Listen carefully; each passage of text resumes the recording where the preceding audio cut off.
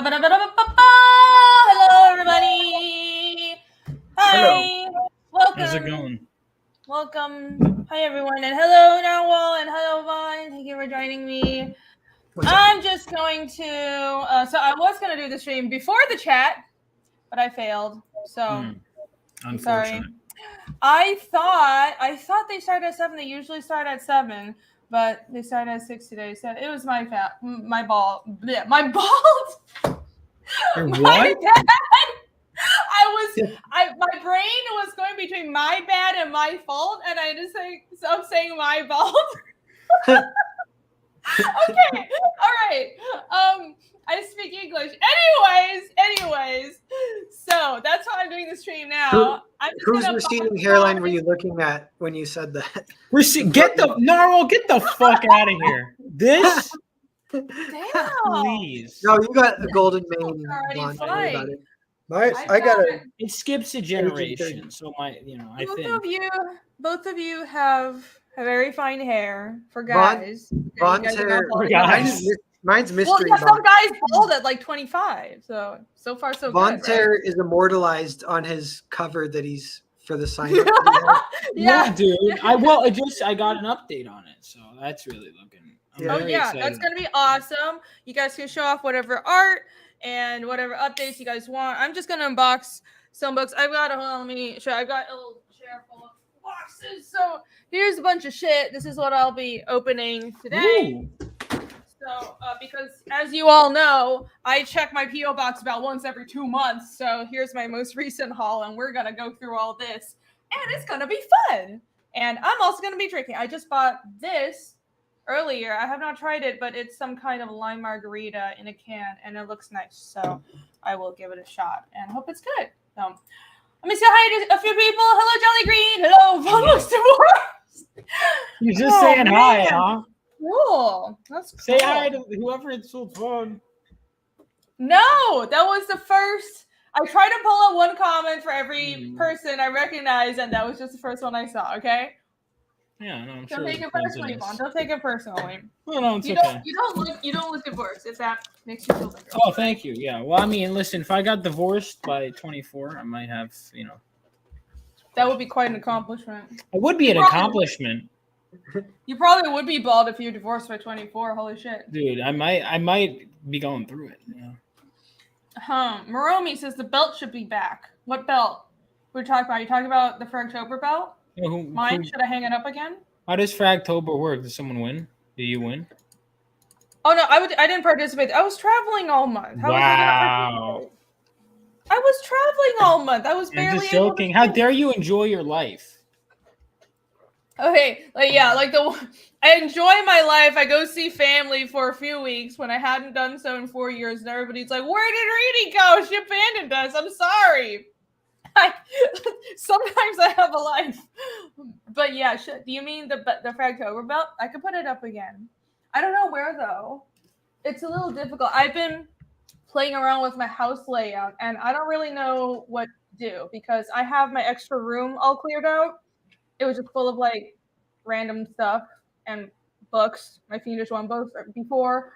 But I'm thinking of moving my studio there. But the problem is I might be renting it out soon. So it's like I don't want to move my studio there. Then in a few months I get a tenant. So I don't really know what to do.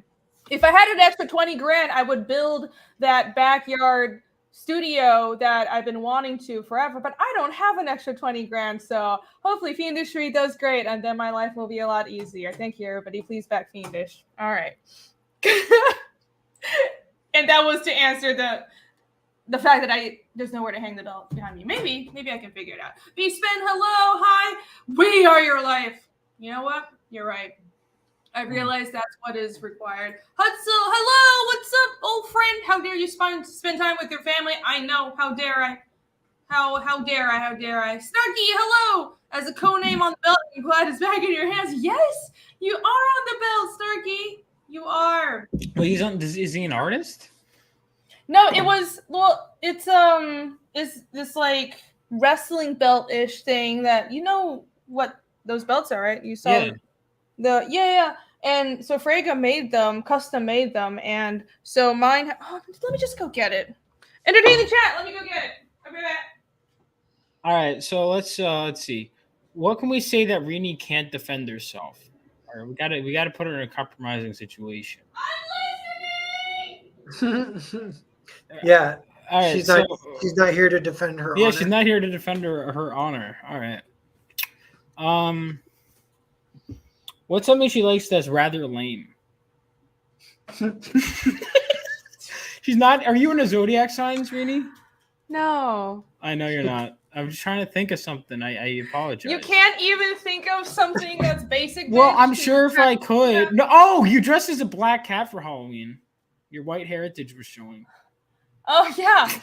No. My white girlness shows in my Halloween costume choices and in my YouTube history, which is nothing but fucking True crime. I love true crime. Nice. I listen. Those To white be girl fair, shit, I do I love too. it. Rini, do you drink pumpkin spice lattes? That actually is something that I used to, but that's not. I drink nothing but black coffee now. It's just I actually have a bottle right here, which I'm drinking along with a margarita, which is really good for my health, I'm sure. Here's the belt. Uppers and downers at the same time. They have a term for that. I forget what it's called. It's called a heart attack. It's called an early death. Yay! There. This one. Where does I think Snarky is on. So there's these like side panels, and Frega, I think he got a friend to make and design these, and I think his name is Frank, but he put my Hellion Arts logo, which is my company, and it says Snarkticon DM approved, Comicsgate, publishing comics and art books with a bite, which is my Hellion Arts tagline. So that's the art, that's the text around the little logo here. Pretty cool, right? Yay. I'd wear it, but it doesn't fit me. It's too big. I can't wear it. Richard Cahill's bringing up the fact that Malin beat me by 2 votes for best writer. Did you guys see that for these awards? It was super close. It was super close. Yeah, it was 24 to 26 or something like that. But yeah, my line is that it's if anyone's seen Rocky, that's basically what happened. You went the distance. Yeah, I just went the distance. I won the first you'll get your revenge next year. Award, so it's all political now. Vaughn Coleman, Best Writer, 2024. Can't wait. Mm-hmm. Vaughn Coleman, Best New Creator, 2024. The whole award show. Vaughn was just there being like, I'm going to win next year. You know who's going to win my book? That's not true. I was Only like, a sizable I wish portion. I had this kind of self-promotional energy. Yeah. I'm like, I'll try to be humble and stuff. I promoted Fiendish like once in the chat. But Vaughn's here like, vote for me next year. You're not even nominated this year. Was that self-promotion or was that me just stating facts? You know what I mean? I think it's not knowing when to be humble and shut the fuck up. All right, well. I'm just kidding. Your youthful energy is invigorating. Mm-hmm. Well done. We all need to promote ourselves like this. Or just teasing on. Cecil Bell is for the oldest man in CG. I don't think he is the oldest. I don't think. No, the oldest, it's like R.T. Bear, right? I think.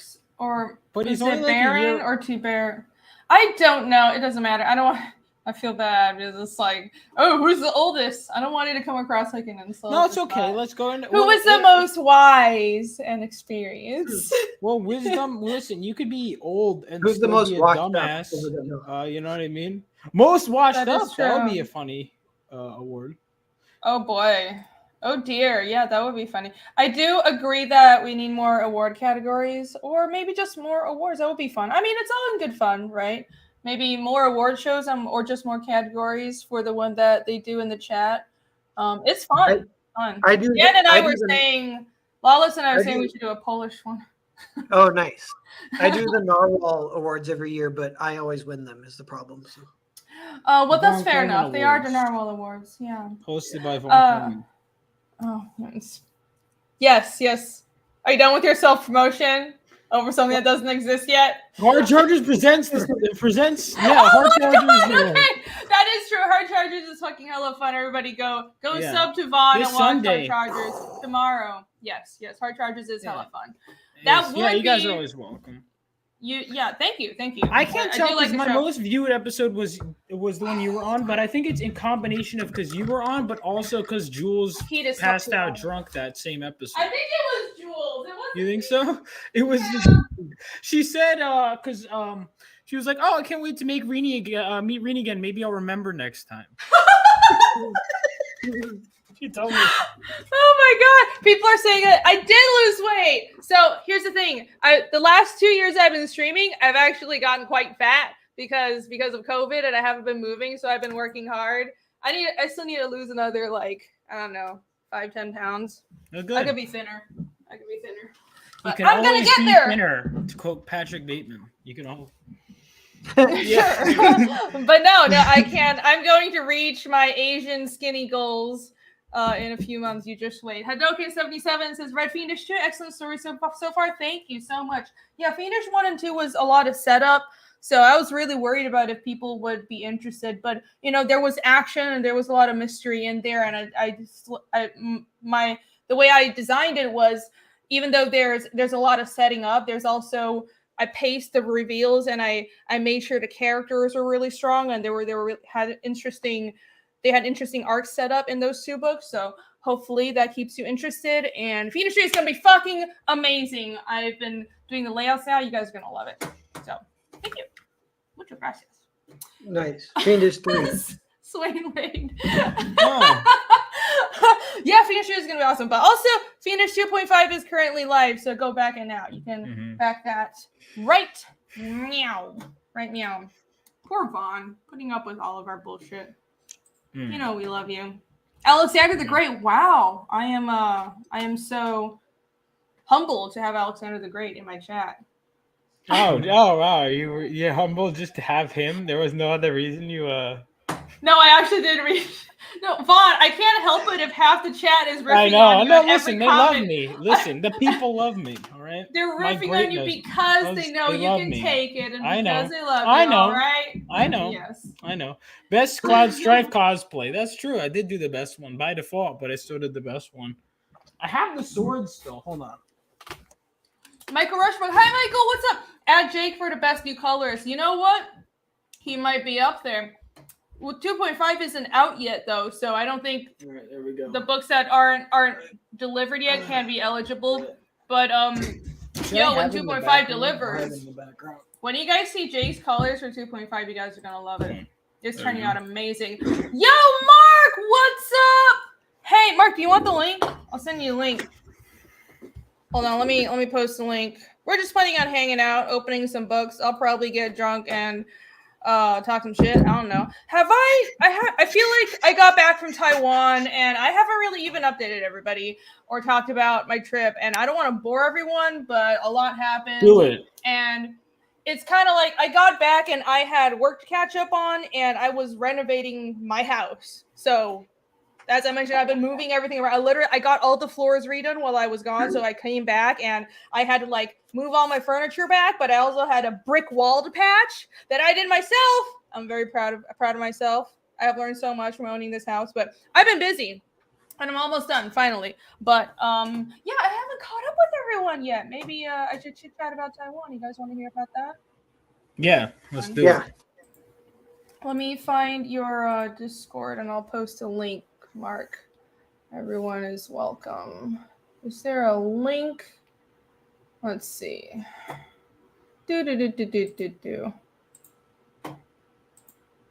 Mark, what? Are you in the pit? Where the fuck should I post? Oh yeah, okay, I'll post it here. Unboxing and a hangout stream. And we're also hanging out? That's crazy. Yeah. Did you know? Yeah. You're allowed to just hang out. We're allowed to have fun here. All right. Oh. Let's see. Let me say hi to a few more people. FK, what's up? Hello. Do a chicken. Hi. Adorable. Dude, Normal, you're getting robbed, man. Look out. Oh, yeah. Oh, yeah. Oh, my God. Oh, it's an intruder. Who is that? That's Joda Lightning. Oh, my hello. buddy. Who? You're being attacked. Oh, it's your friend who's staying over. That's right. Yeah. Cool. He's He's actually he's mysterious. He's a very mysterious fellow. He's see. Cool though. Cool. He seems cool. Hello, narwhal spawn, buddy. Joe. Joda. Granda, what's up? Hello, Granda's here. Oh, thank you for posting the links. You're the best. Hola. Buenas noches. Mark says he lost 16 pounds in a month. Holy shit, really? Sven says that EBS is crying over. Why? Why is he crying? No, don't cry. Why? I like EBS. EBS is great. He's always been nice to me. Is he streaming? I don't know. I was going to do this stream. Everyone is streaming. I know everyone is streaming. Flashcast is starting soon. I owe everybody an unboxing stream. Dude, I didn't have any other time. Whatever. I'm just going to go. It's okay. The worst I felt, I think, was when I was doing a stream, and then I sent Narwhal the link, and he's like, "Dude, I'm doing my closeout stream," and I was like, "I'm so sad." Do you remember that? There's so many streams now. It's no way to not stream over other people. So it's just it is how it is. Oh, hello, Mark. What's up? What's going on, Mark? Hello. Yo. Hey, hi, long time no see. Yeah. First time I think we've talked on Discord, but it's first time talking to you, man. How's it going? Yeah, I remember I saw you in a whole bunch of photos from like meetups and stuff, and I was like, who's that dude? I've never seen that dude before. It's like, this person, blonde kid, this person. Pretty much. Wait. Yeah, it's okay. Mark, did you know that technically Vaughn is a Brit? Would you have guessed? No, how so? Go on. I was born in London. My parents are living there at the time. Do they have birthright citizenship? So do you have? Well, I don't know. I believe so. I think I don't know if it's birthright. I know my parents. Like, I had to, reapply, and then I am legally a British citizen.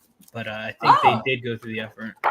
Never been. I haven't been since I was born there, though. Like, I have no memories of the UK. Also, I didn't show this. Did I ever show this? No, hold on. No? What is that? Let me screen you. No. Salamandra to go. Oh, nice. Oh, that cover looks so nice. The foil. I have two of that cover. I'm printing. The thing is, you don't realize how much goes into making a comic, how many decisions until even printing options I was looking into. Oh yeah. We can talk about that too. Yeah. Making comics is hard. It's not just like the making it part, it's the production part, and that's also the most risky part because you're dealing with other people, and if other people fuck up, then you have to take the fall, and it's all kinds of great shit. But it's also you have to think about the printing options that you have, and that concerns how you want to present your book, but also what's available right now, especially with all the supply problems that we're having because the economy is weird. Anyways, I'll stop. I was debating because because here's the thing, I've written 8 issues. There are a few issues I was able to write. It was 11, and then I kind of made it one of the issues triple size, one double size. But it's like I could probably write 20 issues, but it's the production shit is so. To be fair, once I'll know it'll get faster, the more once I have a full on company and once the first one is out and I have a better feel and have a team. But assembling stuff is such a pain in the ass. But do you guys prefer paying more for I'm gonna start opening books or less for? Because I almost want to do the cheaper just so I could get the stories out, and then I could always. That's what I'm kind of leaning towards now. For me, I've always gone the other route. Yeah. I make a point. Interject for a second. I have also been away for a little while. What's the backstory with Narwhal's new IRA boyfriend? What's going on with that? Oh yeah, that's his new OTP. He just got married. Congratulations, Narwhal. What does OTP mean? One true pairing. It's a fan. It's like a fucking fanfic term. Well, why is it? Oh, okay. Yeah, it's like it's a cringy ass term from Tumblr, but I like to use it. Oh, did you use Tumblr a lot? I did actually use that. I know. I knew it. I fucking knew it. It was You the use artist thing. Reddit? I have nothing to. No, I don't use Reddit. Yeah, No. dude, In the Redditors future, are really they- smart. Reddit is a shithole. Dude, I've had this idea for an episode of Hard Chargers. I've had a few ideas. One is where we go through and try and find the worst Reddit posts, but the catch is it has to be unironic. Like, you can't be like an ironic, like, it has to be a completely genuine post. Or another idea was who can get banned from the most subreddits by the end of the day. No, Hey, people on Reddit Mark. have no sense of humor. Moment of silence Jimmy. for Grand Prix, real fast. Here. Why? What happened? I didn't even Oh, look, I'm sorry. but I just opened the first package. It's Grand Prix. Ooh, looks pretty. So- Nice. Here you go. Let me full screen myself. But yeah, Reddit. Honestly, Reddit is. I found it's good for some resources. Like I go check on if I want to do if I'm looking for like research on historical stuff and really nerdy shit. Sometimes Reddit will have really good boards for that kind of stuff. But anything that is outside of like here's history and here's just some straight up facts. It's like all kinds of weird politics, and I get kind of annoyed by that shit. Dude, in So, my deal fucking with it. college, my friends thought it'd be a fun idea to make a Vaughn Coleman subreddit, and they just take pictures of me throughout the day and just post them on my sub. Holy shit. Well, that's a sure way to get you fucking stalked.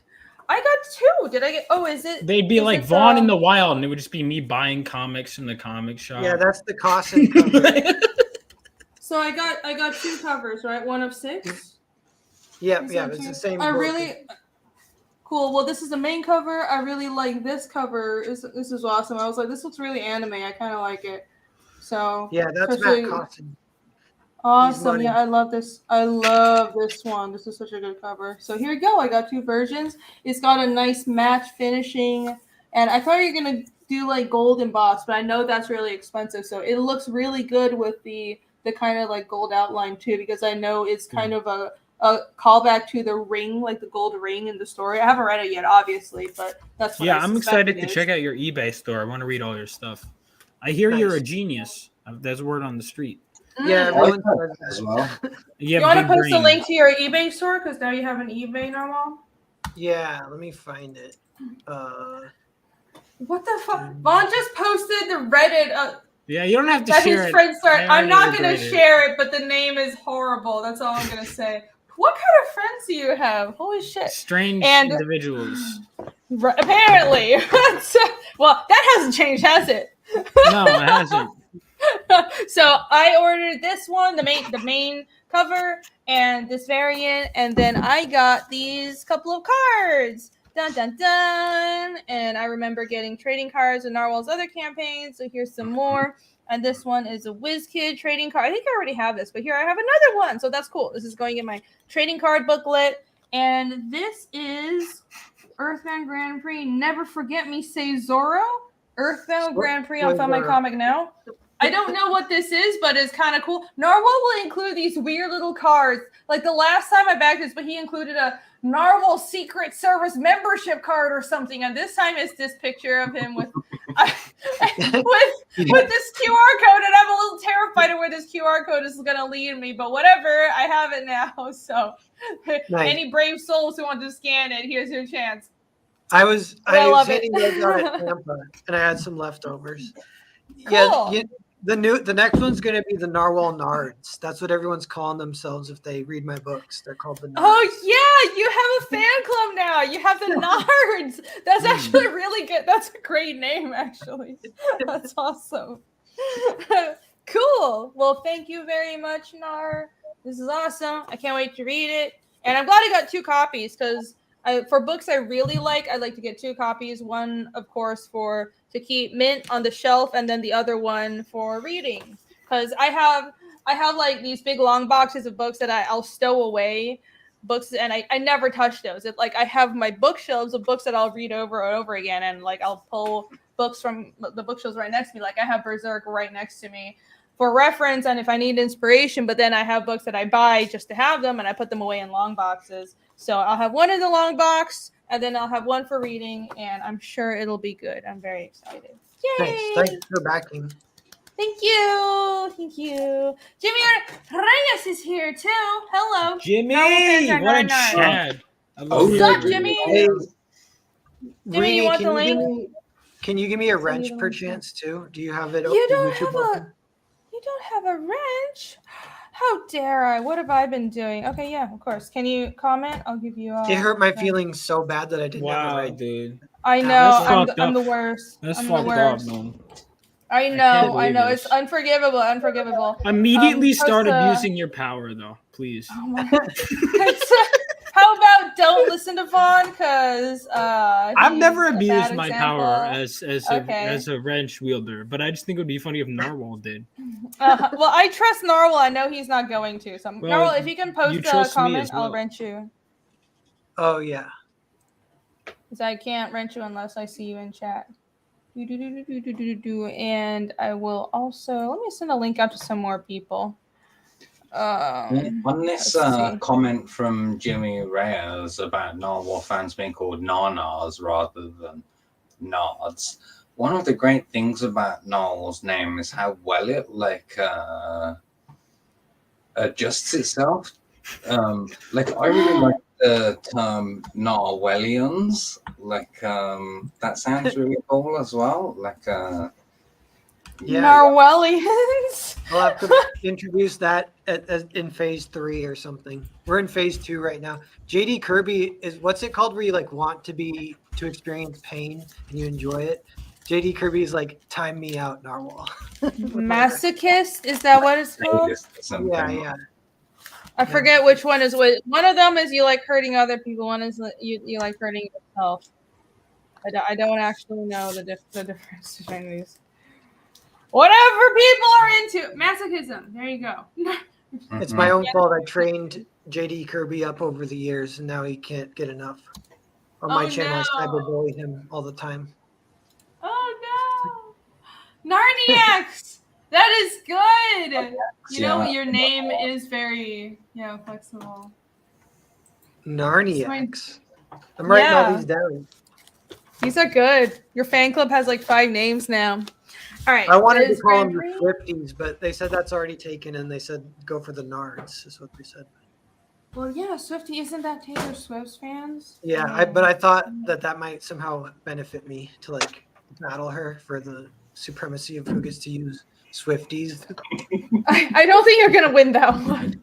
Just saying, I want to be supportive, but just I just have a feeling that it's not gonna work out. Narniacs is very Narwhalian. Ooh, I have some super chats. Okay, hold on, let me get caught up on some super chats. Dexter's Castle Runners, thank you so much for becoming a member. Thank you, I appreciate it. You're awesome. Down Go Solo for 10. Thank you so much. Thanks for the retweet or whatever it's called now. I don't know. I think it's called repost, but I still call it retweet because I refuse to change. It's still, Twitter. Same. That's X. What the fuck ever. God knows I need all the help I can get. You'll do fine. What do you think of that Jose Garcia cover for the Ashcan I'm working on? I think it's great. So, by the way, Down Go Solo Travis is putting out a new book called Wrecked soon. It's on Indiegogo. If I can get the link posted somewhere. There's a sign up live now, I believe, and he's been getting a bunch of art from Jose Garcia, and he has an interior artist that's doing an amazing job. Jose did a cover and a bunch of, I think Jose is doing an ash can and some covers, and the main book is being drawn by, what was the artist's name? I'm sorry, I'm blanking on his name, but he's really good. He's got a manga style, and I did a design for the main character, so I hope you guys like it. It looks really cool. It's fantasy. It's dark fantasy. And you guys know I'm into that. So everybody keep your eyes peeled for Wrecked. It'll be launching soon. There you go. Alice BRB has the link. Thank you so much. Sign up for Wrecked. A Cruel Beginning by Down Go Solo. Yes, the road to redemption is paved with unhinged barbarism. Girl, I haven't seen that book, but if Jose Garcia is doing stuff for it and Irene did work on it as well, I'm sure that it looks fantastic. I will pull it up right now if I can actually get this link. Why can't I can't copy text from StreamYards. Thanks, StreamYards. Well, That's annoying, isn't it? You should be able to open links through StreamYard. Like, there should be an option. You should be able to right-click it or some shit like that. Yeah. Okay. Well, good news is you are not Google shadow banned. So if I just Googled it and it's right there. So let me share it real quick because I want to help you out. And the book also looks really good. So there you go. Boop, right, the cool beginning. Here is the sign up page. And here are some of the interiors. Da, da, da. Yeah, the art's really cool. Great style. Oh, there you go. I was worried about the Moria. You got to watch out for the Moria dot. So when screen tones are sized wrong, they kind of have, you know how you see how the dots are all clustering and being weird here right now. It should print fine, but doesn't it? As like it's trying to flick through, like trying to adjust. It looks like it's changing constantly. Yeah. It's like my graphics card is trying to figure it out. It should be fine if you print it at the right size, but be very careful and consult your printer about printing screen tones. Because if you print screen tones at the wrong size, it'll look like this. It'll look blotchy and it'll turn into blocks. It's just a sort of artifacting that happens with printing with screen tones. It's just because the dots need to be evenly spaced at a very specific physical distance on the paper. Otherwise, it'll get all janky. So be careful with it, or consider maybe using gray tones. I'm confident that the person doing this has done that. And the real problem is the limitations of Indiegogo's mailing list system, like where it auto resizes all of your images, like, and you're only limited to a certain amount of them and stuff. Like these mailing lists could be so much better if Indiegogo gave us like more freedom to edit the things on there. That's true. I agree. And that's why I had to sign up on my own website for 2.5, where I still like Indiegogo's platform now that they seem to stop shadow banning people. But at the same time, I wish it was more customizable, because now that I'm using Fund My Comic for 2.5, and Fund My Comic not only lets me mirror the campaign on my website, but I did the sign up on my own website, and it's just so much more flexible. And I wish I had more editing capabilities and more flexibility and freedom with how to design everything. And I wish Indiegogo gave us some more options on the back end as well. But that's a longer discussion for some other time. The interior artist name, the art that you're seeing here is by C. Thomas Anderson. There you go. I was blanking on the name, but that is the interior artist on this book. So everybody go check it out. Yep. Badass. Looks great. Looks great. Oliver from 656 is here. Hello. Hi. A manger. It's a little mangery, but it's good mangery. It's like preserved mangery. Beastman, is this guy legit a commie? I don't know. He's the only commie we tolerate. He may or may not be a commie. I have no idea, actually.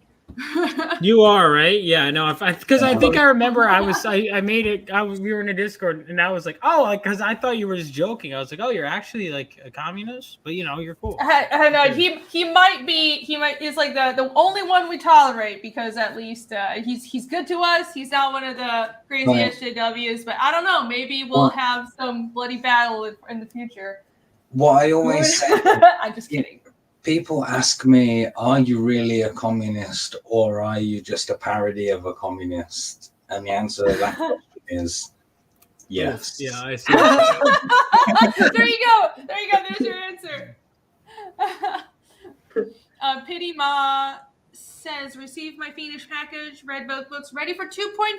Thank you so much. I'm glad you got your books and you are excited for 2.5. I'm sure you're going to love 2.5. I know it's not part of the main series, and it's one of those things where it's like, okay, if I was a smart saleswoman, I would be like, yeah, you have to get this or you won't understand. Yeah, you do have to say that. But you guys know I'm terrible at I'm like way too honest for my own good. So I told the truth. 2.5 will supplement your understanding of the main series. It's a amazing side story. I love it. It'll add to your understanding so much, and it's very heartfelt, great supplemental book to the main books. And I know you guys are gonna love it, but it's not in the continuity of the main. Well, it's in the continuity, but it's not. Anyone who's read this too is gonna be dying to know about Casimir and Ragna's backstory. That's what I thought. So really, you just gotta make sure that the people who've read Fiendish 2 are like they're probably already backing. I imagine. But I would say it's essential. I mean, there's how many times do you have chapters in stories where they go back to explain things? Like you took the time to write it, fund it, so it's definitely important. That's what the 0.5 chapters mostly are, though not entirely. So the way I've structured the series is it's 8 main books. It might be 9, but I'm going to try to finish it in 8. And I have several 0.5 chapters between the books, and the main books are huge. They're going to be 50 to like 70 or 80 pages. They're absolutely gigantic, right? But the 0.5 chapters are going to be 20 to 30 pages, and they're either character backstories, which is what 2.5 is. 2.5 is a backstory that covers what happened to Casimir after his hometown was destroyed, and you find out more about how he met Ragnar and Iskald, and it's a really great story. And once you jump back to chapter 3, you'll appreciate chapter 3 more, and you understand some questions that were left open in chapter 2 if you read 2.5. That's how I designed it. That's why it's numbered that way. But, Yeah, I have an example. Like, books, right? I have an example like that in the Duryodhana Purana, there's a sentence which is, and he shot a deer who was having sex and he got cursed for life or whatever. It's one sentence of dialogue, but it's enough of a sentence that it's a whole book by itself, that can just flesh out that one sentence. And when you read that in the story, you're like, he got cursed for what? You want to know more about it or whatever. It's good to go and fill in those gaps. Yeah, that's cool. That's an interesting thing that was mentioned in the Duryodhana Purana, but I like how those strange things are just inserted in mythology, no pun intended, and then just kind of glossed over, this god turned into an animal and fucked this woman. And by the way, moving on, back to the main conflict. It's pretty much the whole thing is like that too. Yeah. Is any of that on Fiendish? Especially Greek and Norse mythology, it's just all kinds of was just Loki turned into a bull and fucked this woman, and then he carried on playing pranks on Thor. What happened? No, it doesn't happen in Fiendish at all. This is a very serious story, don't you know? I have no sense of humor at all. I mean, they took mythology seriously back then too. Yeah, are you implying, you know what, unlike Rini, I would never imply that this beautiful story written by or drawn by the great Michael Rushbrook is unessential. I think it's essential, and you should definitely back it right now. I never said it's unessential. I think it's very important. Extremely important. Of the I never utmost said it's importance. not important. It is, but it is also not part of the main series, but it is essential to understanding the main story. You're going to regret not getting 2.5. Also, on my campaign, I should actually just pull it up while I'm fucking talking about it. Shouldn't I do that? But first, let me get another super chat. Alex VRB for $2. What do you call a sneak attack on Narwhal's fans? What do you call that? We'll have to get. I can't. Gut. Well, I don't know, a gut punch or something. Or are there sneak attacks on Narwhal's fans? What is that called? It feels like the kind of joke that you'd read on a lollipop stick, and I'm waiting for the answer. It's gonna be fucking so stupid. Alex, this joke better be funny, man. I'm gonna be mildly disappointed. Get it. I'm not good at puns. The answer yet, so I don't even know what's to get. But I don't understand. Yeah, I don't know what it could be. What do you sneak attack? He has given us the answer in the chat already. A swift kick to the nards. Someone said a narm bush.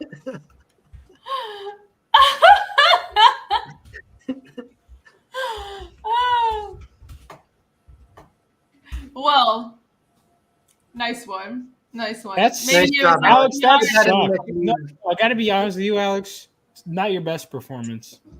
Not your best performance. Well, you know what? Alex, one time he has a lot of points with us for making all those memes for the creative block. So no, he does. One time, all right, I'll tell you this because this is private, but Alex wouldn't mind.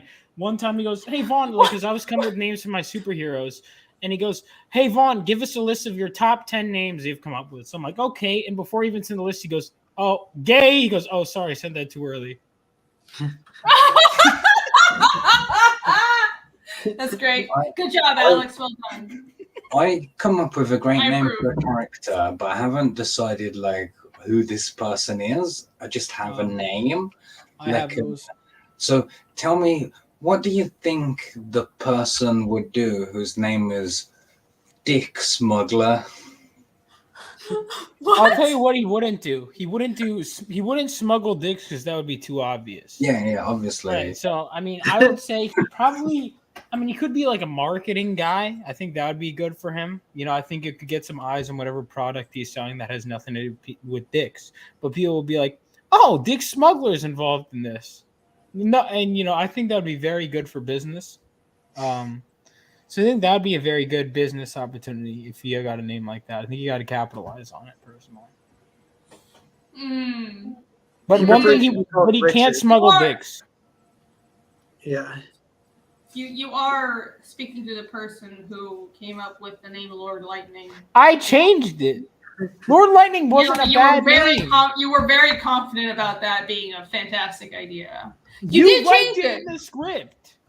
It's a little bit. That's something. Shall we revisit why I actually didn't comment on it? Should we? No, it's because, all right, so for the context, in the script, he comes up with a lot of rejected superhero names. And then literally, like, the draft before I sent Rini, he still hadn't decided a superhero name. And then the draft that I sent her, he goes, yes, Lord Lightning, that's the name. And she thought that was a joke in the script. I actually thought it was a joke that people are going to riff on him so hard because this is part of his character growth that he was going to change it. Listen, I had a circle of... Diaz is wrong on this. He's a great writer, but he was wrong on this. Phil liked it. Biggins liked it. Chad Townsend liked it. Well, they they're must have all been wrong. Yeah. They're all scheming your downfall, bro. Yeah. See, I'm here looking out for you. I like the new name. I'm not going to say what it is, but I like it. I can say it, but I don't know. Do I want to yet? No.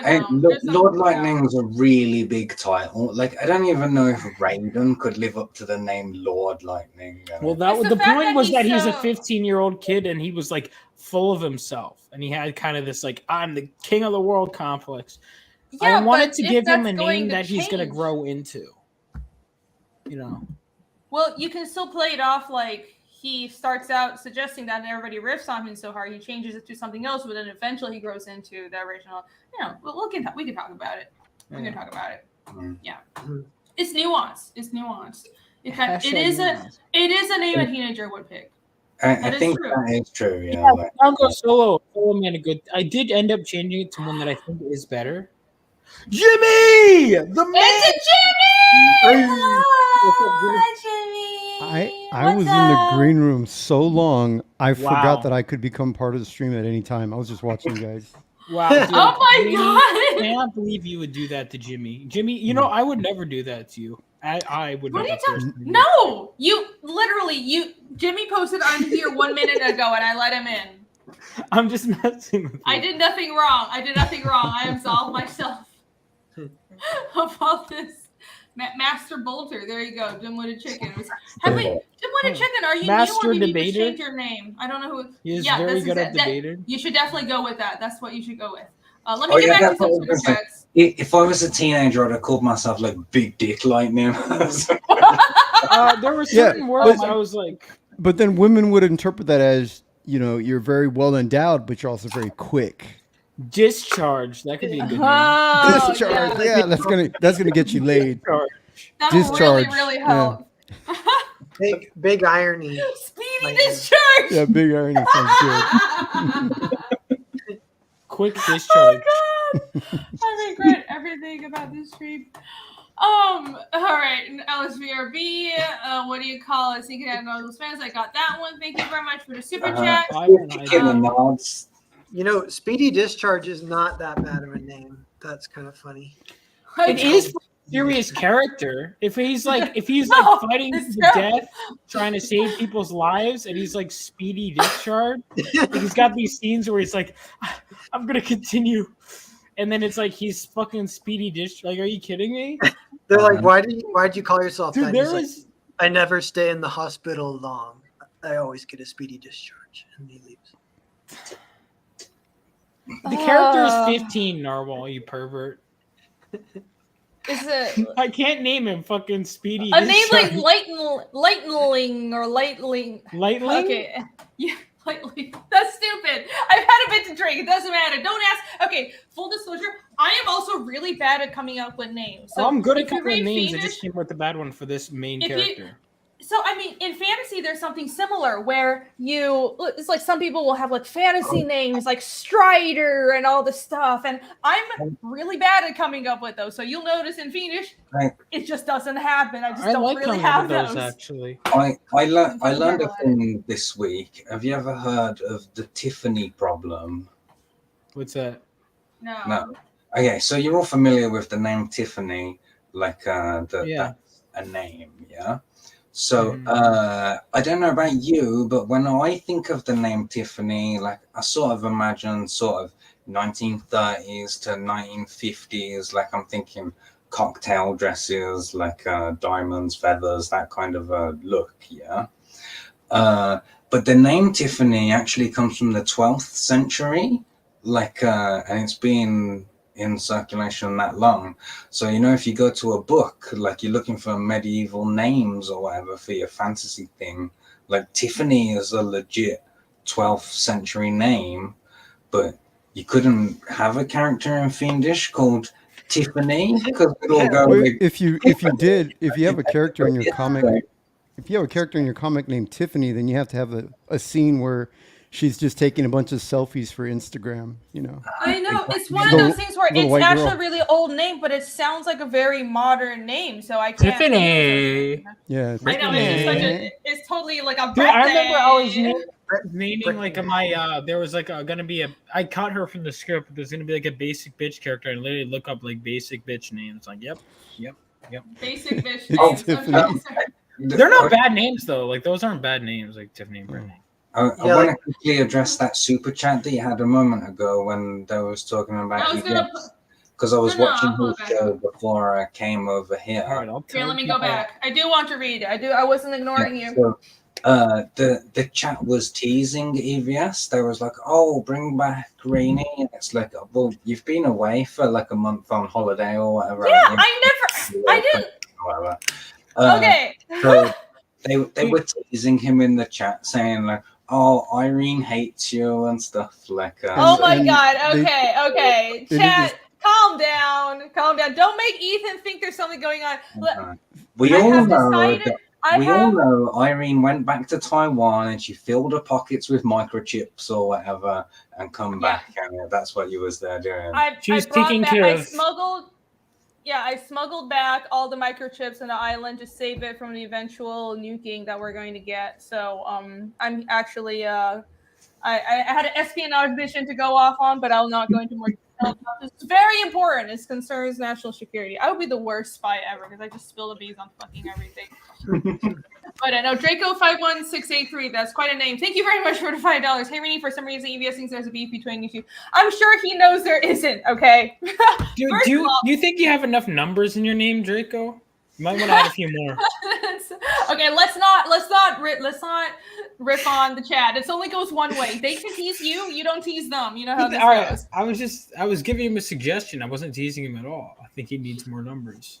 Also, I've kind of taken a step back from streaming. I think it's getting in the way of me being productive, and I really need to. I have a lot of work to do outside of streaming and even Fiendish right now, and I have very little free time. So I'm just taking a step back from streaming. Like I'm going to stream on my own channel. I will try to hop on Kings when I can, and of course I'm going to do the creative block. Those are like my main commitments. But other than that, I just don't have time. Like the drawing comes first for me. You guys need to know I'm not a YouTuber first, and like that's just not. I can't be that. I'm not good at that. I'm just an artist, and I happen to have a YouTube channel. So the comment needs to come first, and I really need to get ahead on Fiendish 3 and get those books delivered for you. So that's what I'm working on. Plus, after you came back from Colombia, you also were inspired by all the Latinos there, and you installed your own floor. Oh yeah. That's totally what I did. Except I didn't wall, actually right? install my. Right, I didn't do the floor. I hired someone else to do it, but no, I patched a brick wall. So what happened was when I had my plumbing redone a few months and months ago, which cost so much fucking money. Oh my god. Okay, anyways, traumatic nightmares aside, they knocked out a whole chunk of the wall in my laundry room, and then they were like, oh, we're gonna put in your laundry connections, and then they opened it and they're like, wait, there's a stud here, we didn't know it was here, so we can't actually put the connections here. Never mind, it just left a fucking hole in my wall. They just gave you the bricks. There you go. And we had extra parts.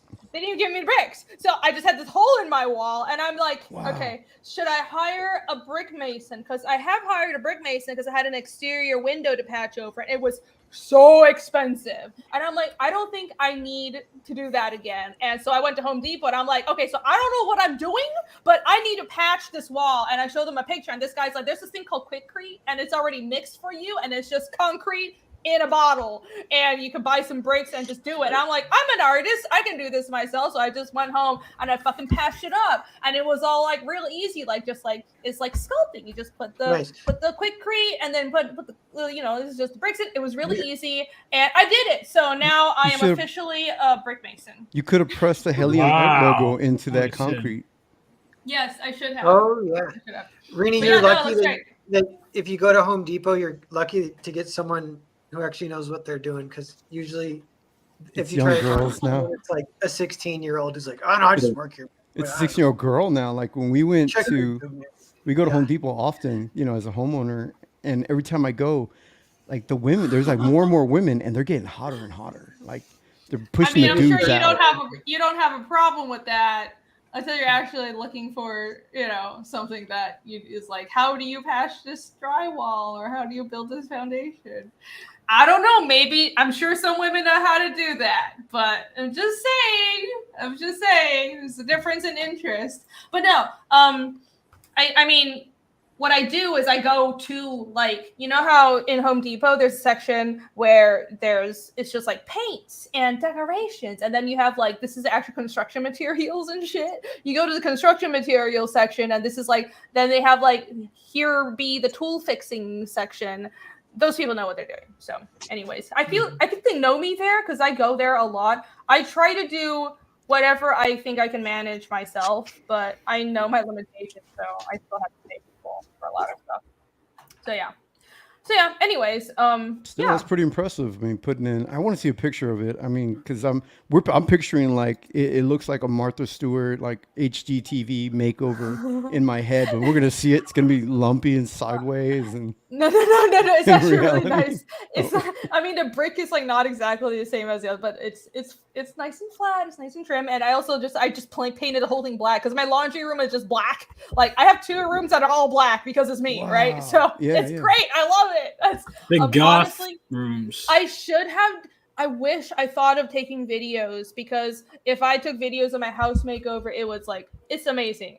I honestly, I put in so much time and it looks really good, but also I don't want to show people videos of the inside of my house. I'm a little paranoid about that, but I really like doing home makeovers and shit. If I had the money, I want to get into fixing up homes and real estate. That's seriously something I want to do. But I don't know. If somebody is near Atlanta, you want your house redone, and you hire me, okay? I'm good at this shit. I'm serious. They'll hire me for structural shit, but I will make your house look good. If your laundry room is too bright, she'll darken it up for you. You're not goth enough. No. It looks amazing. It's my floors are all white now. But this is not a phase. This is permanent. I know, I'm joking. I was saying if someone is I'm gonna darken up my outline a little bit, but it's it looks great. I'm gonna get these all black tower stacked washer and dryers, and then the shelving and stuff. It'll look super awesome and just really calming. I think just all black rooms are great. It's very calming, but then you have to decorate it right. I like this kind of industrial style. So anyways, this is turning into a interior decoration stream. I love when they do the ceiling, when it's black, the ceiling of black. Engineers for life. It's very industrial. Yeah. I like industrial, but a little but like plants everywhere. So you got to soften it up a bit. But yeah, I'm seriously into this stuff. I have like whole fucking boards of stuff, and it's an addiction. It's one of those things where I've been wanting to buy my house for years, and now I finally have a house, and I'm almost done. And I have an urge. Like I want to buy a second property. I keep looking on Zillow, but I can't. I need to stop myself because I know I can't afford it. But I want to buy another one. I want to renovate it. And it's like, I can rent this out, or maybe I can rent this place out and just renovate another one. Or maybe I could buy a plot of land and just build a house and from there. And it's going to be so much fun. you also have the property taxes, so it's like. I know. I can't afford it. This shit is expensive. But it's still smarter than renting, right? Oh yeah. It's still definitely. it's an investment, and it's all this stuff. It's still because I realized I could afford it at the point, so I was like, let me just get a house. But yeah, it's not easy. Did you guys see or hear about the new South Park that like makes fun of Kathleen Kennedy and stuff? I haven't gotten to watch it yet. I'm about to watch it. Have you guys watched it yet? There's a funny. Wait, is there a second one? It's 1 hour is all, but there's a funny B plot to it where nobody knows how to do anything because of like AI and just modernity kind of. So handymen become the richest men in the world, and you can go to Home Depot to try and find someone to do your taxes, but you can't find handymen, and it's like pretty funny. It's like switches. Oh, I need to watch that. Yeah, I need to watch. I keep putting off watching Pandaverse. I definitely want to watch it. Pandaverse is fucking amazing. Have you seen it? I haven't seen it. It was great. Oh, it was so good. It was so good. They should have gone harder on Kathleen Kennedy, but I think they were like trying to be like, yeah, but she means well, but she didn't want to damage. She means well. I know. That's my only criticism for it is I don't think base though. You're like, they didn't do enough. She's out to just fucking like, let me undermine all this Never shit. forget what she did to Gina Carano. Like I've met her. She's the sweetest. No. Never attribute evil where stupidity will suffice. I'm attributing both. I think evil. Yeah. It's not an either or. Like what she did was fucking malicious. You can't be evil and stupid. Like if you're evil, you know what you're doing, or you're stupid. Like those are the two options, right? I mean, either way. I think I like to attribute Gina, both. because MegaCon was it was also like the first big CG meetup, but outside of that, it was like I went there in part because Gina Carano was there. She took the time to sit and talk to every single one of her fans when most people don't do that at signings. Oh, that's out of her way. There's video of me meeting her and talking to her actually, but because John 3PO was he gave me actually. Hold on, so I got this signed. Right after they got fired, I went in. I normally don't give a shit about Funko Pops, but I knew this was going to go up in value, so I got that. So what I'm hearing there, Vaughn. Lone Star. I'm going to open Lone Star. John 3P gave me this. What I'm hearing is Vaughn is saying that he's not going to take the time to talk to his fans like Gina Carano. I will absolutely take the time to talk to my fans. Because I want to be like her. I've heard nothing but good things about her, though. She seems very genuine and nice. Yeah, notice how no one who worked with her, who actually worked with her, had a bad thing. I can't find any examples. Even the raging leftists and people that don't agree, it's she's a nice person. That's one of those things. It's like I haven't heard anyone say a single bad thing about her. Half the people that get canceled in our current atmosphere, it's like if you meet nobody who's interacted with them in person, even if they don't agree politically, have said they're a bad person. It's just strangers on Twitter that don't agree with them over politics get them fired. But have you met them in person? Have you had an actual genuine conversation with them? No, you haven't. You just want to be a self-righteous bitch on Twitter. Fuck these people. Here's Ron Star. You can't see it in this weird square view, but Gina Carano is one of my harem of women gods or whatever in this screen. That's a good cover. Look at that background is insane right there. Yeah. Fried goods. Oh, dried goods. I always like to look at the signs. See what are they thinking? This is a great cover, isn't it? I think this was one of the variants, right? Now with dried goods, is that the brothel? The name of the brothel, or? Oh no! It's an awful name for a Oh. bottle. That's not what you This want to be is- advertised. Yeah, it's not a good name. This no. is a great logo too. Also, look at my nails. I need to. Sorry, No. I'm having a lot of woman moments today. Okay. Wait, I are they apologize. gold tips? What was that? Or is that Wow, from Jimmy's invested. Jimmy wants it It's- for himself. They're like No, sparkly and tan. I mean, I'm like, it comes back from Taiwan. Suddenly she's got this extra cash to put gold-plated tip fingernails. What is They're going not. on? They're not Oh. gold. It's like this tan. I got them done for my cousin's wedding. I usually don't get my nails done because I have to work. I use my hands. But anyways, there you go. Well, they look good. Bronze They look good. star. Thank you. Yeah. Sorry, Mark. You were saying something. I cut you off. If I was, I can't remember what it was. Okay. That's what I like about You're- Mark. I think you were talking about. You were saying something about Gina Carano being on your shrine. Oh yeah, just that she's on my screen and it like but you can't see it because Oh, she's wearing the red hat, Yeah. the Soviet. What was that from? Yeah. Was that from Oh. something? it's from Red Alert from see there Oh, she there is. you go. Yeah, we Right. can see it. Who's the other chick? That's Kim Jo Jong, Kim Jong Un's sister, like the next in line for the Korean After he was North Korean assassinated. dictatorship or whatever. So you know, kind of my dream woman or whatever. Oh, all right. Well, I mean, to each their own. There you go. I do like the Gina Carano one. It's pretty badass. I used to have AOC where Gina Carano is now, but I swapped her out because it's a better communist outfit. It's more obvious. No, I like that. That's pretty great. I was wondering what we were talking about. I forgot you had like a screen outside of you have like this whole setup where you can't see the whole thing in a square layout.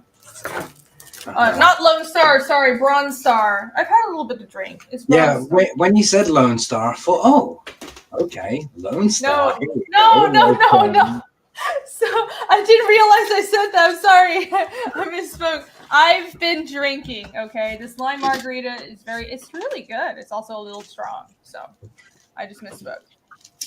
Did you It's have from any Mike like, Barron did you and have any Braley. fancy Taiwanese drinks in Taiwan? You got like some cultural thing to share with us? Yeah, No, just a lot of Taiwan beer. There's a brand of beer that's literally called Taiwan beer, and it's very hoppy, and it's pretty much my favorite beer. In the States, I usually try to find beer that is similar. So I like hoppy, kind of medium strength beer, and it's just kind of like what I drank. You know, every time I was back for summer, and I love Taiwan beer. It's just what we always had. But yeah, so I drank a whole bunch of that, and I apparently, always feel like you know American beers like your Bud Lights and your Miller Lights and shit like that. They always taste like someone drank a European beer and then farted in a bottle and was like, "Here you go, here's a Bud Light." Like, oh no, I wouldn't say what's my. So in the States, my favorite beers to get are, I like Voodoo Ranger a lot. You guys know I usually have Voodoo Ranger, and that beer that you suggested at Tampa, what was that, Vaughn? I keep forgetting the name. That was Coors Coors or something? That was really good. Coors Banquet, I really liked it. That was good. The I don't. bottle also. They were like really cute bottles too, but it was good beer. I'll have to get them again. I like Japanese beers like Asahi and stuff, and Kirin. Oh, Kirin isn't Japanese, but I like Kirin as well. But Yingling, I like Yingling, but I don't go for the darker stuff like Guinness. That's not really my thing. You guys, I like the Yingling, Asahi, stuff like that. when you remember when that Bud Light controversy happened recently with Dolan Mulvaney and all of that? I say recently, it was probably 8 months ago or something. In internet time, yeah, it was like 10 years ago. Yeah, I was looking into it at the time because I was like, oh, Budweiser, okay, obviously German. Every company that's German and over 100 years old, you can attach to the Holocaust in some way. And like they all profiteered from slave labor or whatever, like every single one of them, BMW, the lot. So I was really surprised that Budweiser's not even German. Like it's just American pretending to be German. Well, they might have been like German like hundreds of years ago before that, you know, like immigrated. Like my family immigrated, like I have German blood, they immigrated before World War II. So, you know. There's a lot of German heritage in America. So before World War II, the most spoken second language in the US was German. But because of World War II, people stopped using like that. My grandma was German, but she would never talk about her heritage because she was ashamed over World War II. And it was a pity because I wish I knew more about our German heritage and everything. So that's good. So yeah. My mine. I don't know if they immigrated before World War One, but at least before World War II is like Hugelmeyer was like a name of my family. But like they, because my boat like military is like I had great grandfather and great grandfather. They fought against World War One and World War II, but like they never were involved in any of that. They were fucking Americans, so.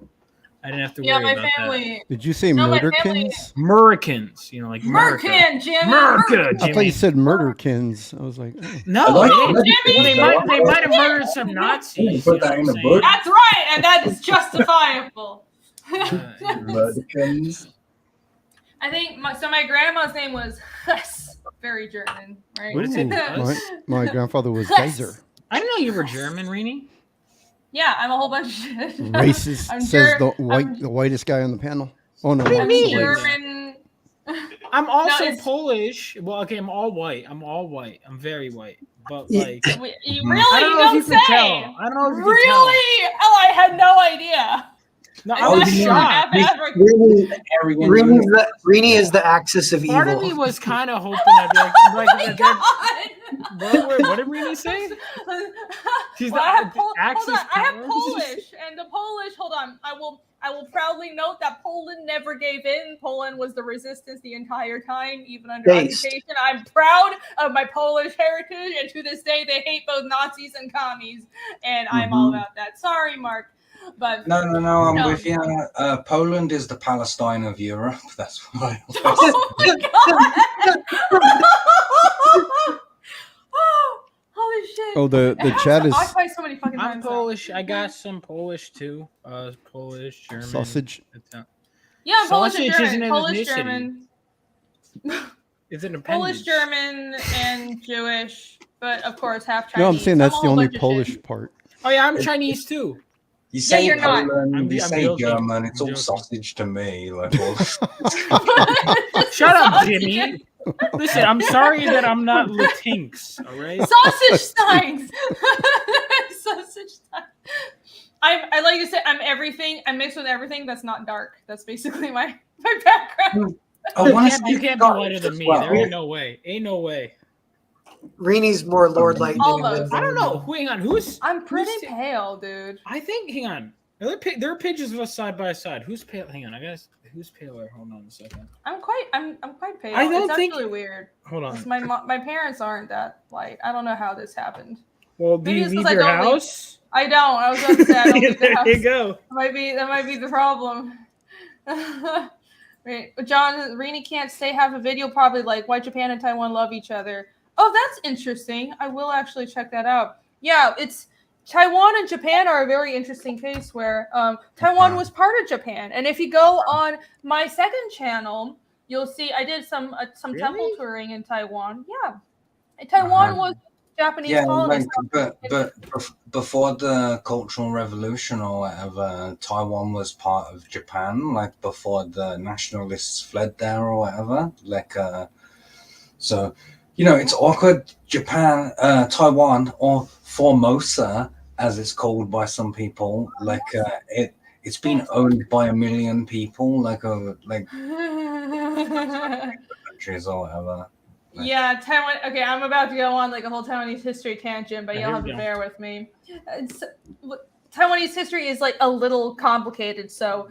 It's first of all, it's this giant island that's very strategically beneficial. That's off the coast of China, clearly, obviously, and there have been Chinese immigrants and Chinese farmers there for like hundreds of years. But I mean, I don't know. Some people.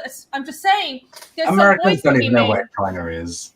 But first of all, I know where China is. People get Taiwan mixed up with Thailand all the time, so I actually do need to point out that I'm from Taiwan, the island, and not Thailand, the peninsula. This literally still happens, so I'm just being very clear right now. But it's a very interesting history because Taiwan, up until a few hundred years ago, was mostly inhabited by Aborigines, and Taiwanese Aborigines are not Chinese, not like Sinitic people, not like Korean, Japanese, and mainland Chinese, sort of what people think about stereotypically East Asian. They're Austronesian peoples, and they're the Aborigines. So we have Aborigines, kind of like how Australia has Aborigines and how the Americas have Native Americans and all this stuff. But then the Chinese immigrants and farmers came in and slowly started settling. So it's a very similar history with that. But slowly started banging the Aborigines. Well, mostly taking their land and killing them, but Oh, you can Yeah, but also banging them. On the side. but also banging them, probably like not America. intentionally. Yeah, but then over the years, because Taiwan was so strategic, like it was there were colonies by the Dutch, the British, the Spanish, the Portuguese, fucking everybody had a fort there at some point, and there are ruins around Taiwan that have forts from the British and everything. Yeah, because it was like smack dab in the center of the South China Sea, so it was very strategic. So even this was in like the colonial era, there were tons of like forts, and the Dutch owned like huge section of Taiwan and everything. But anyways, long story short, fast forward to the late 19th century, the first Sino-Japanese war, it was China and Japan fighting, right? And China lost tremendously, and Japan totally kicked their ass. So part of the concessions for losing the war was ceding Taiwan. Non-communist China. This is imperial China. This is before the Communist Revolution. This is back in the 19th century, in the 1800s. It was 1850 because Taiwan. No, it was 1890 or 95, somewhere around that time. It was right at the end of the 19th century. So right Taiwan about the time that Coca-Cola got invented. I actually didn't know that. Very interesting. Coca-Cola is headquartered in Atlanta. American history. So what I'm getting from all this is that Taiwan was the layover for everybody traveling at that time. But it kind of is because it was so strategic. It was right at the center of all these trade routes, and it still is a very strategic location, you know. So, but besides from the fact that we produce like half of the semiconductors on the planet, but half of the what? Semiconductors. What do those do? I'm sorry. Computers, computer parts. Got it. They semi-conduct. That's exactly what. Why don't they fully conduct? That's kind of lame. Oh, Jesus Christ. Okay, so anyways, I will fast forward on this history. So, long story short, Taiwan was part of Japan for almost exactly 50 years. Then, in the meantime, while Taiwan was a colony of Japan, like anime. No, but it is interesting because in Taiwan, like people will see movies from Taiwan, and I've seen Westerners just flip out, and they'll be like, "Why are this Japanese stuff in this Taiwanese movie? This is like bullshit." No, it's actually accurate because Taiwan is mostly ethnically Chinese with a very small minority of Aborigine, but Taiwan was part of Japan, so we have old housing from Japan. All the government buildings and train stations and the major roads were built by the Japanese, so we have old Japanese style architecture dotted throughout the country. It's everywhere. So Taiwan was part of Japan, but in the meantime, while that happened, right around World War II, it was like a giant clusterfuck around China, right? So Imperial China fell, and then it was a Republican era for like a very short while, but then the communists rose because the Republicans got their asses kicked by Japan in World War II, and they were so weakened that the communists used that chance to take over. They defeated the Republican government, and they took over mainland China. The Republican government retreated to Taiwan, but the communists never followed the Republican government to Taiwan, so that's how the split happened. Taiwan became the property, or the property, I guess, however you want to put it. Anyways, the Republican government owned Taiwan, so to say, or they retreated to Taiwan, and then the communists took over the mainland, and there was never really an agreement, or it was sort of just a stalemate that was agreed upon ever since World War II. And by the way, Japan had to cede Taiwan back to China after losing World War II. So what happened was World War II happened, Japan ceded Taiwan after they lost, and then immediately right after World War II, the Chinese Civil War happened, and the Republican government lost. And that's how we're here right now. Vaughn, we have talked about this over and over. You can't say Taiwan on this stream. It's a trigger word for Rini. You went down the rabbit hole. Did I start it? I thought that was a very that good was a long time. It was interesting. I know it actually was interesting. As much as I was trying to go real quick and not get. I've gotten really good at rapid fire summary later on. It was interesting. It really was. I'll do the longer version some other time. Another time. Way through. I have a feeling I'll hear it again. I'm sorry, Mark. Say it again, Mark. I could barely hear you. No, I don't want to drive everybody in chat away because I know not everybody's. What would normal speed be compared to that? That would be a body triggering you, Rainy here, trolling you. He is. It's terrible. He just. Wait, Mark had something. Mark had something to say. I was talking. I think Bobby was like, "Oh, she's Thai," and I was like, "No, she's Taiwanese." He's like, "Yeah, I just say Thai." I'm like, "That's a different." Jesus Christ! Sorry, Mark. What were you gonna say, Mark? We cut you off. I forgot. I was just saying that you did a really good summary of like Chinese history. Like, you did a good job. Oh, thank you. Oh, nice. I'm trying. Yeah. I found that very interesting. Commie Mark knows because he knows all the commie history. Yeah. Specifically of China, they did some good stuff. Honestly, Chinese history is fucking wild, and I go back so far. There's like so much insane Chinese shit. calendar. Like the Chinese calendar's in what, 5,000, 8,000? I forget. It's one of those. No, our history goes back like 5,000 years. I mean, it varies, but there's part of it here before the Song dynasty. There was Xia, Song. So Xia and Song are the oldest dynasties that are kind of like the prehistoric mythological ones. Nobody's really sure exactly what happened then, but Chinese people still count it as dynasties. So in total, it's like 5,000 years of history. It's like almost, almost ancient Egypt. The Chinese also invented cast iron that also pushed civilization forward. China also invented the printing press before the Europeans. But China didn't have glass until they met Europe.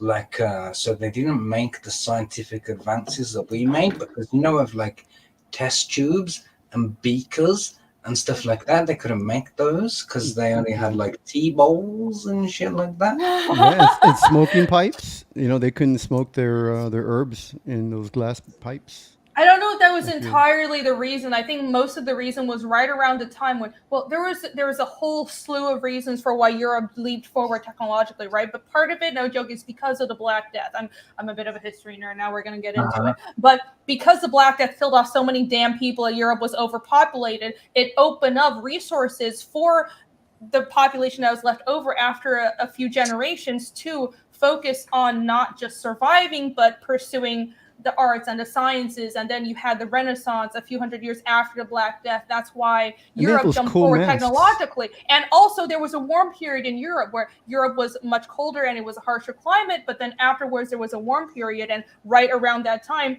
it flourished. So it was partially, it's entirely because of geography and history and happenstance that, and also right around the same time, China decided to close off. So China has also always historically been fairly inward looking, honestly, compared to Europe. Europe is very European, and I'm talking about Europe as a whole. Yes, I know Europe is different countries, but Europe as a whole has always had very outward looking empires. But China has always been very inward looking. And right around the time where Europe was having its Renaissance and having all these technological advancements, China decided to close off because the edict of the emperor at the time was, we are already superior to everybody else. We don't need to learn from those, so let's close off. Kind of like how Japan did the same thing around a few hundred years later. Actually, around the same time, but not exactly. But China had the same problem, and that's how the Opium Wars happened, because the Brits were like, we want to trade with you. So what we're going to do is infiltrate you with opium and drug up your people, and then weaken you, and we're going to force you to open your trade line. So kind of fucked themselves over by closing themselves off and weakening themselves. And in the meantime, Europe grew and built all these amazing navies. And eventually, when they went to war, China just lost. Yeah, but modern society would never, ever let us have like some kind of opioid crisis again, would it? Like that would never be a thing. Like, wait, when you're saying opioid crisis, you mean they ran out of opioid? There was a shortage? You're like, I need more. You know what the point? I want to point something out, and I don't want to get too political, but I want to point something out about current Chinese, just the general psyche, is that China never forgot the Opium Wars, and they never forgot the shame. It's called the 百年耻辱, which is the 100 years of shame, which is essentially they feel like the Europeans defeated them so bad and shamed them through the Opium Wars and through all the defeats and World War II, and they blame it essentially all on the West and on America, so they want their revenge. So you can extrapolate a few things from that on your own. So there you go. I'm just gonna let that sit a little bit. Yep. I think. Wonder where these opiates are coming from. Weird. You were talking about the plague, like being a boost for technology or whatever. I wonder if part of that too is just people being like, they all getting together in a group. They're like, guys, we're all dying. We really need to stop all shitting in the same like shallow pool. We need to figure out like sewage and plumbing because we're all dying. Do you think in the future they'll talk about things that came out of the pandemic in the same way that we talk about the effects of the plague just then? Well, did anything come out of the Spanish flu 100 years ago? I mean, dude, I remember I mentioned one time in class they were talking about how the term like what do they call it, like Chinese whatever. This is a fiendish return. Sorry. You sent it to Sorry, yourself? continue. I'm Open gonna boxes, open it's all fiendish stuff. Sorry. I wonder what's in this thing. Rippaverse. Hey. Ooh. I need to back Alpha Course. There's so many books to back. I think there's more advances that come out of like based on history that have come out because of war rather than That's true. Yeah. Certainly in the medical field, I know that to be true. Like the greatest medical advances come through war. Because I mean, how often, like, in the old days, you wasn't allowed to cut dudes open when they were dead to have a look inside. But during war, people get cut open and you can have a look inside. You know what I mean? This is very well packaged, by the way. Here's my ISOM too. Yeah, if you ever order from mycomicshop.com, right? It's not available again. mycomicshop.com is located right by where Ripa is. They package exactly the same. I wonder if he got inspired by them. Really? Yeah, this is a really nice box. So let me just show you guys the box for a minute. This I also got just a bookmark. I had. Oh, it's a nice bookmark actually. Yeah. Nice. I think this is I read ISOM too, and I really liked it. Shut up. But this is not like a standard Gemini. It's this whole huge thing, and look at this. This is a nice box. I wonder where they get it. I would love to have this for kind of like. This is what is this, like an inch or inch and a half? This would be good for orders that don't need a whole box, like a huge collector's box, but people still order like 4 or 5 books. This would be a really good spot. You see how quickly she looked at that, and just by her eyeballs go, this is an inch and a half. Wouldn't it be great if we lived in a world I have eyes? Wouldn't it be great, guys, if we lived in a world where women just could not measure, didn't know measurement? What do you mean? Why would that be a problem? We developed this superpower of having eyes for a reason. I'm so sorry, Jimmy. Is it a problem? I was talking about ISOM on a show the other day, and I came up with this phrase, and I'm not sure quite what it means yet, but it really sounds nice as a phrase to say there's no I in ISOM.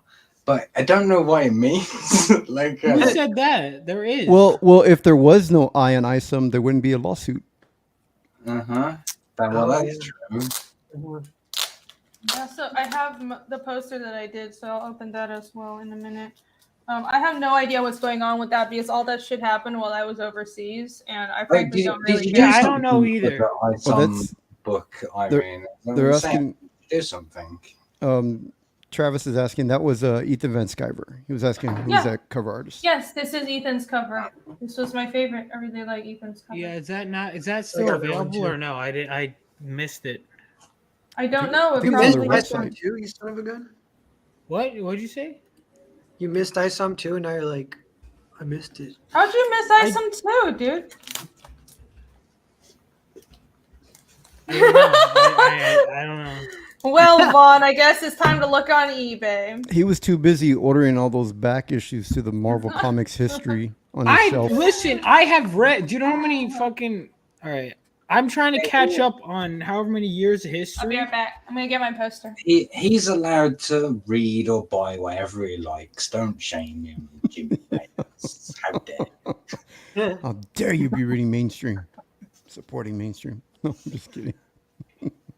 Narwhal, the chat is saying that I don't read current X-Men. I'd rather cut my dick off to read current X-Men. It's so bad, dude. Damn. I haven't. Have you tried reading it? If you want to see Vaughn cut his dick off, leave one in the chat. Well, hold on. I didn't volunteer. I just said as a hype. The chat is saying that either Narwhal is getting burglarized or about to film a gay porn video. Possibly both. Those two things aren't mutually exclusive. No, I didn't volunteer this. You guys, now they're all typing fucking one in the chat. They want your. I like having these. You know, They want that Polish sausage gone. Well, mostly like Irish. So you might be a little disappointed. The Irish. You know, if you're looking for Polish, you'll get a percentage. That's all sausage. Yeah, that's what I mean. It's all man. It's all man. It's still not for sale though. Fuck that. What do you take me for, a whore? Get out of here. The ones are absolutely killing it in the chat. There's not even a single two. Yeah, I was gonna say it's all ones, man. They want to show. Can you imagine these guys if they were? I mean, if the chat reminds me of like the crowd back in medieval times when they're like, "Do we hang this person? Stick one finger up if we hang him." You know? Yeah. Why? Listen, I don't understand the constant need to publicly execute or dismember me. I think it's really out of line. I think it's uncalled for, and I just think you guys are jealous of me. Is what I think it is personally. When I was a teenager. What are you doing? Fighting who? Be careful! You're gonna put another hole Who in are your you brick fighting? wall. It's that I will, Japanese yeah. beard. She's trying to Yes. smash the ceiling. It is. Hiya! Anyway, so this is my Isom poster. She's going full Asian on us, guys. Careful. Yeah, because I haven't already been. Yeah, she just went on a whole fucking Taiwanese history lesson. She's not Asian enough. You should have known. My trigger words are Taiwan and history, and I will go she's on got a a whole weapon. You got a few other ones. Your Yeah, I hand do. is I have awfully a lot. shaky for holding a very sharp blade. Huh? How is my hand shaky? I don't know. It looks pretty shaky. Oh, yeah. Oh, so scary. Oh. Yes. You should use one of the swords you got. I should totally. That'll be a really good idea. I totally. Yeah, have a you lot of should. fun with that. Listen, you'll get views no matter how it goes. Cutting the thing. Whether it goes Yeah, poorly or whether that's it goes exactly how it was. Like, No. I was scared for her. I was Hey like, guys, oh my god. Reenie You- Draws here. how- We're Go fuck yourself. have you How ever is- played okay, Operation? Watch me. Watch me. How is Have this you ever? shaky? Can you play Look at this. Operation on stream? It would be really Holy funny. fucking shit. No, I don't play games on stream. I don't play games. It's all business. I kind of don't. No. Wait. We played Risk one No fun No, allowed on my streams. Did you say this is a poster? Fuck you. I mean the stuff I play is like tabletops and board games and shit. It's not stuff you can stream. Guys, I've been It's not trying to get Reenie to Monopoly play and- Final Fantasy VII. My interest isn't video games. I play some video games, but not a lot. Like once in a blue moon, I'll play something like God of War, but that's She likes to play Uno and Monopoly, tabletop games. Oh my Yeah, God, hardcore. okay. I play tabletop games Plays too. Trouble. Play Yeah, poker totally. occasionally. Jesus. Oh, Pokemon Christ. cards. I used to play that kind of. They're still. These Pokemon are my cards so friends, cool. guys. Yeah, These man. are my friends. Pokemon gang. I haven't gotten them in like years. Yeah, Many that's years. exactly what I play. That's exactly what I play. No, Is this the I played, poster oh, you I drew? played. Yes, it is the poster I drew. Actually, I mean, everybody knows I play Pathfinder and D&D, but also, I have, I play Catan. Like, if I want to just relax and not stress the fuck out about the game, which is what Pathfinder does to you, I'll play Catan or I'll play Zombicide. Zombicide is my favorite relax game. Wait, I are know you it's telling me insane. Eric July's campaign made $4 million and he couldn't even give you a comp copy of your own poster? He made you buy it? No, he did. This is my comp copy. You stupid idiot. I bought the You book. got one comp copy? No, I'm just kidding. Jesus, that's fine. Most people don't even give comp copies. Did you know that? I give con copies. I appreciate the poster. Thank you, Eric. I'm And I'm also arrogant. happy to buy the book. I'm arrogant enough to assume that everyone who worked on my book also backed it. Yeah. I was like, I thought it's one of those things where I kind of just assumed that until somebody mentioned, oh, like, you know, I wasn't getting comp copies from Irene, and I was like, oh shit, like nobody just told me, you know, because I'm kind of new to this, so I'm going to give comp copies for Fiendish 2, by the way. I just have to finish fulfilling the customer orders first, but yeah, comp copies are a thing. I'm gonna do it. That Mark, that's the plan. That's the old business plan of how to get a successful Kickstarter is to do an anthology and hire 50 people, and then they all back. Yeah, that's how it works. Yeah. Wait, isn't that is kind of the strategy that was used? It's like, wow, I had such a successful Kickstarter. All my cousins and all the college friends and everybody backed them. And wow. Yeah. Yeah, thank God. Thank God. That's huge. That's dude, awesome. I'm excited because I come from an Irish family, and one thing you need to know is those people breed like rabbits. So that's a lot of backwards I could explore. You don't live near very many Latinos or Asians, do you? I know. I mean, let's see. No, I have a few Latinx friends. This is gigantic. No, I do actually. Yeah, no, I know some. I don't even have a frame for this. Snark said I stole so much stuff from PTP's table. That's not true. I didn't steal anything from Patrick. You know, I might have stolen from Reenie's table. No, I'm kidding. I might actually put this up. Yeah, it's a good poster. You did a great job on it. Yeah. I like it. Thank you. I can see Isom like obviously in the middle, but what is he fighting? It looks like he's fighting a field of groups. Like he's fighting furries. He went to Furry Con and now he's trying to fight them back. He's in Land of the Lost. Devlings. They're these like cave creatures. Oh, like in Star Trek.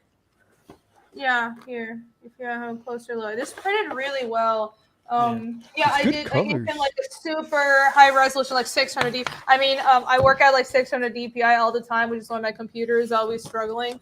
But I'm glad I did because this printed really well. And this thing is huge. Really oh my god, I didn't expect it to be this huge. It's even bigger than the poster I did for Fiendish 1. I think it should have been a cover, honestly. It just seems more like a cover. I mean, it's a great poster as well, but I think it was going to be, but then they changed it to a poster. I'm not sure. But anyways, I'm fine with doing a poster. I think the detail shows up better. Yeah. But no, this is great. I'll totally put this up. Yay! Thank you, Erin. This is pretty. Yay! Yay! Okay, all right, I'm done. Let me put it away before I damage it. Yay!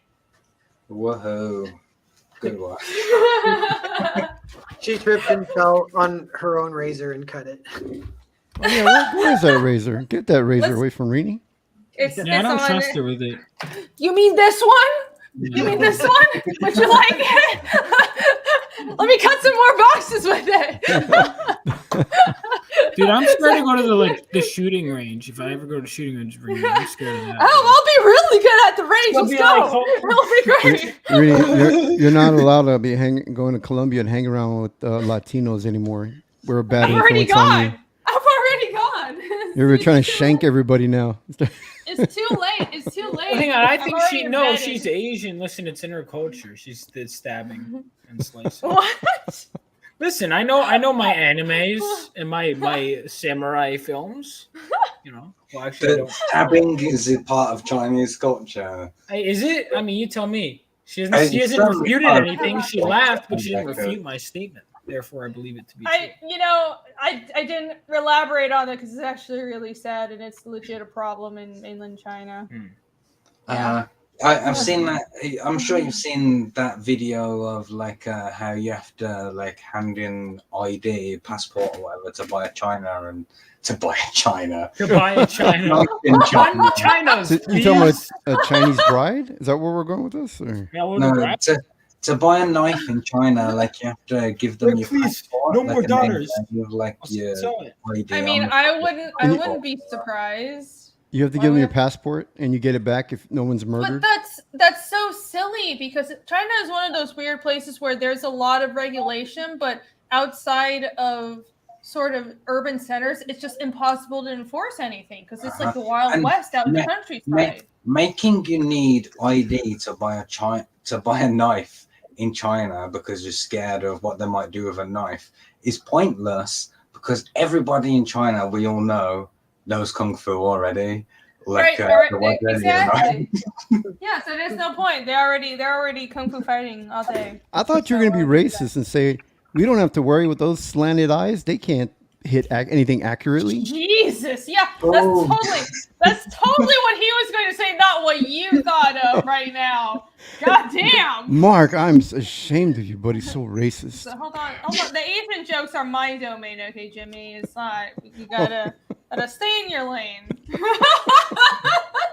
Everybody knows that slanted eyes improve accuracy, if anything. Like, I have this horrible joke, and it's also great, but it's horrible. It's. Go on, that's a great setup. Oh, now you got to tell it. It's. Why do people say Asians can't see because their eyes are squinty? We see in widescreen. We see very well. It's not that bad. You got the black bars. Asians have the black bars. I got heavier rounds. But I like it. I like it. Yeah. I thought it was funny. Okay, this one I already opened, but I apologize. But it is. I have not revealed it yet. So this is from Jose Garcia. Yay! Oh yeah. Oh, bravo. Thank God it's great. Just on the name, mention of his name, I'm excited. I like his work. Yeah, he's good. Yay. Okay, I need those for me as well. Boop. Okay. We're on a whole ass tangent talking about history. There's a bunch of other shit I want to get into, but we got sidetracked. Where were we on history? What were we talking about? Communism? I think we got right up to the nervous. end of World War II and the nationalists fleeing mainland China for recently occupied Taiwan that just been given up by the Japanese. That's where you got to. Okay. I feel like that kind of covers it because it's just kind of been a stalemate since then. But yeah. But yeah, we're talking about the Black Death and how that kind of opened up Europe for a lot of development. But what was interesting, I don't know. I see a lot of. I follow a lot. The value of labor went up. Yeah, that's true. Does that's that true. mean The value of labor went up. Did medieval Europe have their own Bill Gates, who was kind of like spreading the Black Death around? And I think no, because it was like an actual pandemic, and it was, it wasn't. Probably should get into that. There must have been one guy who was like, "Oh, if you smother my dung on you, like it'll protect you from Black Death." Oh yeah, totally. Wasn't it like it was a flesh-eating virus, right? The Black Death? I don't Yeah. know. Yeah. They make you puke blood or whatever. It was just everything kind of just rotted from the inside, right? I know that you would get like large growths in your armpits. Like that was one of the symptoms of bubonic plague. What is it? Luminovox. Oh, that's a thick boy, isn't it? That's one book. It's 3 books. No, it's 3 books, but there okay. is. I thought that was one book for a second. I know, no. 600 these pages. are. I know, but the 8-bit, but I wasn't expecting this one to be so big. Look at this shit. Holy shit. Yeah, but the Luminovox, I think I got 2 variant covers. These are still I want to thick. read that 8-bit one too. Looks good. This is the thickness of my Fiendish book, so this is huge. And I think he must have used a lower poundage because I think his page count is higher than mine. But yeah, the interesting thing about that time period is the Black Death really opened up a lot of opportunities for labor because so many people died, but also it coincided with a beneficial climate period. And that's just one of those things. If labor prices, if the cost of labor goes down, which is part of the problem with our society as well, it's almost like if you have too many people in the labor pool, labor costs go down, and then innovation dies because everybody is focused on just trying to make a living, and all these millennials complaining about, oh my God, rent is so expensive, capitalism. No, you're not. What you're actually having a problem with isn't capitalism. It's something else. It's crony bullshit, and call it whatever you want, but it's not healthy capitalism. Anyways, did you know that the Romans actually had steam power? But speaking of economics, the Romans had steam power, and they had a lot of relatively advanced technology. Everybody has seen the Antikythera mechanism, right? So they knew how to manufacture geared mechanisms, and they had steam power, but they never did anything with it. You know why? Because they had no reason to, because labor was so cheap in the form of slave labor that they didn't need to actually innovate and mechanically improve anything, because they just had slaves everywhere. And slavery was actually the downfall of the Roman economy. It's really interesting what you say. Like the Romans, like for their time, was the height of civilization, but they never added anything to civilization. They were just like living off the best parts of everybody else. Like, and do you know what I mean? Like the Romans never innovated anything. Well, they did innovate something that we still use today. They contributed to society. They innovated. What did the Romans bring that wasn't provided by a previous civilization that they had conquered? Yeah, it was bulimia and orgies. My bad, I forgot about bulimia and orgies. Those are yeah. How could you forget those things? Yeah, still part of society today. For better or worse. It's true, they are.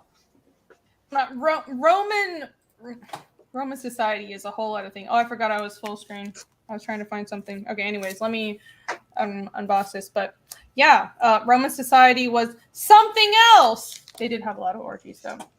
They had concrete. Yes, Greeks did it first. Well, right, the Antikythera mechanism was Greek. That's right. I kind of lumped them all together, even though they are technically different societies. What's interesting is the Greeks kind of like, the Romans could have conquered the Greeks, but they didn't. They kind of really respected them, but then they were like, no, we want to help you, but your society is crumbling, and then they just kind of unwittingly colonized Greece. In the time since we last streamed together, like I've been to Rome like recently. I went there on holiday with my family, like and we went to the Colosseum, but the reason that we actually went wasn't to go to Rome. Like we were going to the Vatican because like I asked my 7-year-old, like, oh, where do you want to go on holiday?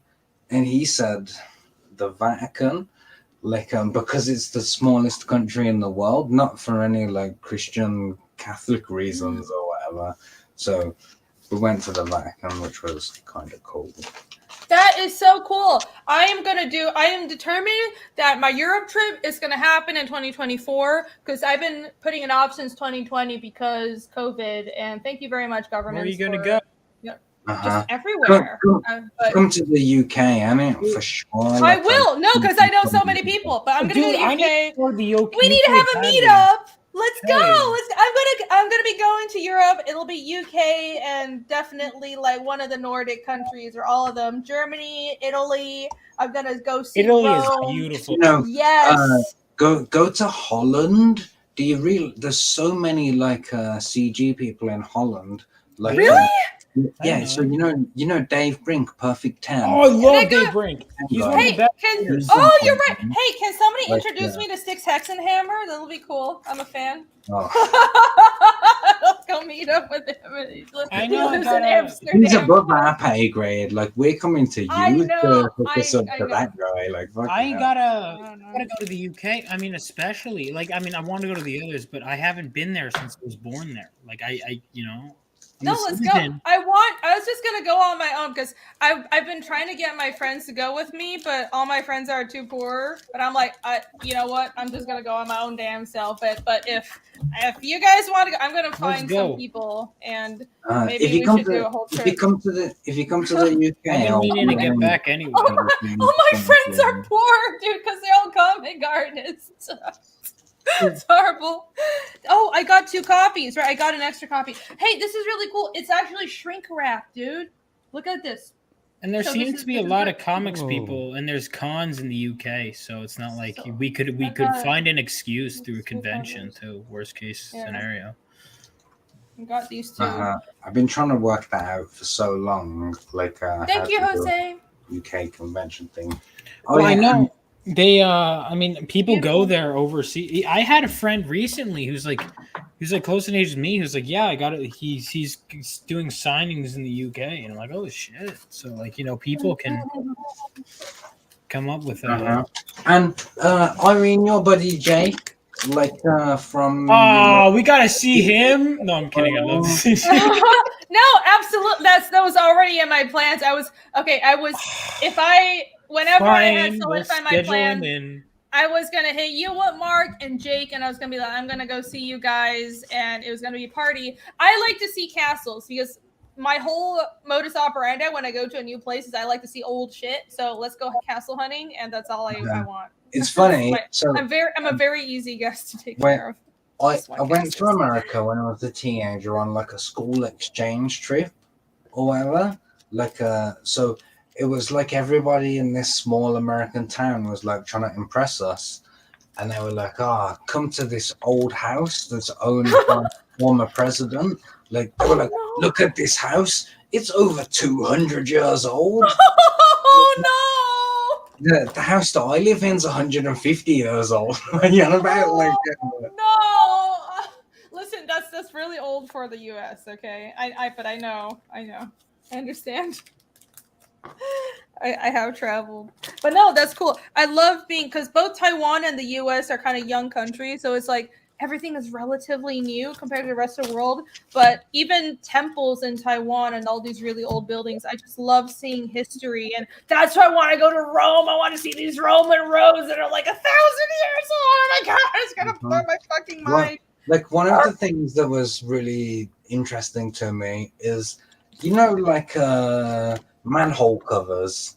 Manhole covers, yeah. There's a joke in there. Go ahead. What are you talking about? We're just talking about covering man's holes. There's nothing funny about that. In Rome, the manhole covers say SPQR on them, and every time that you walk past one, you go, "Oh, look at that SPQR." What does that mean? What if I get Michael Odin to come along? Actually, that would probably be horrible because he would just be spouting history the entire time, and it'll be great, but also we wouldn't hear the end of it. What other British people? I should make a list of my favorite British comic writers and artists who and then just be like, okay, just show up home addresses. Just be like, all right, I just want to say Infinity work. All right, bye. When you say write a list of the best UK comic writers or whatever, what you really mean is just write a list of the best comic writers. All right, get the fuck out. Chris Claremont was born in the UK, I think. So okay, he counts. No, Vaughn, what you should have done is claim that because you're born. John Byrne's Canadian. Oh, that's closer to British than American, though. Hold on. What about? They're all the same to me. Frank Miller's American. He's a New Yorker. No, I should do that. I don't know if Razor Fist or Sticks would talk to me because I'm a nobody. He's my top. I would. Mark I would legit love to be an artist for Styx's or Razor Fist books, though. So. What about? There's tons of great American. A lot of great UK writers too, but there's tons of great Americans. But if we're talking UK ones, just to throw you a bone. Per capita, like crushing America. Grant Morrison. British, I know. I'm giving you the British ones. Listen, and then I'll show the Americans how many more. But the British ones, you do get some good ones. Mark Millar counts as well, and he's been making some appearances. And then he is a writer too. But dude, one of the best artists, Alan Davis. He's obviously one of the best artists. Who are some of the best British artists? Flatback says U.S. has about 30 million. Bisley. Bisley. Oh yeah, Bisley as well. He did Brian Boland's British, right? Phil Diaz, didn't he? Dude, we went to a bar with Simon Bisley. It was fun. I still haven't met Bisley. I met him twice. Bisley is a funny dude. Introduce me. Bisley is known for Like I think he drew because he was good friends with Simon Bisley, and Simon Bisley passed out on an airplane, so he drew a dick on his face and a mustache, and then he walked around in public with it for a while before he. Oh I no! want to talk about Mark Millar for a second. I've never read his stuff actually. I need Because to. Narwhal's here. He did Kick-Ass and it, like, and some other cool stuff. But I've seen That's Mark very Millar cool. recently promoting Narwhal's work, and it like Really? Narwhal is good. Mark Millar saying that. So Narwhal, I wanted to know, like, how does that make you feel? Like, that must be good. Did he say that? That's awesome. Yeah, I know. I do remember that. Yeah, because one of the things, it's been like twice because it was through the review for Foreign Agent a while ago. Yeah, well, because he saw that review and then he started following me on Twitter. That was your boy Zach's review. And then I was like, did you follow me because of that review? Because the review was very positive. He's like, absolutely. I've been following your work for a while now. You do great stuff. And I was like, no way. Wow. Oh, that's awesome. I gotta read some Mark Millar because I love the Kick-Ass movie. I haven't read the book, but I love the Kick-Ass movie. Yeah. What is like? I started reading all his stuff because I hadn't read that much of it. But I was like, shit, I can talk to this guy. I'm going to read all his stuff. Have you watched the Kingsman movies as well? Oh yeah. The first one's great. The second one sucked ass. Yeah. The third one is incredible. The third one's one of my favorites. The Kingsman. Yeah. The I one haven't that's seen like it. the whole history of the Russian Revolution. Obviously, like, it plays to everything that I love. But yeah, that's real cool. Like, and I was so happy to see him shouting out Noel. That was like my favorite thing. That's like good my shit, moment of 2023. Magic Order. Yeah, I bought that. I haven't read it yet, but I've heard it's really good. So They're all good. 1 through 4 are pretty good. I have Yeah. so much to read. Yeah, so much. Oh, by the way, did I show? Okay, I can. He's American though, see. isn't he? Speaking of books, I got my Lock and Key books back from Taiwan.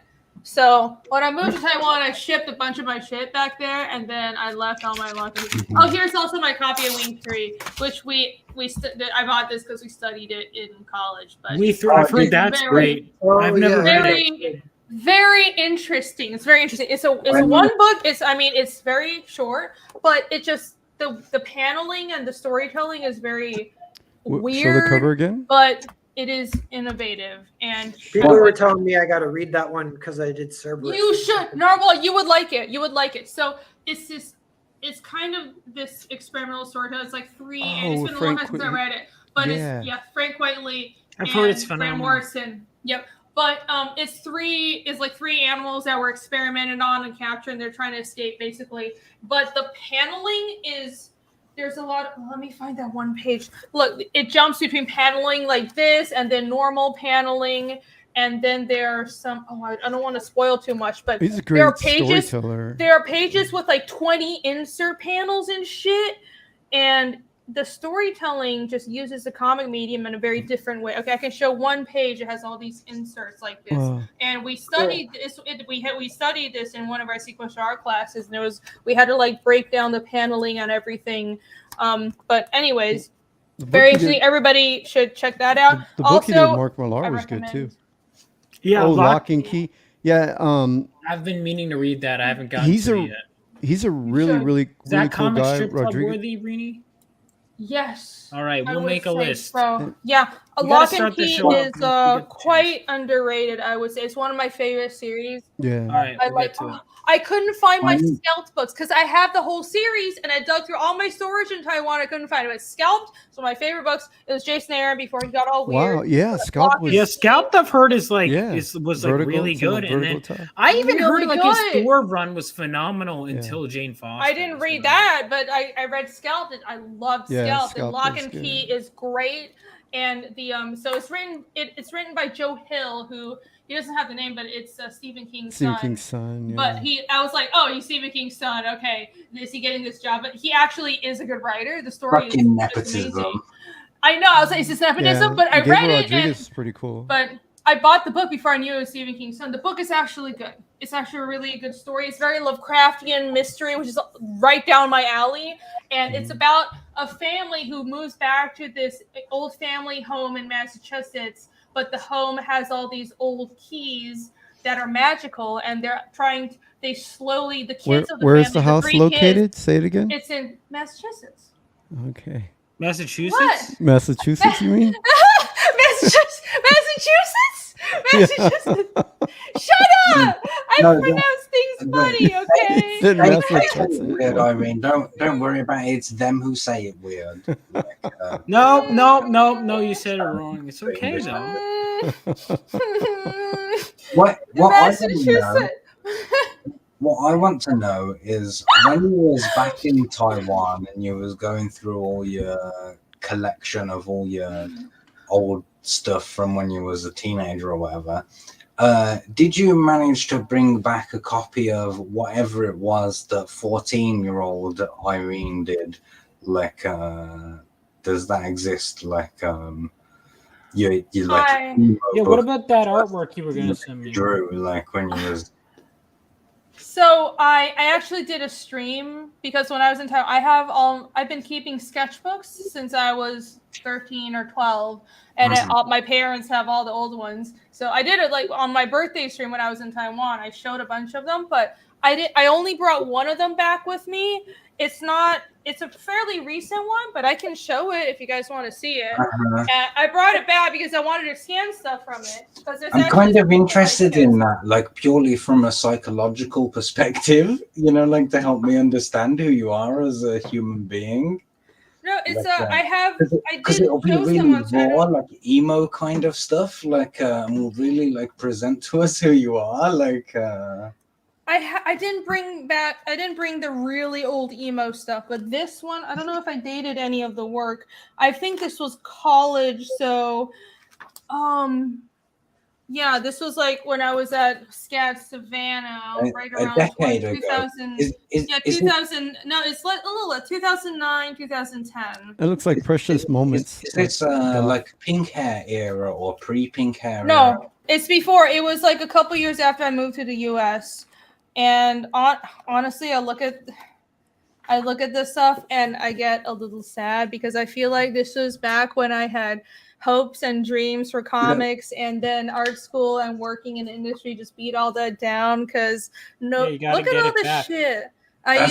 That's when you believed in the American dream.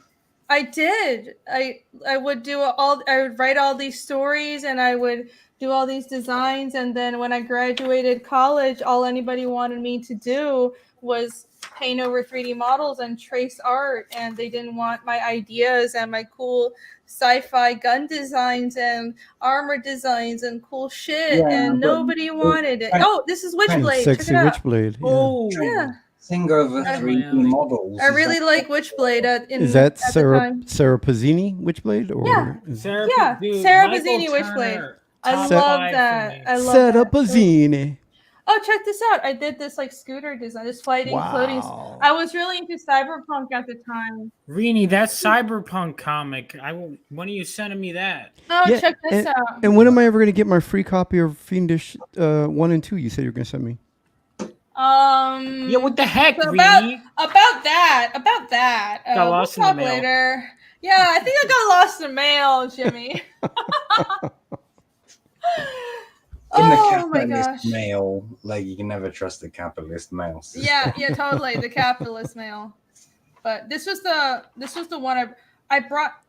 I mean, getting a little serious for a moment, I brought this back because I've been trying to find how to save that kind of inspiration again, because I feel like I've been like I was so focused on just making a living with art for so long that I've been, I worked in animation and gaming, and I was just an art monkey for so many years. Like I even like doing like layouts for like characters' houses. I had this sci-fi. Your faces were so good because I really liked Ghost of the Shell, so I had this whole idea of a crime story set in Taiwan or Hong Kong, and I was doing all these designs for it. Isn't it cool the way that, like, I'm sure that you look at each one of those images and you don't think of just that image, like you remember the entire idea that like you had. Like, more than that, my sketchbooks, I remember what was going on when I drew it almost every page. Like they're like journals for me, but I just look at the drawing and I remember everything about that time. So on top of remembering the story, like you remember the emotional situation that you was in at the moment, and it, like you're thinking like, oh, I remember this book because this is when I was hanging out with this guy and that girl. Like your sketchbook. Looking at your sketchbook. Looking at your sketchbook, you only drew the female characters. Well, my main character was a woman, so that's why I drew. I was doing a lot of designs for her. It's probably the same girl because her hair varied a lot. Because you was a boss girl, and it. Like, yeah, I was a boss girl, but without feminism. It's like I didn't need any of that bullshit. I was just like, I don't. You just drew good characters. I hadn't been introduced to that. Yeah, that is such. You was already the boss girl before someone told you that you needed to be the boss girl. I mean, it's almost like you don't need all that fucking culty weird shit. I just, if I can just do what I want, I don't need someone to. I don't know. I don't need a cult. Style that you've got there. It's a little more anime, or a little more manga than your current style. Yeah, I think there's some things like. I was gonna say that's one of the things that's interesting about your work, like because it's so like Asian, but then also Western, like at the same time. Like obviously there are that's so good, etc. Were your notes written in? Is it Taiwanese? What are the notes written in? No, it's so. I mean, I would write bilingual, and I still do. But most of these are story notes. I would write and draw in the same books. This is the title. It's Haizizi. This was for a school project. It was like a short comic I drew for a class. So this was during college. I majored in sequential art. In America or back in Taiwan? No, yeah, in America. I majored at SCAD. I studied sequential art and animation at SCAD. Well, I mean, I brought this specific book. At what university did you say? SCAD? SCAD, yeah. It's like South Carolina, Savannah Art and Design, right? Yeah. Savannah College of Art and Design. Oh, here. This is really interesting. So this is the thumbnail for a page, and I just drew a bunch of shit around it. But this is this was Intro to Sequential Art. So this is sophomore year. I remember because in sophomore year was when, after all the bullshit foundational classes that I didn't need in freshman year, we finally I had those too.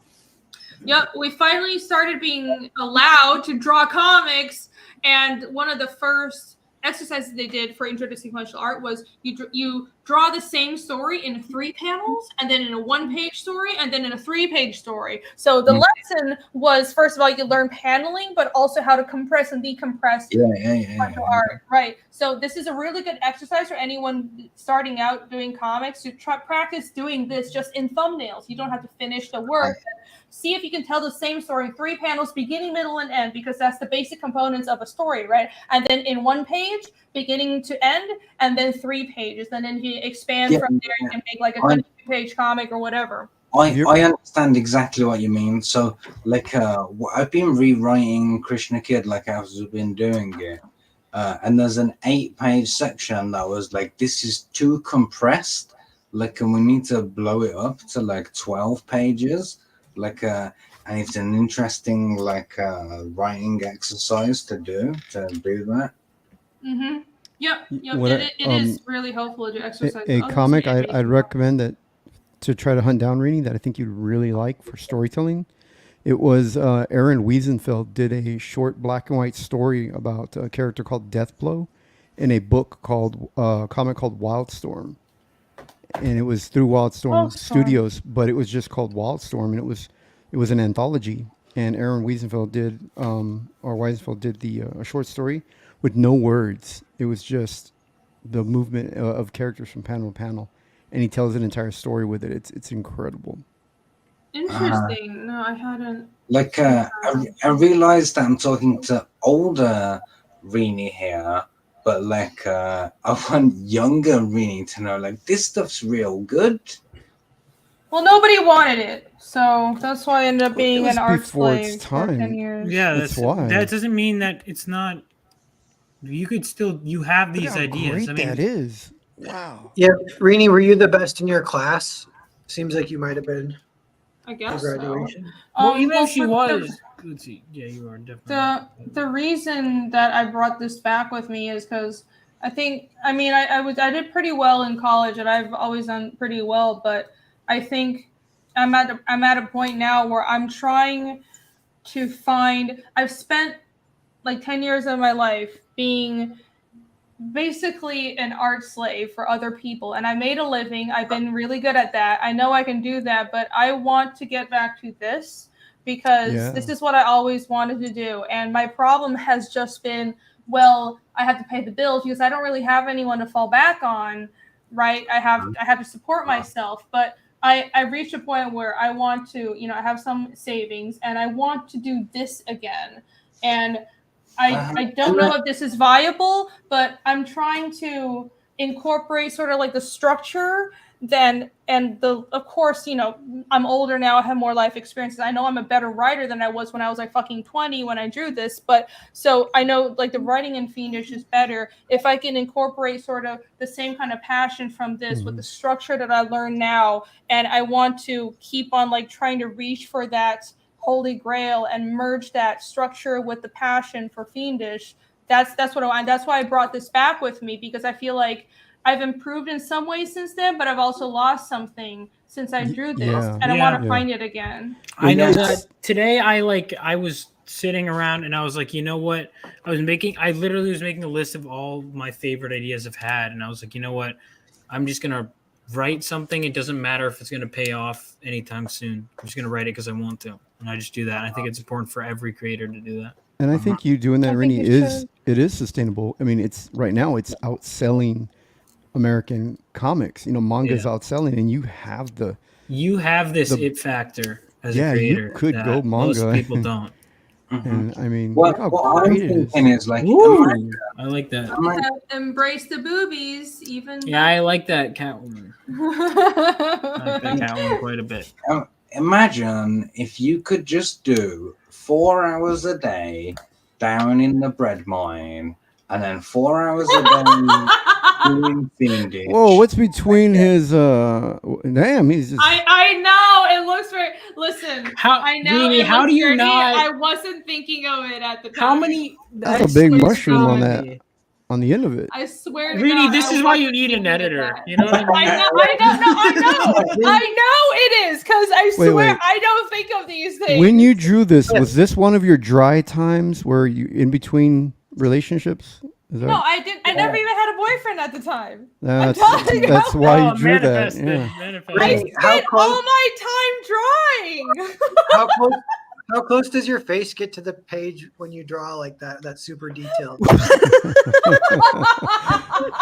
Is there saliva or lipstick marks on it? Yeah, I'm just like plastered against the page. That's exactly what's happening. Well, listen, as long as you drew enough boobies to balance it out, Okay. I do. There are plenty of boobies. Okay, stop focusing on the dicks, guys. Come on, there's plenty. Listen, I'm not. I'm just. That was very suggestive. It really was, but I swear I didn't realize it at the time. But it was. See, there we go. There you go. I colored this. This is on my old DeviantArt account. If you guys want to. This picture right here is saying children are little demons and evil. That's what it's saying. This says to me, this is Goblin Mommy, like the prequels, a Goblin Girl or whatever, Goblin Mommy. Yo, Goblin Mommy. Yeah, I should pitch it to Dan Plagle, and then we'll do that. Oh, I did some sculptures, and I was thinking of doing some this was my main character from my cyberpunk series, but like a chibi version. This is like this girl. Anyways, and it never happened because nobody was interested. But here's another steampunk idea. Neat. They don't have any noses. Is that? Dude, no, this was a chibi version. It's like a cutesy version. Oh, I want it. I want to see all these ideas come to life. Yeah, we want to see Dick Belt. We want to see. All right. Well, most of these ideas. Well, all right. Now that it is a funny idea, but more so. Wow. Oh my God, the cyberpunk, dude! I'm a big fan of cyberpunk stuff. Hey Vaughn, that's why we need AI so that Rini can draw one. No! I love doing all these He needs to concepts and slave over these pages, Narwhal. all this tech and stuff. This was so much fun. I love drawing this stuff, dude. Every time that I download a new like video editing software, I always think, wow, it would be so easy to make a cyberpunk trailer. Wow. Like, because so many of them have like glitch effects and stuff. Like they would really suit. That's very like Studio Ghibli almost. Yeah, it's this fantasy city that my story was supposed This to reminds me of a lot of like. Rini's supposed to. You could still do it, Rini. It doesn't have to be in the past. Kind of remind me of Hayao course. Miyazaki. I hope I can still do it. I don't know. I feel like I spent so long drawing this stuff and no one wanted it. And I got really depressed about it and gave up for a while. But now you're back. Me too. I wanna get back to it. It's hard. It's hard to.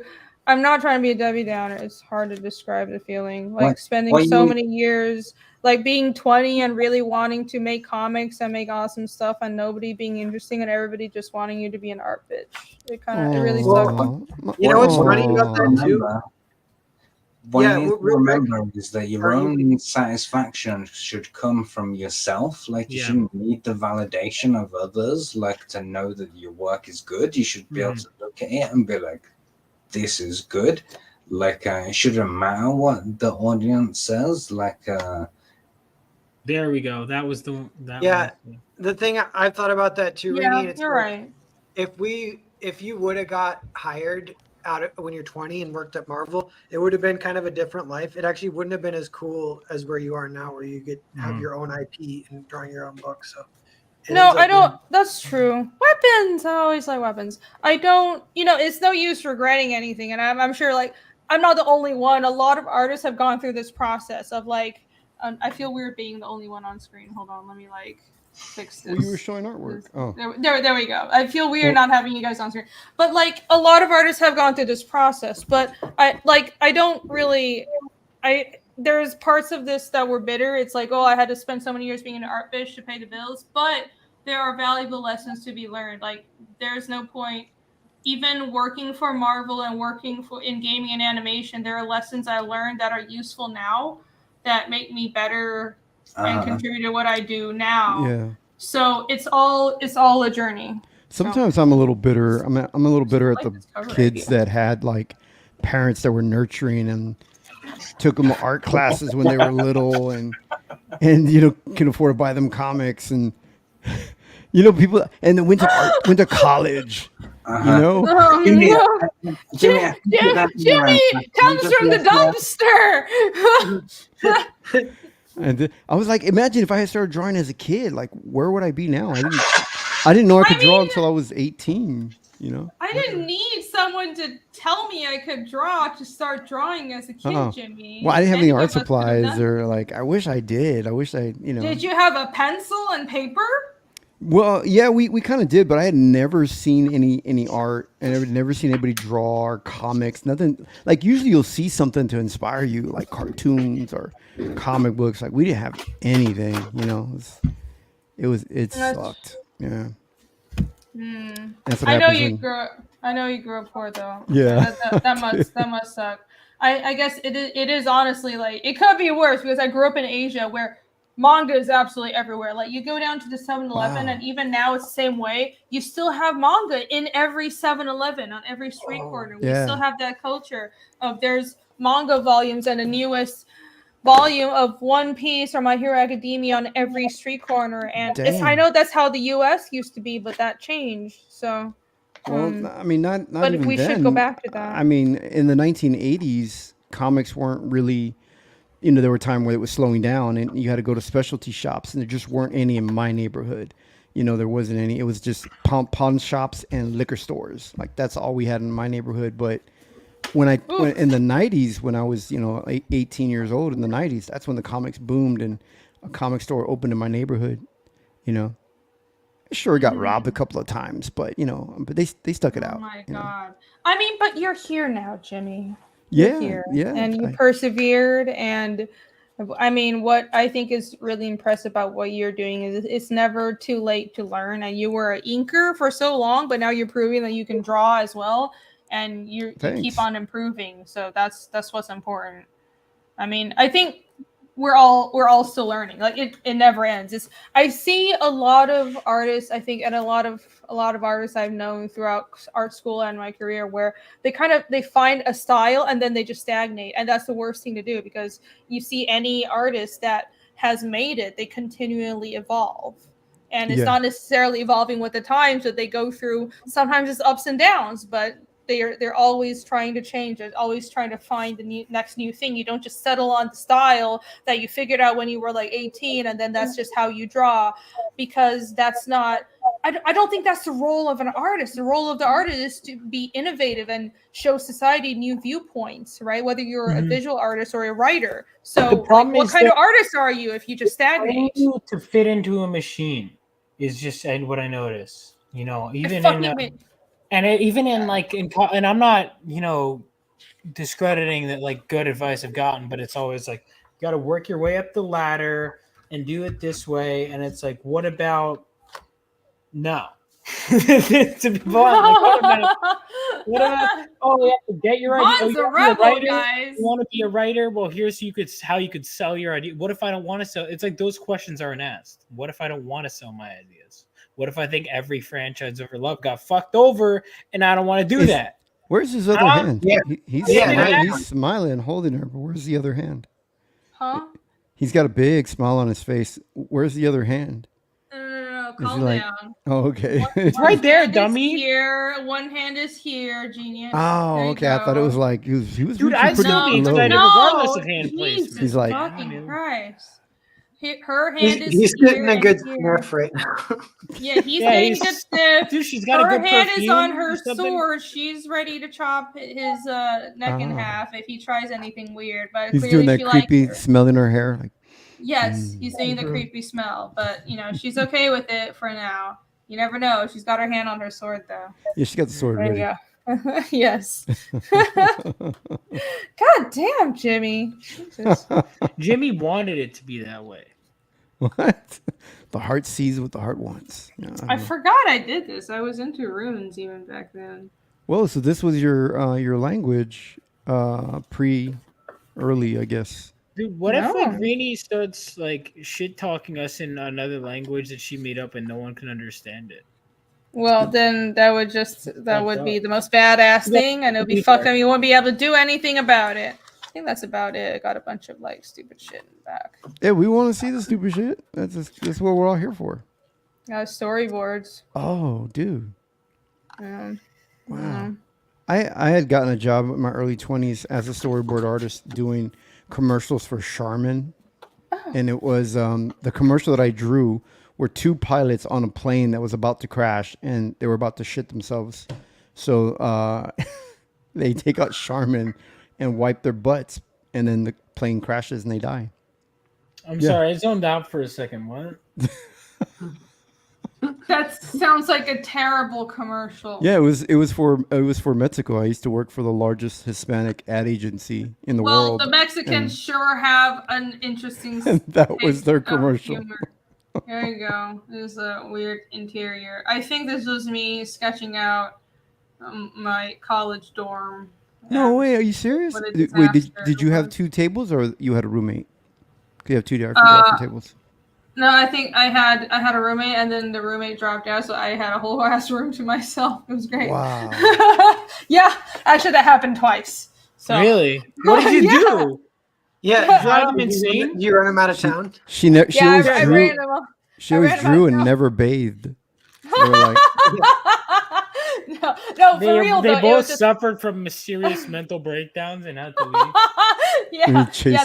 The tiger mom in me came out. No, for real though, the dropout rate was really high because it's like a lot of people were like, art school is going to be easy, and then they couldn't cut it. I actually sculpted this, but I don't. How could you not cut it in art school? These rich kids. Survival of the fittest. I don't know where the sculpture went though. I forgot where I put it. I think I gave it away. Whoops. Figure drawing. Are there boobs? No boobs. Okay, there you go. Look, figure drawing. Crisis Comics says Irene gave him laxatives to kick him out. Headphones on. Who's this? And then lock the Who's door. this? What? Oh my god, what? Yo, yo, hey. So, No way. so that's what happened to the new kids in the block. It's us. Can you see us No all way. in here? Are we clear? This is the worst boy band I've ever seen in my life. And we're insane.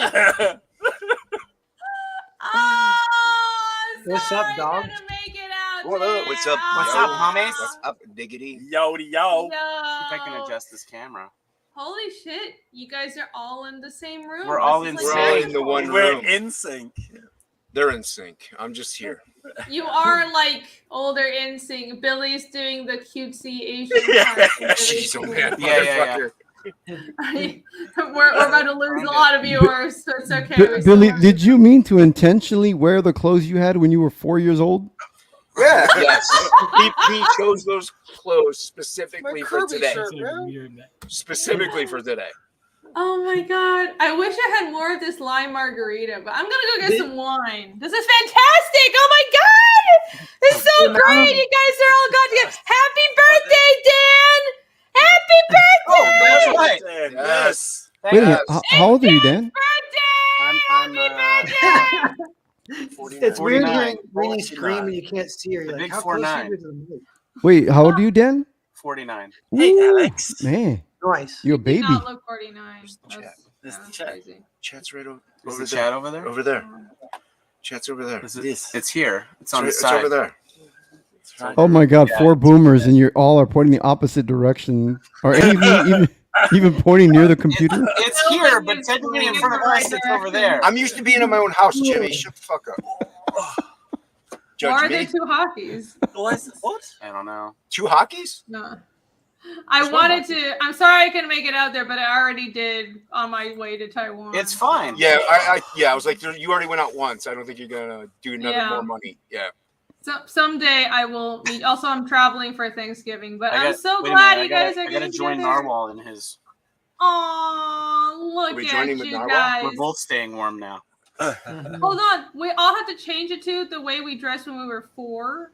And let me go get my backwards baseball caps and my flannel. This is how I dressed when I was I 4. just want to interject for a moment Oh shit. and say I'm not sure when it happened, but at some point during this stream, I crossed over from being tipsy to being like incredibly drunk.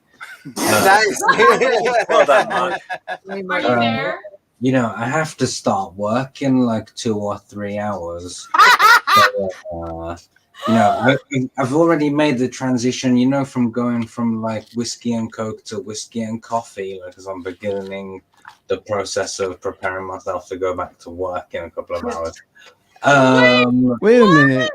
You are extremely drunk 2 hours before you go to work? You work with kids, man. Oh, sweet. Yeah, but somebody's got to do those surgeries, Jimmy. Listen. He has steady. And sometimes the alcohol helps a little bit. Okay. Yeah, Especially with yeah. us. So the point is, Steady I'm the going hand. to bed. So thanks Oh, for look having at me that. on. I'm going adios. Cool. Ooh. Sign What is off. that? Oh, I was Have a showing good my night, old Mark. shit. Oh, are you going to bed? Yeah. All right. Oh, Yeah, Let's Oh, he show leaves your- right when we hang get with you, here. Mark. Yeah. We see how it is, Yeah. Mark. Yeah. We see. Show your Typical. hot Gina Carano. Everybody follow Mark. You want to shout anything out? Krishna Kid. By Krishna Kid. Mark Yeah, can't do be it. seen with Let's us subscribe to my channel. I got all kinds of cool stuff coming up that I'm not ready to reveal yet. Cool. All right, I believe you. You do. Mark makes the most awesome videos. Subscribe to him, and also back Krishna Kid. Go now. Yeah, do that as well, please. I'm close to 1 million rupees now. That's like Yes. my target. Yes. Get Krishna Kid to 1 million rupees. Thank you for coming on, Mark. You're awesome. We all love you.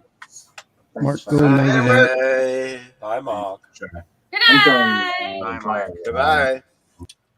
Goodbye. Mark doesn't like us anymore. Nope. He leaves every time when I go He just somewhere.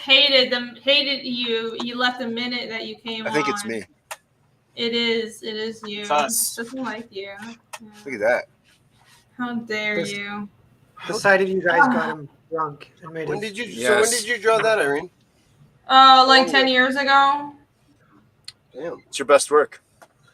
I know it is. I'm trying to get back to. I'm trying to dig myself out of this rut of depression that I've been in for the last 10 years because I had to be an art slave, and I'm trying to find that passion in art again.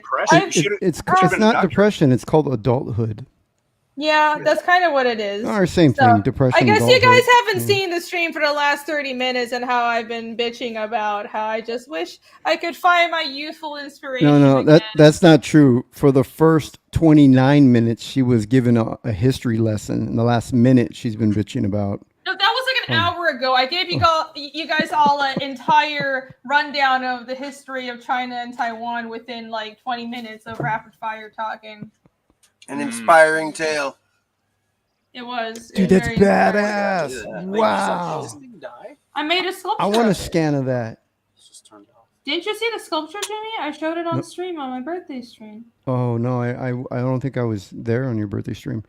I wasn't even invited. Friend you are. I know. I missed it. Well, you weren't in chat. I mean, I'm pretty sure you were invited, but you just didn't want to be there. So it's fine. I didn't see it, but I love that. It reminds me so much of Dark Crystal and Brian. I forget his name, the artist Brian, who did the Dark Crystal design for Jim Henson. That good book, Brian Froud? Yes, Brian Froud. It that looks so Brian Froud. I love it. Yeah. It was fun. I was proud of the sculpture, but that's in Taiwan as well.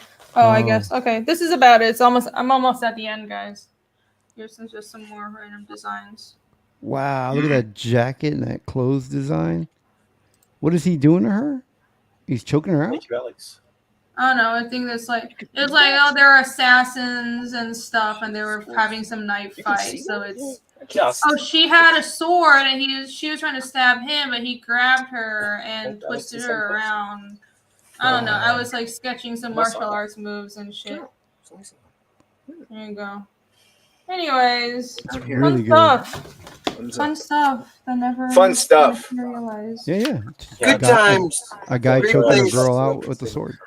Fun No, stuff. she's gonna win in the end, okay? But I need to give her some challenges because unlike modern writers in Hollywood, I actually give my female characters challenges. Anyways, there you go. So, I have one more box to open. Open it. So, one more. I have no idea what this is. How have you guys been in California? What have you guys been doing? Drugs. Strip clubs. Lots of drugs. I mean, besides from that, that's kind of a given. Hookers. Candy corn. Hookers. Blackjack. Okay, hookers. I mean, besides from that, have you? Well, I mean, we're interested. Have you? Krager was here. Jason Krager was here. Oh, he was there. Krager. Yeah. Swung by. Brought me a gift Cool. or Are two. you guys all Southern California? Where are you guys? Yeah, California. Well, they're in You guys- California. I'm in You guys are like Calvin Girls. West So- Coast CG. So a bunch of hookers, but I'm assuming on a comic artist budget they were guy hookers. No. Beggars can't be choosers, Jimmy. Irene, Look. look at the screen. This isn't a book. Whoa, what is it? Hold on. Wait. Wait. Oh, go back. No, She's I'm gonna showing it. She's full looking screen now. you. Does it require batteries? No, I don't think so. I'm not sure. It's on. Oh, shit. Yeah! Is that Jay Craig? Yeah. Dude, that's a great print. Wow. Oh my god. Krager it printed does it look out. really good. It's really Yeah. nice. Yeah. Yeah. Great balance. Goblin Girl. Oh, look at that sword all the way in the back. The detail behind her. Oh my god, that's awesome. Let's see if I can get the face up there. Yeah, the face. You know what? Get the faces closer. to the Iconic. camera. Dan, Factor. I might have to ask for your contact for that sculpt because Krager did a good job printing it out for me. He fixed a couple little problems it had, and now it looks pretty good. Wow. That's great. Oh my So god. if we can work it out, everybody with the deluxe box will probably be getting one of these.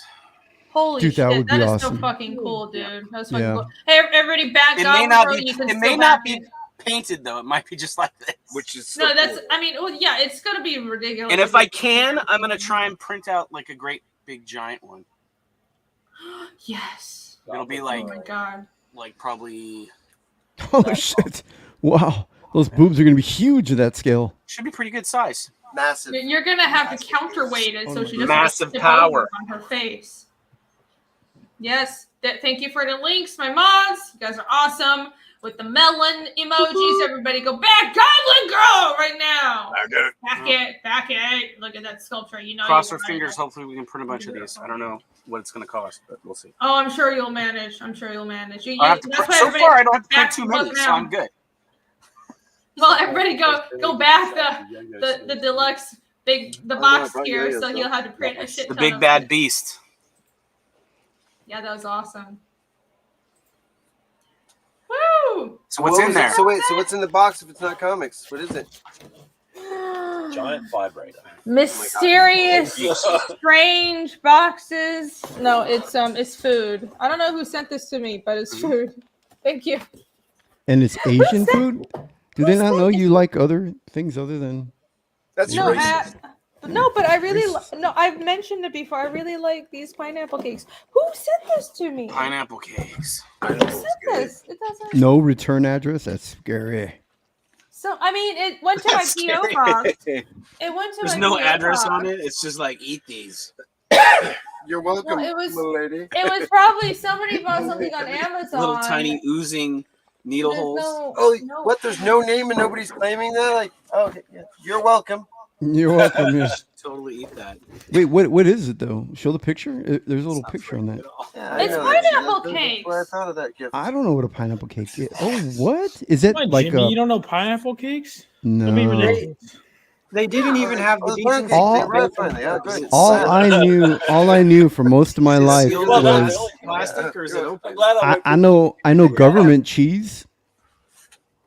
It's not government cheese. It looks like government cheese.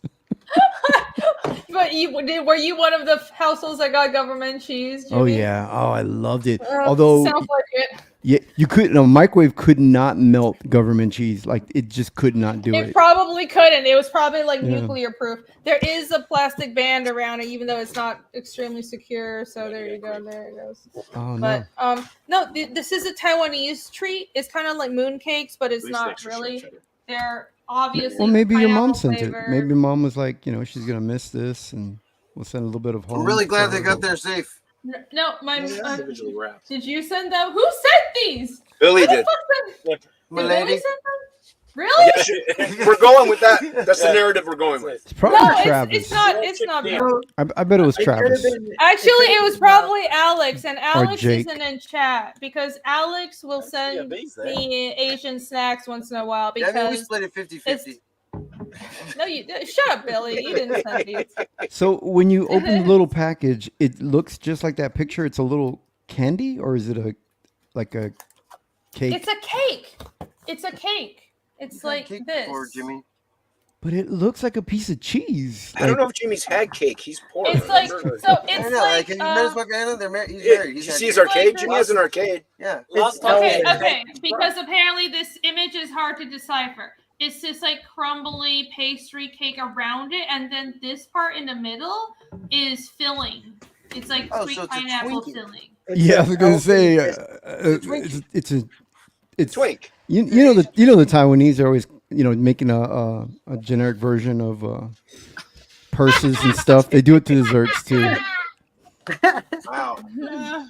That's not a Prada purse. That's a So, anyways, yeah. So pineapple Justice cakes, for guys. Jimmy. Everyone, justice for Jimmy in the Pineapple chat. cake. Justice for Jimmy. Look at these amazing, beautiful pineapple cakes that are the Taiwanese delicacy. Oh my gosh, everybody support Taiwan. You can get these on Amazon, I'm sure. Oh boy, oh dear. Oh, wait. Oh no, Jimmy, what happened to your internet? Oh, This is- Jimmy, this is- Jimmy, your internet must have. Your I internet just went know. out. I'm Jimmy, so, Jimmy, I'm I so sorry. I was making fun of your bootleg Twinkie, and then suddenly I just That's so disappeared. upsetting. Jimmy Reyes, this is not no bootleg Twinkie. This is a pineapple cake from Taiwan. Thank you, Alex VRB, for your cake. It wasn't Dalgo Solo. Was it Alex BRB? It probably was Alex BRB. Emotional, damn. Wow, blaming it. Wait, did someone send that to you? I like the little. Yeah, someone said it. I never bought. They're all individually wrapped. That's pretty good. Dude, Yeah, someone yeah. did you make sure it wasn't It's a poison? little separator between us and Jimmy. We got I mean, they Yeah. are wrapped in They're all a individually whole wrapped. ass Okay, guys. So if you want to plastic poison Rini, you got to wrap it in plastic first, and then she'll fall Jesus Christ. Yeah, she's like a How sea about- turtle with those 6-pack carriers. Oh, she- You can't get the plastic too close to her. How about don't do that because I will get my revenge. Sea turtle. for it. In another life. No, my metabolism is unrivaled. It is so slow because I'm so out of shape. It will just take so long to get to my system that it'll never kill me. The chat's suggesting that he came from Narwhal because suddenly he's speechless. He has no. Oh my! Dude, he's just waiting for it to hit. I haven't even eaten any yet. Yeah. Who He's said like this? Captain American Superman wrapped in one. How do you pronounce that? Is it chai Crazy's tea? Comics said Oh Vaughn my- is jealous. Nobody sent him anything. Jokes on you, Green actually. turkeys, People do send Okay. me Smile stuff. from My Hero This Academia. is Chata, which is a known brand. You can get this brand of pineapple Blonde hair, cake like things in in front. Taipei train Wow. station. Super huge. Wait, And- say it again. Teaching Chata. the young heroes. Getting too hot, Hector? Oh. Good luck. Chata. It's chata. There you go. Actually, a really good pronunciation, Bob. And I know you. I was trying to do it. I assumed you did. He's claiming that Oh, wait, he's did I? 1/8 I'm good Asian. for- Who's this sword? You're saying, And this is what the fuck pineapple is that cake. noise? Who fell down the stairs? Oh, so Holy shit. There's garage door. Cripples. that says pineapple cake going down like that, or Yeah, that's pineapple what it just pastry. said, Jimmy. No, I can't That's read super it. sharp, dude. Be careful. I couldn't read it. It's all Chinese to me. But what does It is what- crazy that what, sharp. Dude. is that really what it says? It says pineapple. Yes. Yeah, it'll slice Yes. in my leg if you accidentally drop it. Yeah, that's sharp. Holy See soul. how it looked at the wide angle lens. Jesus Christ. Are you guys all drunk? What is happening? Hold on. All right. Yeah, Not they just get me. drunk Not and just me. What is it? Because clearly you guys need attention because people are pulling out swords. What's I'm happening? just drinking the Red Bulls. Well, no, I'm fascinated. Dan's Rebels. Dan's camera is like it's actually an array of 3 cameras that makes it really wide so you can see all of us like in this room, but it kind of scrunches What? the image down a little bit. Here, I'll make I it, can't even see Jason. I just see him like a beard. Here, hold on. Right here. I'll make it wider. What do you want? I'm right here. Okay, I'm gonna Wait. get some more I was seeing alcohol. I was seeing what the entertain sword would chat. look like in the So wide you- angle lens. wait, Billy and Dan, you guys decided that hey, tonight we're gonna get drunk, and then your next big idea was now we're gonna play with a sharp katana blade. That wasn't my idea. That That's was Billy's bright idea. idea. Just whip out a katana and swing I've it got around good in a ideas. 3x3 foot room. Yeah, it's just your lips, Jason. You're like a That's all muppet. right. Yeah, it's all right. I don't need them. Yeah, this is like a shelf. Yeah. See, like there's toys right here. Oh, dude, look at that! You got everything. You got some He-Man in there. You Yeah, got a little bit some of everything. X-Men. Yeah, look at that stuff. Yeah. I love the Hiss tank. Oh, that is awesome. That's the blue. That's all the three, I stuff think. my parents didn't even buy me. I just saw that stuff on. What's it like to really hold it and play with it? Well, come on over, Jimmy. yeah, Find out. Come on I'm over. talking about the It's his birthday. toys. Come over. Careful with that, it'll fall off. Yeah, I'll be there. I'll be there. Yeah. Play with your toys. See, Damn it. I might even be able to adjust the Epic. camera angle. Hey, Irene, their camera angle is like an Asian person's eyes.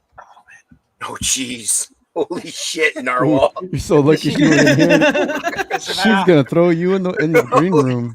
What do you mean? Open my eyes. My eyes are wide open. She's Oh gone. man, dude, she's no, hang on, Did she's she leave? dude, she's getting Just ready left us up here. She's about to kill someone, dude. She's Oh, getting I gotta ready. go. She getting a I katana can out? hear you. Oh, you're in for it now, Let Narwhal. us go. I mean, we're gonna be going to a wedding soon. Yeah. It's fine. Yeah. I made the Billy's getting Asian married. seeing widescreen joke first, so it's fine. Billy, Yeah. Billy, did you know Fair enough. Asian seeing widescreen?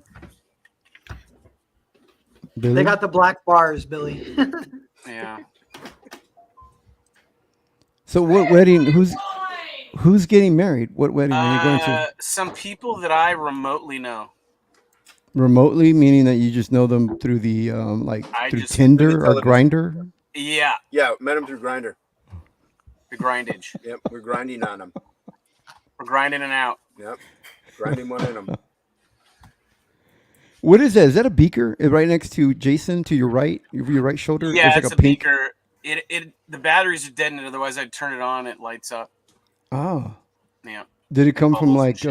Ghostbusters or something, or what was it? No, it was just like a cheap Halloween decoration thing. I got another one on the shelf back here behind us, but can't see it with this camera. Don't sit on that razor blade, Ring. What are you doing? I almost did. I almost like Someone sat on a box cutter. Whole ass Did you get leg your off. standing desk yet? I have my standing desk. I just never stand on it.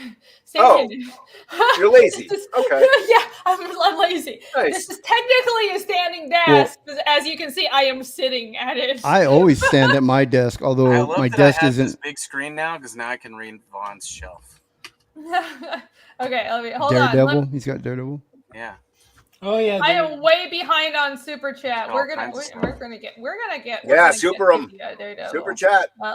Let me get to the super chats. I am way past. I'm so sorry. All right. Draco51683 for $5. Thank you. I'm very unoriginal in screams. The numbers are my birthday, May 16th, 1983. Oh, okay. You There just go. doxed Right, yourself, Draco. No, doxing would imply an address. and also a real name. No, because we were talking about his screen name and the numbers earlier. You know, Remember? Yeah. Oh, Thank you for your right. super chat. You didn't have to send When another Vaughn was- $5, but thank you. When Vaughn was attacking the chat. Google it. I wasn't know. attacking the chat, Oh my Jimmy. God. I'm I was kind of inquiring. hungry. I wanted you one of those pineapple cakes. You I can really sit like down here, Jason. I skipped You my. eat then. If you're hungry, eat. What does that mean? There's like I have to like use my legs. wouldn't Really put you in stay. there. Okay, Tyler Preston for $2. Hank Hill, are you Chinese or Japanese? I don't know who Hank Hill is, but I've gotten this. King of the Hill. King of the Hill Hill. cartoon. I had Hank Hill from King of the Hill. Oh Yeah. shit! She's gonna go. I'm muting you guys. I had a landlord in censorship. Savannah. Very Asian that- of you. No, because it's too noisy.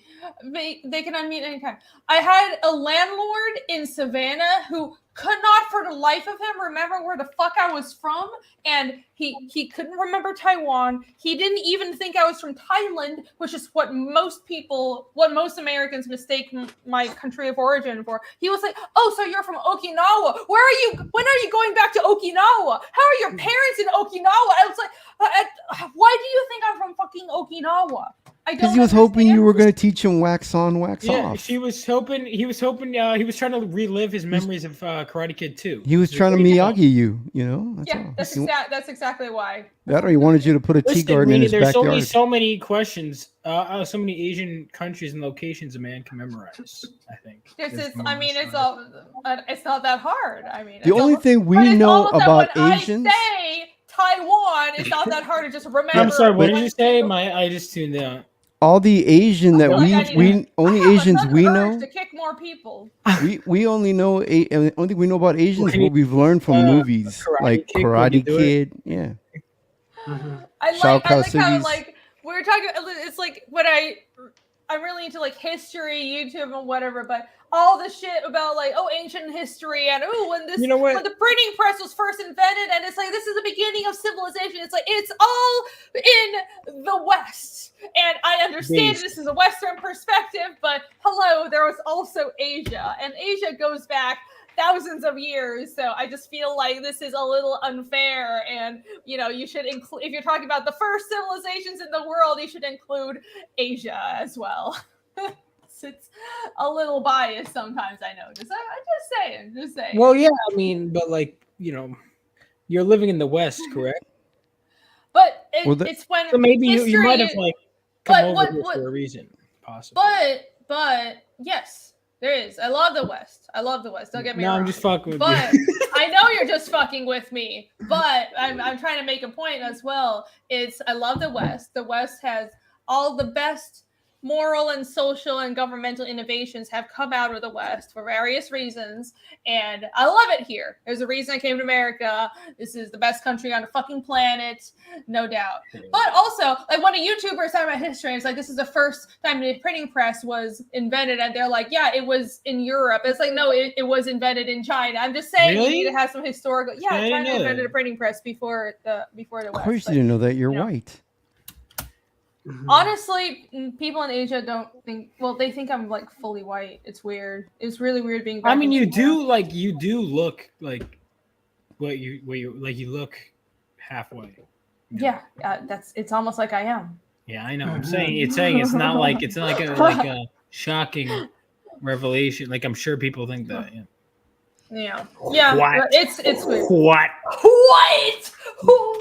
What are you saying, Vaughn? That she doesn't have any of her Okinawan heritage? You can't. She doesn't have obvious? any Okinawan heritage. Period. Oh. I mean, I don't. You're saying that Okinawan heritage funny isn't. Funny enough, in Japan, I fit in more than with I all the Polish jokes in the world, no one uses them here. That's true. I should use them more. I got them. That's it. I didn't know you're part Polish. You can join the Polak Club with Dan Lawless, and Polish. we'll be the Poles of Comicsgate.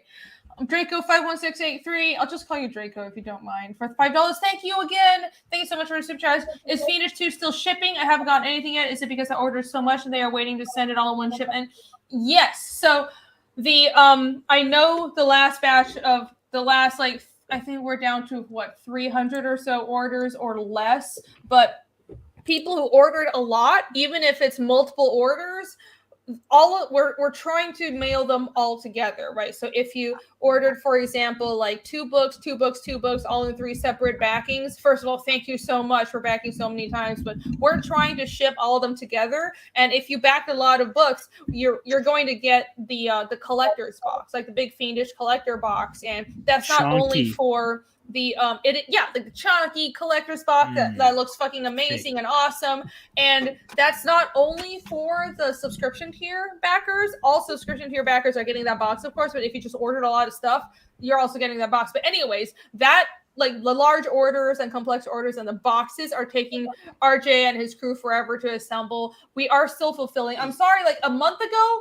I thought we were almost done, but it's because the first 2,200 books were orders were really quick. So I was like, oh, we're almost done. And I didn't realize the last 400 or 300 books or orders were really complex. So it's taking us 2 or 3 months to finish it. We are still shipping it. If you're worried, you can message me. I'll check on your order, but we're not done with fulfillment yet. And I am going to post a fulfillment update on the campaign soon because I know I should do that, and I want to keep everybody updated. Thank you very much. Yeah, Draco, don't worry. I haven't received mine, and I paid a lot of compliments. Compliments, huh? Does that expedite the shipping cost? Jesus Christ, dude! Oh shit! Oh my God! What's happening? Whoa! Is the bachelor party starting already, or what's? I don't know what just happened. Sorry, man. Oh my God! Make them big real What the hell is going on, dude? I don't Hey, know. Christmas! I know Christmas is around the corner, guys, but All right, hang on. Timeout. Thanksgiving hasn't happened yet. Show some goddamn American respect. That is an American holiday. wait, Don't is get this Jay? gift to Christmas. You grabbed onto the thing Is with all the something- toys on it, used I it to need to brace reduce yourself. your mic background Where's the noise. balance It's all on that? noisy as fuck. Okay, there you go. Y'all. Sorry, what were you saying, Billy? Yeah, She wasn't saying anything.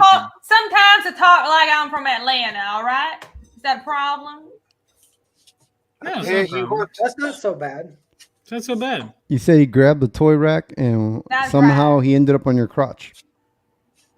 Are you Chinese or Japanese? that's a good Hank Hill. Okay. Back to the super chats. I got this one and Doug Ocello for 10. Thank you so much. My brain is shit, but I swear on the last stream you mentioned taking on a few commissions in the New York. If so, can I have 2?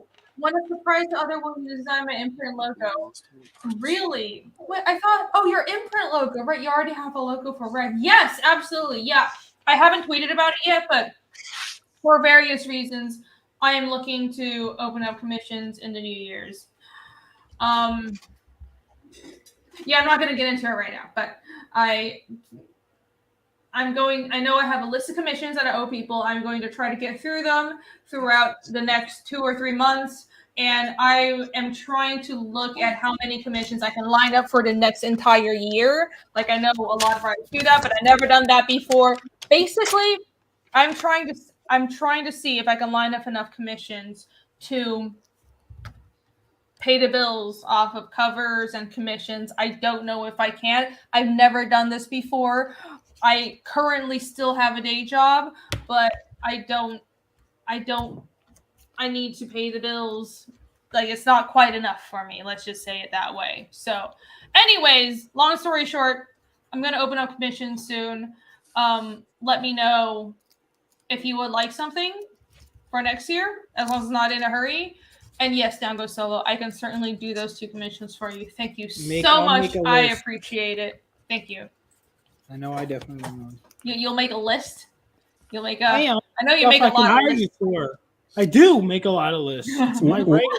So why are you opening up commissions? Did you put another hole in your wall? Yeah, that's actually the real problem. I put another hole in the wall. I just like rage. She got really fucking angry. Yeah. Yeah, so I need to patch this other hole in my wall, and I busted. She flushed the diaper down the toilet and has to get her floor redone again. Why? What diaper? Who was wearing diapers in this? What diaper? I'm just so confused at the comments. Like, who would have been wearing a diaper in my house? There's nobody. This is so great. But yeah, but yeah, I just punched a hole through my floor again. I'll tweet about it. I need to get on that. Michael Rushbrook for $2. Thank you so much. Reed, did you get the sketch cards in the P.O Box? I didn't see them when I went to the but what I did was I went to the counter and I picked up a bunch of boxes that they were keeping behind the counter for me. I didn't see the sketch cards. I need to go and check again. Because sometimes when my post office does, so they know me, and I should have asked at the time, but I was just like, I was paying for my P.O. Box because my P.O. Box was also overdue, but also I was picking up just like the pile of mail that they had been keeping behind there for me. But I need to go back and check again, because what happens is they know who I am and they know what I do and everything. So sometimes they will hold any mail that's overflow for the P.O. Box on the back end. And I thought that the sketch cards you sent was part of the big pile, but it wasn't. Don't worry yet. I'm sure it's somewhere in there. My post office is very responsible, and they know that I like send art and stuff. So I will. I'll go back on Monday. Did you read Snarticon's DM's comment? No. What did he say? What? He said Narnar made a boom boom. What does that mean? With his diaper. They're claiming that since I was the one who brought up the diaper. Wait, it was Narwhal's diaper? He hasn't even been to my house ever. None of you have been to my house. You know, basically a retail. Narnar made a boom boom. There's oh my god. Narwhal flushes diapers. You seen the avatar? By the way, people have been commenting about the masked robber behind you this whole time. Do you want to inform everyone that you have a friend in the house that's dressed as a robber? Why? Yeah, why are you wearing a mask? It's Jota Lightning. He wants to remain pretty anonymous. He's a little nervous because of his job and stuff. So, are you guys filming gay porn? He's staying with me for a little bit. Yeah, I totally understand that. But no, if you guys see a masked man behind Narwhal, that's so if people saw him hanging out with you, it would be social suicide. Yeah. That's like maybe a little bit of what's going on. Like, come on, just take off the mask. No. It's almost like the internet is insane and there's crazy people out there. Not my chat, but there's other people that are insane. Barb, Roger, and Solitaire, everyone is doing a live stream now, so Rini has less watching. If you're here, have a like and share. Oh, thank you, Barb. I mean, it's fine. I'm just here to hang out. I want to do an unboxing stream. I've been promising everybody an unboxing stream, and I wanted, this was like a book. This is We 3. but I unboxed a bunch of other stuff. I got mysterious pineapple case. I don't know who it was from, but I showed off some old artwork. It's fun. I just want to catch up and hang out a bit. Hey, I got back from Taiwan and I've just been doing promo streams and nothing else. When Rini's streaming, there is no other stream out there. Oh, thank you. That was kind of you. But I know Flashcast is probably going on right now. But I was thinking going on today, but I know they're talking about the Marvels, and I tried to watch it and I couldn't. Like, it wasn't happening. I couldn't do it. It was so bad. Did it go to Disney Plus or something? The Marvels, or is it out in theaters? You still have Disney Plus? Oh, we get it for free. We Anna works for a big communication company, so she has to research. Arg matey. Anyways. Yeah. Okay, that's what I assumed. But I couldn't do it. I tried. You know what? Speaking of crazy movies that I really, really enjoyed, I saw Blue Beetle the other day. Oh, I like that. And I went, oh my God, it was really good. Blue Beetle. Did you like it? Yeah, I had a really good time with it. And plus, it got me all like riled up, and I wanted to speak Spanish every time, everywhere I was. Like, hola, ¿cómo estás, amigos? You know, I just like it spoke to my inner Latino in there, you know. All of a sudden, I started to speak like this to everybody. Hey, homies, how you doing? Everything going good? Yes? Ah, bueno. Did they just have a lot of... I didn't watch the Blue Beetle. Did it just have a lot of Spanish in It the had a movie? lot of Spanish thrown in there for like no reason. And then the translation, white people, the translation's off. Like whoever translated Blue Beetle, I'm like, that's not what the guy said. Right. Yeah. So what I refuse to watch. They have kind of this trend of, I know like Latino Americans is kind of like more prevalent. They're like, oh yeah, Latino pro, we had to represent people and all this stuff. And I mean, I'm sure they have good intentions, but they do this with Asian Americans too. And I refuse to watch any of the movies because it's just like first of all, it's something I have to say. It's like, if Asian Americans and whatever, you want to make something to feel represented, that's cool. Okay, I don't give a shit. But honestly, it's not for me because what Asian Americans make that's for like people that grew up in America, it's not my experience. So my understanding of Asia is completely different, and of like my understanding of my culture is different. Like I'm not from America. I am American, but I grew up in Asia, so to me. I don't have this like weird disjointment with, well, you know, I hear it's like I'm not disconnected from like my parents' heritage or something besides from my dad's side. Like I didn't learn anything about my Jewish and Polish side, so I would love to know more. But where's my Polish representation? Why don't you have movies about like, yeah, Polish American heritage? Let's be like proud of that. Nobody does that, so I find it a little weird. That's what I want to reconnect with. But anyways. That I Polish American films represent. We need that. That's right. That's what I'm going to make a stand about right now. But my problem is a lot of the times when they do, sometimes it's like the language thing where they mix bilingual families. Like, you know, my family and a lot of the friends I grew up with, we speak Chinglish, which is like we're all that's bilingual. Like so we mix English with Chinese but then we also mix with a little Taiwanese, and Taiwanese has a little bit of Japanese in it, and it's very complex and nuanced. But Singaporeans speak Chinglish, but they speak a Singaporean brand of Chinglish as well. And it's like if you're from Asia, you understand all this stuff. But what I see is in the movies, they want to represent you, but they never do it right, and that pisses me off because they never do it the way we actually talk at home. Or like that I've seen my friends and that my family does it. So I just don't watch it because I understand they're trying to do a good thing, but they don't do it right. Every time you say Chinglish, it sounds like you're kind of a curse and slang in Spanish. Like when you're saying, Chinglish way, you know, it's like puto. Yeah. It sounds like slang in Spanish. Chinglish. Yeah. No, but yeah, like Spanglish, they use. You have to see a Taiwanese American street gang. That's okay, here's an example.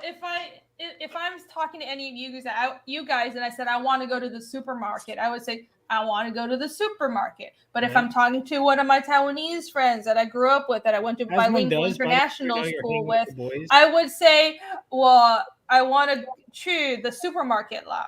Like I would mix. Why? You just I switch want to between the chew the languages. supermarket I lot. want to chew the fuck out of that supermarket. No. In that TV, I would say, in that or I would TV say- show, or I would say, 我想要 go to the supermarket lah. Like 我想要 is I want to go to. Obviously, 去 means go to in Chinese, but it just depends on what you're like feeling and what flows. Like your brain works in two languages, so you mix it up and we understand it. That's how we Yeah. talk Yeah. to amongst Well, each other. that's what they do in Blue Beetle. They speak like Spanish, and then when they put the subtitles, it's not even translated correctly, and then they speak a lot of Spanglish in there. But it was crazy because I can understand why a lot of like white America didn't like the movie, but I it all flowed with me. I could understand it all. You know? Was Ted Cord in the movie?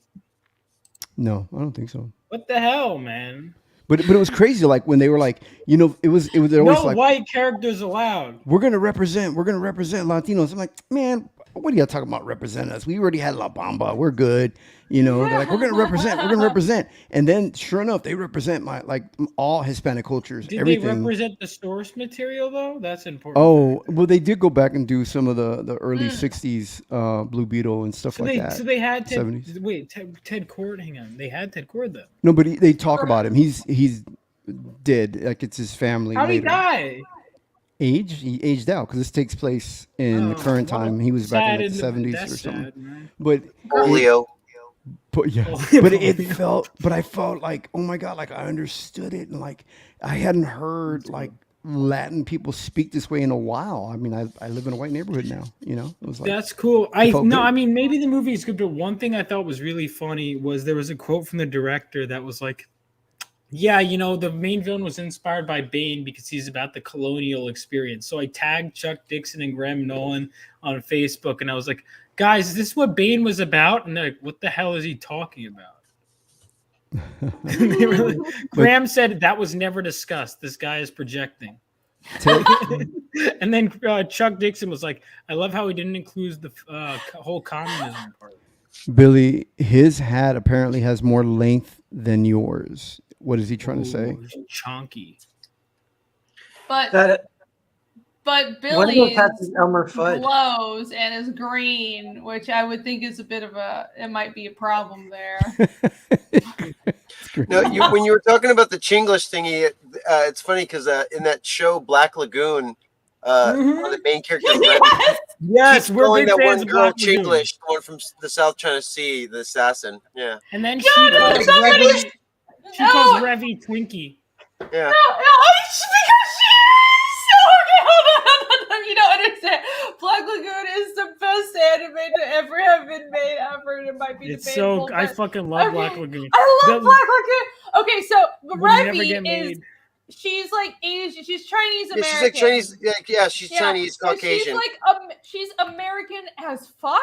And she grew up in like the slums of New York. She's like some street urchin, and she's like a gunslinger. And the story takes place in like this like made up city in Thailand that's full of Rowan outlaws. And Park. Wait, they're- what movie yeah, is this again? Back up 1 second. No, it's an No, it's an anime anime. series, Black Lagoon. Oh, Black Based. Lagoon. Okay, yeah. Yeah, but it takes place in like this. It's a made up city in Thailand, but it's set in the modern day, or at least the 90s.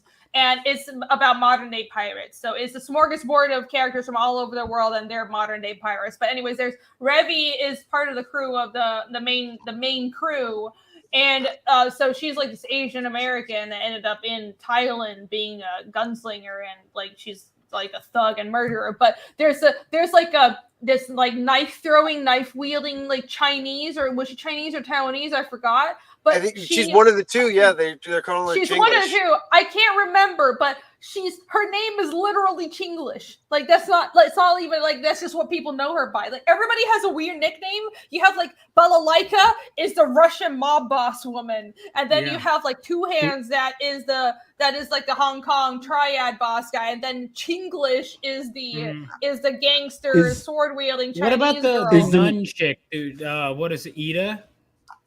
There's Eda. Ida. What Yes, is Eda the or main character Ida. the one that wears the blue jean shorts? Yeah. She has the gun. Okay, yeah. Yeah, that's She's Revy. not a main character, but she's like a Oh. deuteragonist. Yeah, But she's this- like But Black Yeah, Lagoon's it's from rock. the '90s, isn't it? I remember No. that. Early early 2000s. 2000s. Early 2000s? Yeah, I remember that being a long time ago. it's good. It's really good. It's amazing. Why did they stop It's- making it? Did they just? The story ended. No, I mean, but like, well, because I know they did that, and then they did That's the thing, Vaughn. Rolanda's- Like good stories are just written; they start and they end, and well, then I you're done. don't, Dan, because it wasn't like a fully conclude, like the whole it was Roberta's blood trail, right? Like that. Well, I mean, not sometimes concluded. stories can end, Okay. but the people in them keep on living their lives. No, I and understand stuff, you know? that. I'm not an idiot. All right. Well, hey Narwhal, Wow. how can you sit still for I'm just so joking. long? About the ending. Like you don't get cramps or anything? Well, no. Well, first of all, but Black Lagoon is also it's structured in arcs. So you have things like you have the South American arc where they were dealing with Roberta and the whole South American like cartels and everything. That was one arc. But then you have like the triad of, well, not the triad, the Yakuza arc where they went back to Japan, and there was like that was one of my favorite arcs. But then you also had the Romanian orphans arc, which was a whole. That was fucked up. That was the most fucked up shit I've ever seen in an anime. Oh, and the Polish. Black Lagoon is structured not episodically, but in chunks of episodes. I which get. is honestly I a just very think that the last smart way one- to structure a story. I love Black Lagoon. I just don't think Good. the final arc is a great finale. I'm just being. I think blunt. they could have think been they could've kept better, going. but I think okay. I don't think it was an excellent. I don't think it technically ended. I think it. Ray Hiroe, who's the manga creator, went through all those arcs and then he stopped. And I don't. That's what think I'm he saying. did, That's like, what a it felt like. I don't think the manga had a proper finale. He just kind of like finished an arc and then he left it there, and he never really took it to a complete beginning, to a complete ending. But there was character development. I don't think he completely ended it though. That's what I'm saying. Like for example, and again, I love the series. I think that it just it felt almost like he was just kind of like, yeah, I don't feel like doing it anymore. And it wasn't like a lazy, like it was still like a good arc, like it had beginning, middle, and end, but it just didn't feel like a series finale. The same way, like FMA has a very clear, Like this is how it ends. Like High School of the Dead. I've never watched High School of the Dead. As far as I know, the manga never had a finale. Like FMA had an actual finale for Black Lagoon, right? Some person, you're just trying to trigger me now.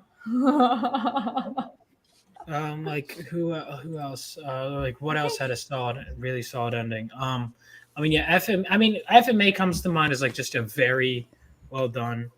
You love with Revy. I mean, I liked watching her on stream. I don't think you could settle down with something like Revy. I don't know. She's not exactly marriage material. That's what I'm guys. saying. She's a little. She's the crazy bitch you have a fling with, but then I've married two of those. I like the whole nun alphabet. So. That happens. Oh yeah, Ida. Oh yeah, Ida's very nice. Yeah, Ida. Chinglish. Chinglish was great. I love Chinglish. Let's see the best one.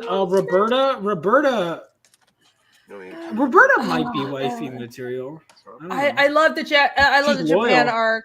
The Yakuza boss's daughter was probably one of my favorite fucking characters. She was she was to a point wifey material. She's probably the closest to wifey material you're gonna get in that kind of series. Well, no, I mean Roberta, dude, that woman is loyal as fuck.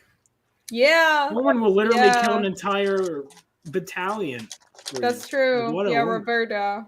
We get a wedding to go to, so I'm gonna say goodbye to everybody. Oh shit! Okay, all right, you guys. Everybody go follow Billy. Yeah, and good to see you follow guys. Dan. Follow all these guys. Irene. Bad Goblin chat. Girl. It was good to see you guys. Happy birthday, Dan, and congratulations to whoever is getting married. Dan, I have an idea. Instead of throwing rice, throw candy corn at the bride.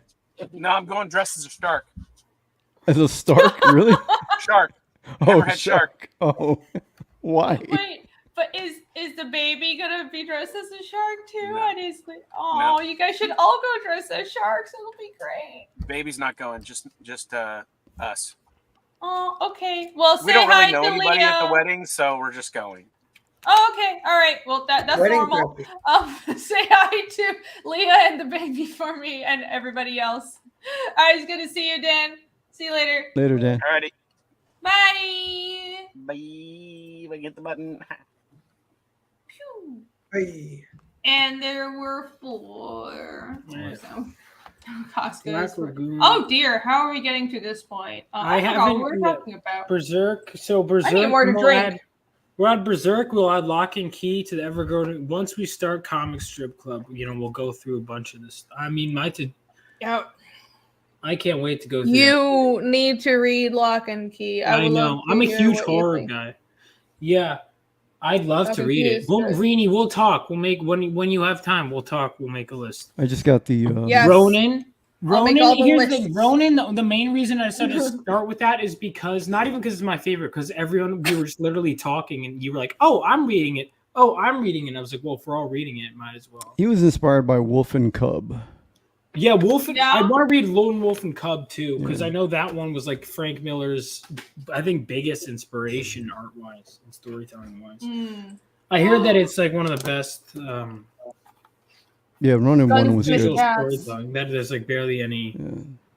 What's Gunsmith Cats? Gunsmith Cats is it's another mug. Okay, I was about to pull up some campaigns. I might as well let me Google Gunsmith Cats and show you guys. Man, Dark Horse. I need to had educate y'all on this manga. Dark Horse had brought those out in the 90s. They were printing a lot of Lone Wolf and manga. Cub, right? No, Gunsmith Cats. The two girls. It's the two girls on motorcycles, Cats? right? Yeah, I think I've seen that anime or seen it around, but I haven't seen the manga. Dark Horse brought them in the U.S. I thought it was. I just pictured cats with guns. Okay, so these are it's chicks, it's Two women. chicks, yeah. But first, let's look at Black Lagoon. Pussies. I need to look at Gunsmith Cats and make sure there aren't any actual tits on because. Wait, hold on. Now, that's what I remember. The girl with the jeans shorts. Did someone say Ranma one? It's very risque. Gunsmith Cats is very. One of the girls was a former working girl, so there you go. Revy, Revy. It's one of those things where it's like a guy would be like, "I can fix her." It's like you can't.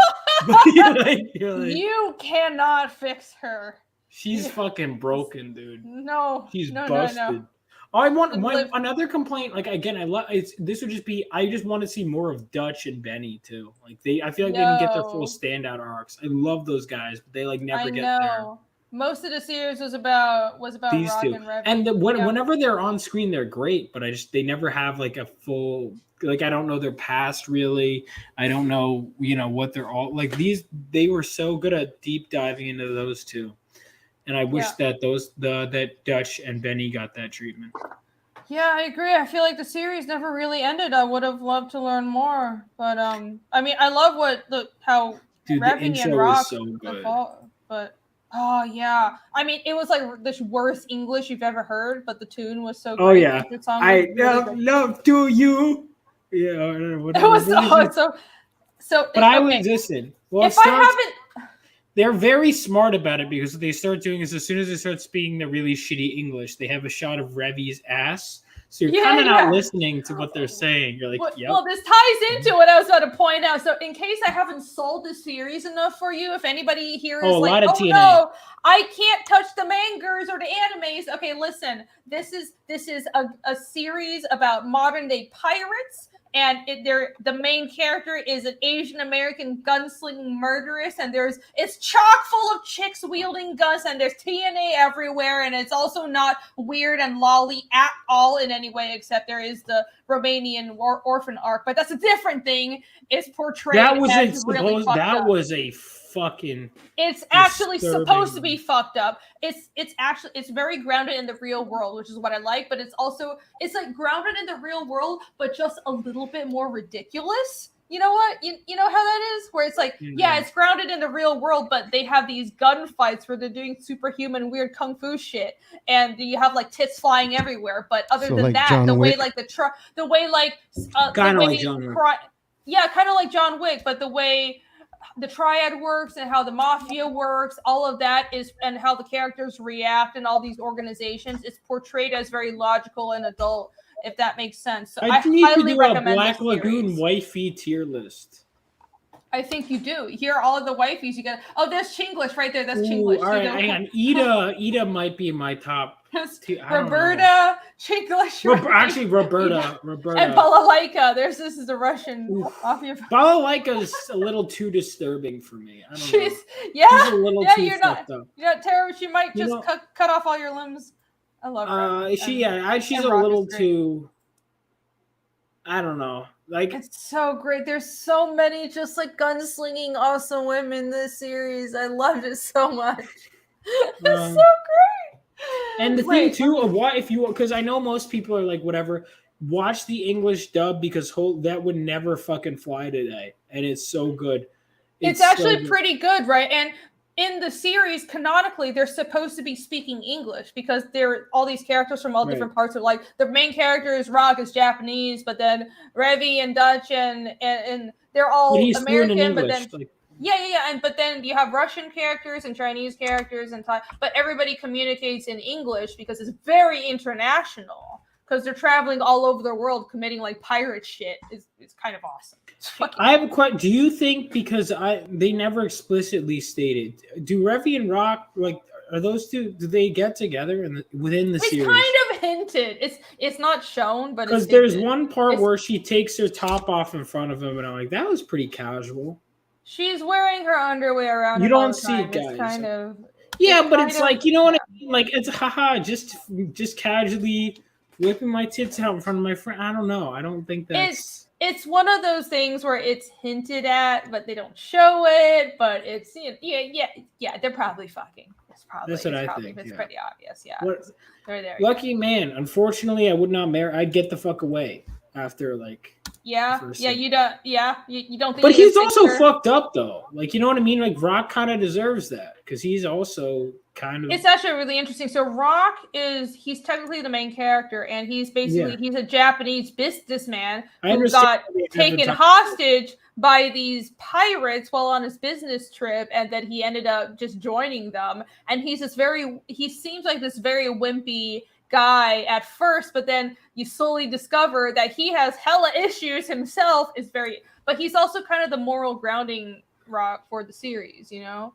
So I think like her and him and Revi are kind of like a good quote unquote. They have shit to work through, like clearly. Let me show you guys. But you know, he's kind of like he. If anyone could fix her. Oh, dude, Revi's facial expressions are always good too. Like she's great. She's such a the Chinglish scene. Yes, it's great. Okay, guys, just you look up on YouTube Black Lagoon Chinglish. It's great. I can't play it.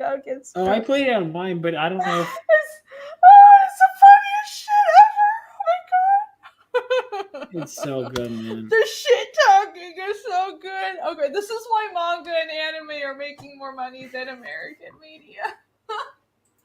The manga never ended. We kind of just left it. We can't even portray Americans as well as the Japanese anymore. Isn't that sad? Have you seen the memes where it's like, be the American the Japanese think you are? And it's like... I know. I love how Japanese media portrays Americans. It's like just like this super jack gun wielding motherfucker, and I'm like, I wish we were all actually like that. That would be great. I'm aspiring to. Are they portraying Americans or just us Texans? Yeah, no, it's mostly just Texans. Americans. No, they think all Americans are like that. Oh yeah, Guile, they're all Texans. Yeah. Wow, Guile. I mean, like every character you'll have a. Let's see. There you go. Shall I play it? Yeah, play it. I don't plan on this being monetized anyways. Yeah, I played on my channel.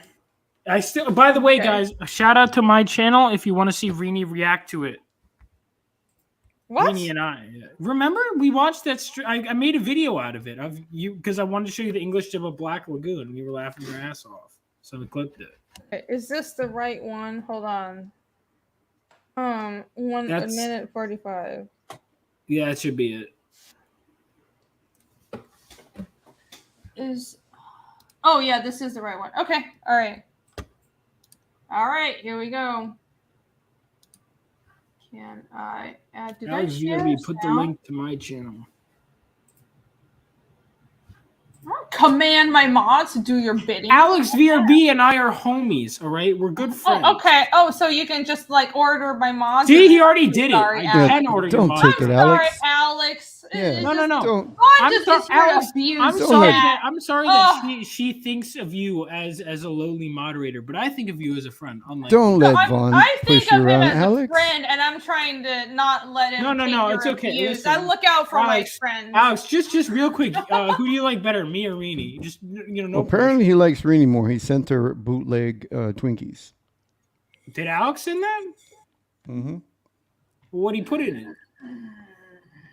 You don't have to put anything in bootleg Twinkies. Alex isn't gonna put anything in it. Alex is cool. He's not a weirdo. Anyways, let's play this fucking video before you keep on shitting on my awesome mods.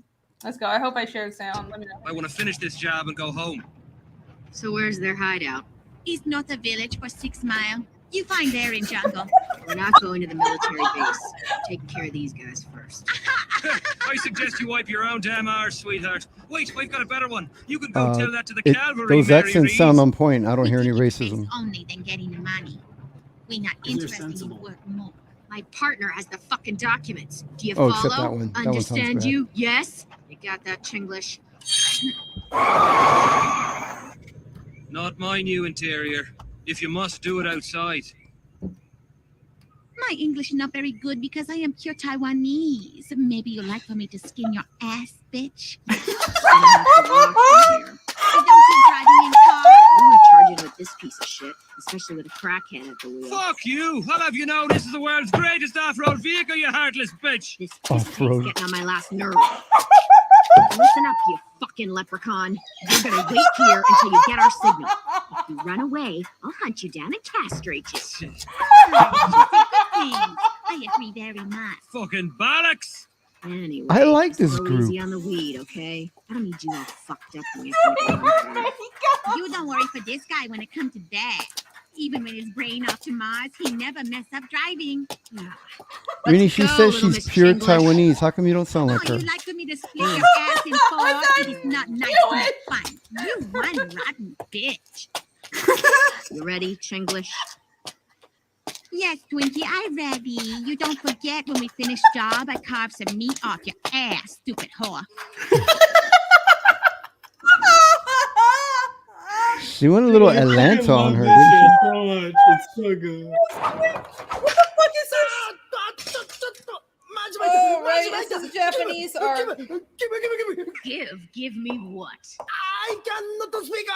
You said you were gonna give me something, right? Well, spit it out. I'm right here. What the It fuck are you gonna autoplays give something. me? Give it the magic. Give it. You quit your fucking babbling. You gonna give it to me or not? Come on. Oh. Okay. I was like, is this gonna be bloody? Can I show this? Anyways, it's on YouTube. Dude, it's What so Black good, Lagoon, man. guys? We should do a whole I'd love to go through Black Lagoon again. Oh Do my a whole God. fucking go through the whole She called series. her Twinkie. Yes, Twinkie, I carved some meat off your ass, stupid whore. I am gonna get this series now. Dude, I'm telling you, this show. I gotta watch this again. Reedy, we should do a whole. We should do a whole thing just going through Black Lagoon, like just in-depth discussion on it. It's so fucking good. Like it's so well written, but there's also. I think that was the part I was watching, and I was like, "Holy shit, this would never Imagine get that made today." shit for like entire seasons, but there's also actually really good character development. Yeah. Why do you sound like that? Because I actual Taiwanese. Yeah. I want knees. My English no good. You want me to carve some meat off your ass, bitch? It's so good. Yeah, I'm trying to because I think she is the most stereotypical character in the show, but I mean the Irish guy. Was he Irish or was he Australian? No, he was Irish because she calls him she's like, listen, Called you leprechaun. Oh, right, fucking he was- leprechaun. Right. They should have made her Chow's a so redhead. cold. Chow's Dude, so that was cold. so good.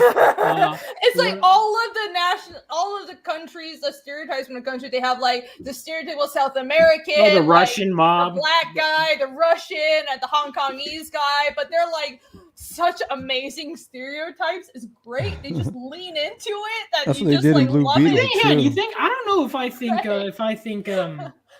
you think he's a stereotype? Oh, what the fuck is his name? Oh, you Twinkie bitch! I love Chinglish so much. Dude, Chinglish is such a good character. What about? I'm trying to think because there's the Russian arc. Well, even Rock is like a stereotypical Japanese businessman. He's got like Yeah, a he fucking is. suit on. Oh, what's interesting? Well, I mean, He's very what's proper. interesting is Yeah, they have all these stereotypical characters, and it's like, oh, let's think of the most stereotypically Russian person, and let's just make a stereotype. But then, as the story progresses, you're like, oh, there's like a backstory and a human and real character development underneath there. That's kind of how the series is written. It's fantastic. It's so good.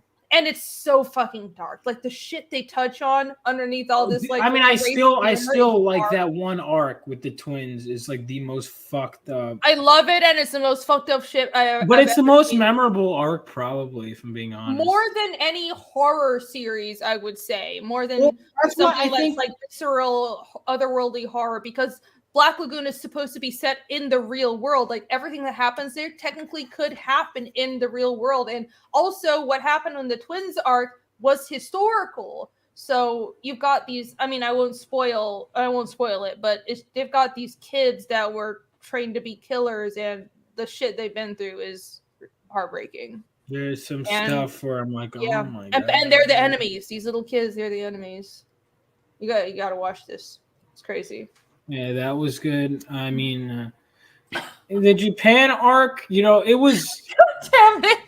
Yeah, that's what I was thinking. There was another word you said. Listen, okay, this is like said a one word on Allie's stream. This is like trio, where I didn't learn English by speaking. I learned it by reading. I say things funny sometimes. There was something you said on your stream with Allie that I cannot remember, that I was like no one else caught on to, and it was so wrong. Listen, I can fix her English speaking. It's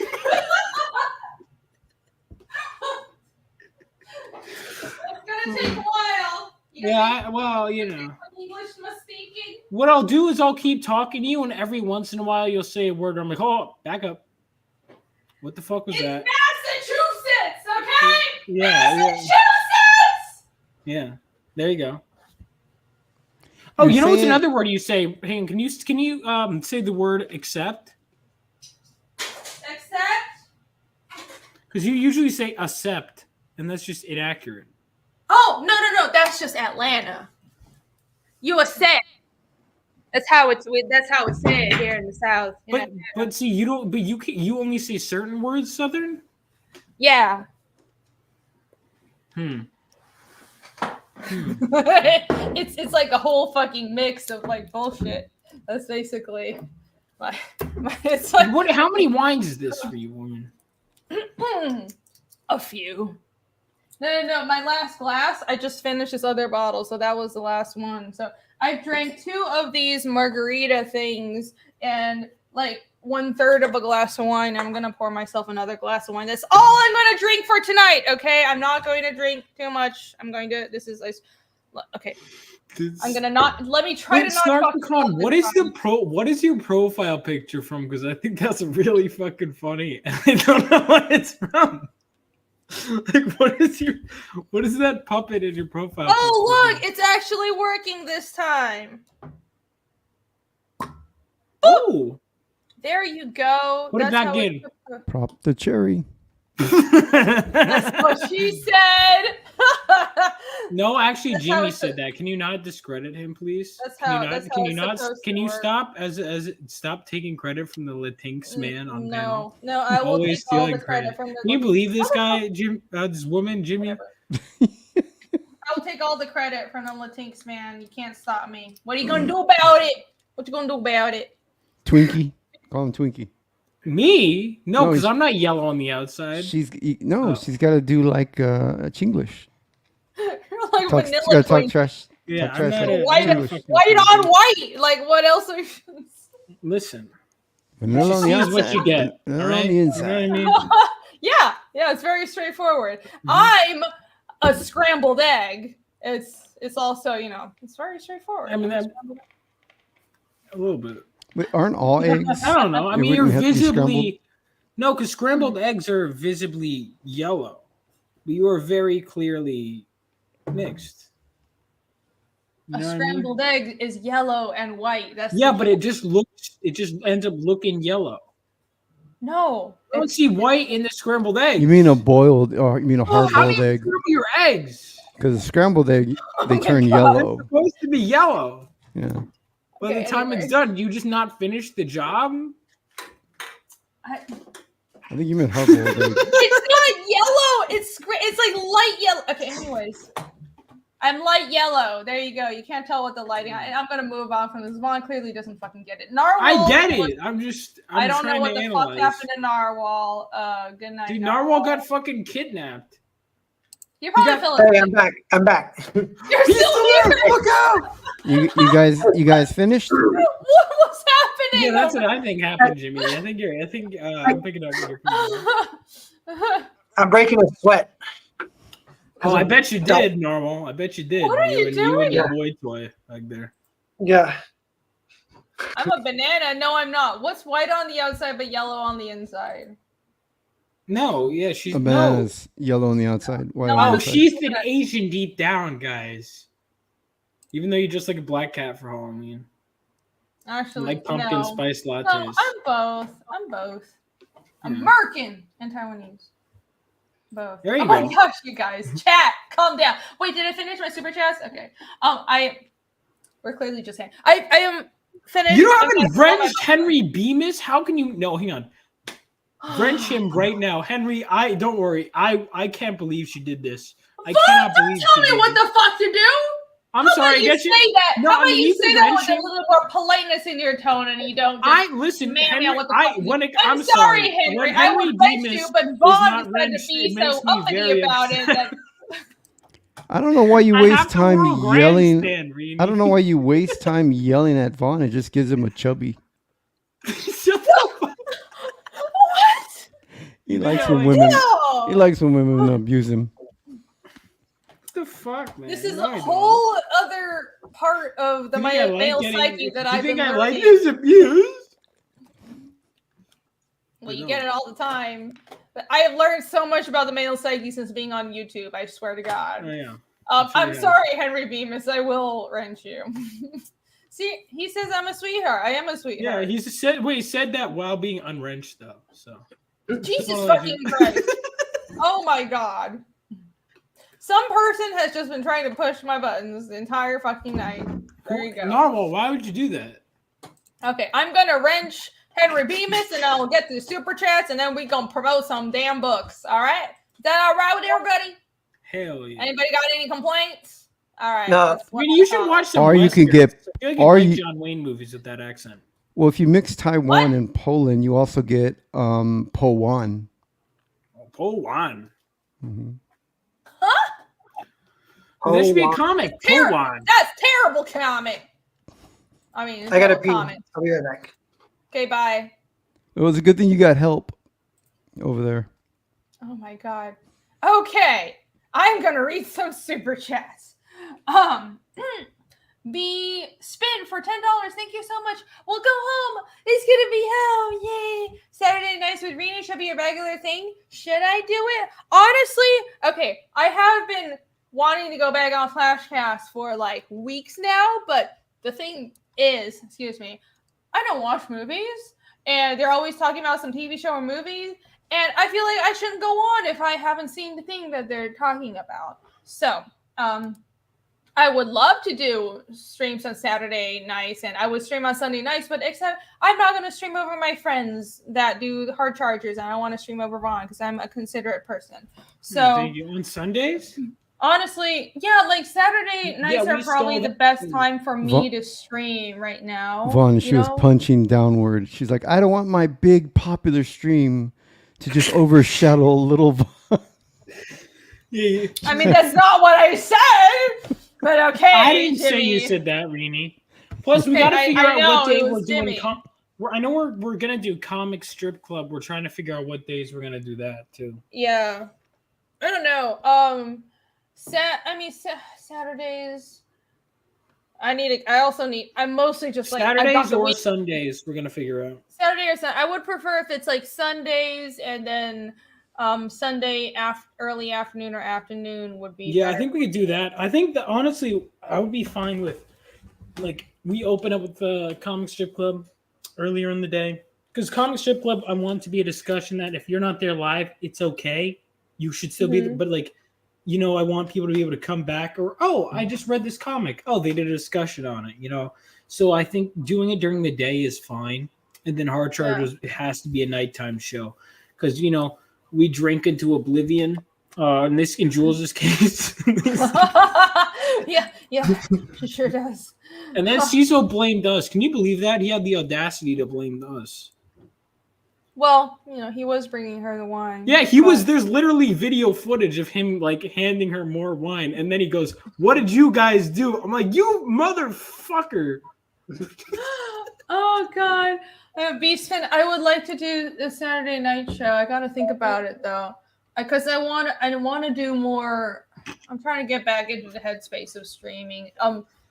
Long story short, just a lot of changes have been going on, and I'm trying to figure out, I need to stream less, but also it's I want to commit to a new schedule for regular streaming times. And the problem is that so many time slots are already taken up by other people, and so it's just a little difficult. I'll still do my Wednesday shows because I've been doing my Wednesday night shows for 3 years now. I'm on episode 80 or something. And that's my promo show. It's always I'm promoting somebody. It's not every Wednesday, but it's almost every Wednesday. And if you book a promo show with me, it's going to be Wednesdays generally. But I'd also like to just do a show like this where I'm hanging out with everybody, but it's a little difficult right now. I've got a lot going on. So Saturday nights is a good time. I'll try to do more streams like this at this time. I'll try. Yay! Thank you for the links, Alex. Thank you. You've been posting so many links tonight. Everybody go check out Venus 2.5 and Dragon Rage. Yes. 2 more backers to reach 275 backers. Everybody go back Dragon Rage right now. Go. Grr. I'll post some campaigns in a minute. Let me finish reading the super chats. Welcome home. I read that from B Smith. Thank you so much for the super chat. Granda Comics. Oh, I just started this because I thought it was interesting. It was funny. Every character that supposedly speaks Spanish fluently, it's just awful Spanish. Well, yes, I have a pet peeve about characters that it's when they speak Chinese in movies, and it's always shit. They've gotten better about it in recent years, but in Firefly, when they're speaking Chinese, it's completely unintelligible. That is not Chinese. It sounds like it's if I was oh, we're speaking English. That's what it sounds like to me, because it's just completely inaccurate pronunciation. They didn't have an actual language trainer at all. It was horrible. But in the new Dune series, I know some people like Dune, some people don't. But in the movie, I know Paul Atreides only had 2 lines of Chinese, but he said those 2 lines damn well. And the character who played Yui actually seemed to be a native Chinese speaker. He spoke his Chinese well. So it's a fucking pet peeve of mine. Or if you're going to speak a fucking language that I know in a big budget Hollywood movie, get some language trainers and teach them how to pronounce shit correctly. I've never seen Firefly, and I know everyone loves it. It's actually really good, but it's just so it's this far futuristic kind of space travel kind of thing, and it's really good. It's a good series, except the idea is, in the future everybody speaks English and Chinese because the Chinese is this most spoken language in the world. Sure, I get that, Blade Runner. But it's everybody's bilingual between English and Chinese, but I'm bilingual between English and Chinese. Reenie's from the future. No, she said Ringrish, by the way. Yeah, it's Ringrish. But everything is great. The characters are really interesting. The adventures are really interesting. But the language is just not done well. I'm I understand they didn't have the biggest budget in the world, but couldn't you just get a fucking language trainer? It's not that fucking hard. Do you not know any fucking Chinese people? I mean, I'm sure part of this was filmed in LA. LA is chock full of Chinese people. It's just not that fucking hard. Why couldn't you pronounce the language correctly? My God! You don't have any dry cleaners there? Somebody, grab the first chance. The American Psycho, dry cleaners scene. No, it would have been just Latino then, instead of just been speaking Spanish, Jimmy. Fuck you. Well, that's what they did in Blue Beetle. It was all Spanglish, and they were supposed to be authentic Spanish, but it was all over the place. But I still enjoyed it. I don't mind that. It's just I want it to be accurate. Yeah. And well, their Spanish was sometimes good it's just not Blue Beetle, it's but weird. I mean, yeah. Yeah. Lots of rooftop rooftop Asians, I do endorse that. I'm completely okay with that. Rooftop Asians are my aesthetic. Based. 100%. I am all about that. Oh my gosh! All right, those are Koreans. Yeah, I know, but we're I don't know how that came about. How we started talking about rooftop Asians. That was a Korean thing, but regardless, I support anybody defending their property in any way, shape, or fucking America. They're Okinawan. No, they're rooftop Koreans. I thought Koreans aren't from Okinawa. Aren't even remotely Okinawan. It could be though. All Asians are from Okinawa. Is what Narwhal's saying. Yeah. Oh my god. Okay. All right. Let's move on. It's kind of like it's kind of like an art. When that rule, when in doubt, black it out. Same thing when you're looking at an Asian. When in doubt, just go with Okinawa. No. That's what Green's old landlord did.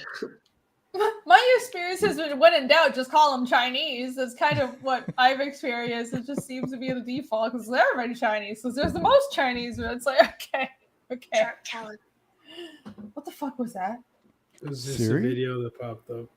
Okay, that was a little creepy. I don't know what it was. What the No, it was on Instagram. Mm-hmm. Okay, anyways. That was slightly terrifying. Down goes Solo for $20. Thank you so much, Down goes Solo. Are we close enough to the New Year's? I'd love to have that imprint logo. We are not close enough to the New Year's, but I will put you down on my commissions list, and I will write down both commissions that you asked for. Thank you so much. I appreciate it. I'm gonna start building that commission list.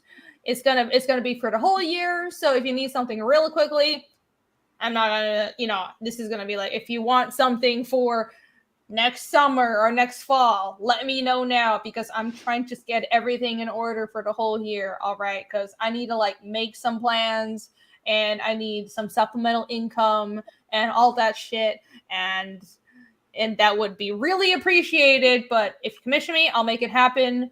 Let me know. Thank you very much. And Snarticon wants to know, is that Chinese New Year? US, yeah, but generally, I assume, I'm speaking to Americans and mostly, and people don't follow Chinese New Year's. So, yes, I'm talking about US New Year's. Chinese New Year's is in February and shit. So, what's the month it's in again?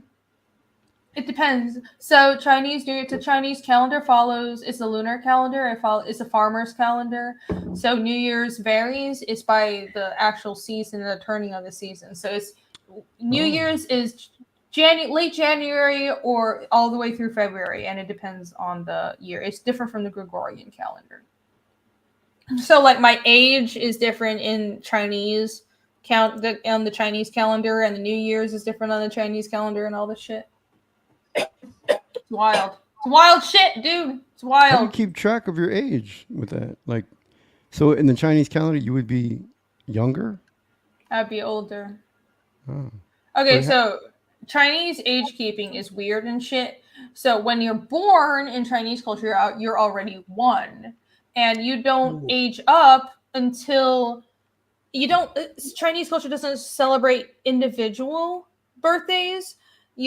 Everybody is a year older at Chinese New Year's, at the Lunar New Year's. So even if I'm born in October, I'm not a year older next October. I'm a year older when in February or January when the Lunar New Year's comes around. And that's where the red envelope tradition comes from. It's usually the red envelopes, you give money to younger people, kids or the younger people in your family, as almost like a birthday present, because New Year's is birthday for everybody, and everybody gets together, all your extended family get together and eat, and it's a whole week-long thing. It's Chinese New Year's is Thanksgiving and Christmas all mashed together, and that's why it's the biggest human migration on the planet, because it's everything shuts down, everybody gets together for a week or 2 weeks, and you just there's different traditions for every day of the entire holiday, and you're welcoming in the New Year's together. So what you're saying is that even Asians don't even know how old Asians are. Yeah, exactly. That's what I'm saying. Even Asians can't tell. Asians is- What the fuck is that profile? I Dude, just Mortal noticed V's that. profile pictures are so good. Oh, I just noticed that. What the fuck? Oh. She's got little wings on the side of her head. Yeah, Oh, I'm God. 80. That's right. Holy shit. That's only according to the Chinese calendar. No, I am actually 80. I'm not 25. I'm 80 years old. Prices of goods go up to everything is fucking expensive as shit those 2 weeks because it's just insane. You do not want to travel to Asia in those 2 weeks. That's what the red envelopes are for. Yeah, it's like a New Year's thing. There you go. So, did I miss any super chats? I think that's about it. Oh my god, we've been going for almost 4 hours. All right, let me promote some books. Let me pull up some things. I was gonna do that, but then we started pulling up Black Lagoon because I wanted to show people Chinglish, and it was absolutely worth it. But now let's promote some shit. Do you guys want to pull up your books? Go ahead if you want to. Sure. Pull up and if you want to promote. Let's see. Where is Dragon Rage? Do I have it bookmarked? Dragon Rage. I had Krishna Kid pulled up. Oh, but then... they were pineapple cakes, like a cake made of pineapple. I get it now. Man. With cream filling. Yes, Jimmy. It's Elvin biscuit. That's what it actually says. Yeah, it's from. It's it. like I feel like I'm like from Mars trying to explain shit. But to, it's like, a cakes fucking that alien. that have Like, it's pineapple not in them. different. It's just pineapple cakes. It's from Taiwan. Oh my fucking god! Who the fuck sent me this shit? Nobody. It didn't come with a note or anything. Like, if you guys send me gifts, please like include a note because it's like I want to know who it's from. Don't include notes. Make her paranoid. No, include the notes. Jesus fucking Christ! What the fuck? No word. You know what? I have an idea. Anything. Get one person. You send her stuff, but you have a different person write the note so she thinks she's No, getting them. what you should do is write it like a ransom note. Take a bunch of clippings and cuttings out of a magazine. Just make it super creepy, you know.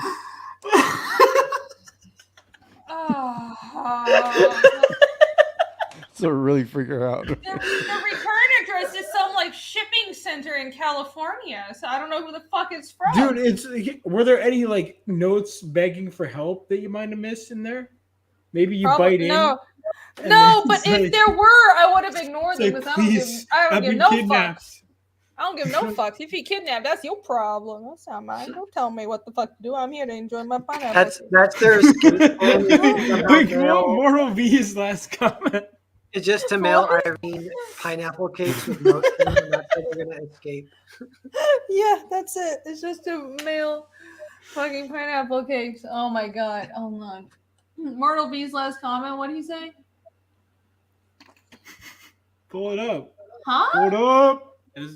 Myrtle B Hill story? There you go. No, not all right. You just didn't want to read it. No, which one? This one. Yeah, like Shane Media when it had something sent for Yanzi, so it wouldn't be weird. Yeah, you probably want to do that. That would really help. Because, like, in case you didn't know, sometimes we get sent weird shit, and it would really help to know. I appreciate, gifts, but I want to know who this shit is from. My God. Hold on, let me put my hair down. Is that true? Are they for the prisoners in your dungeon that you won't let escape? Rini? Yeah. I mean, I'll just give them... slave labor.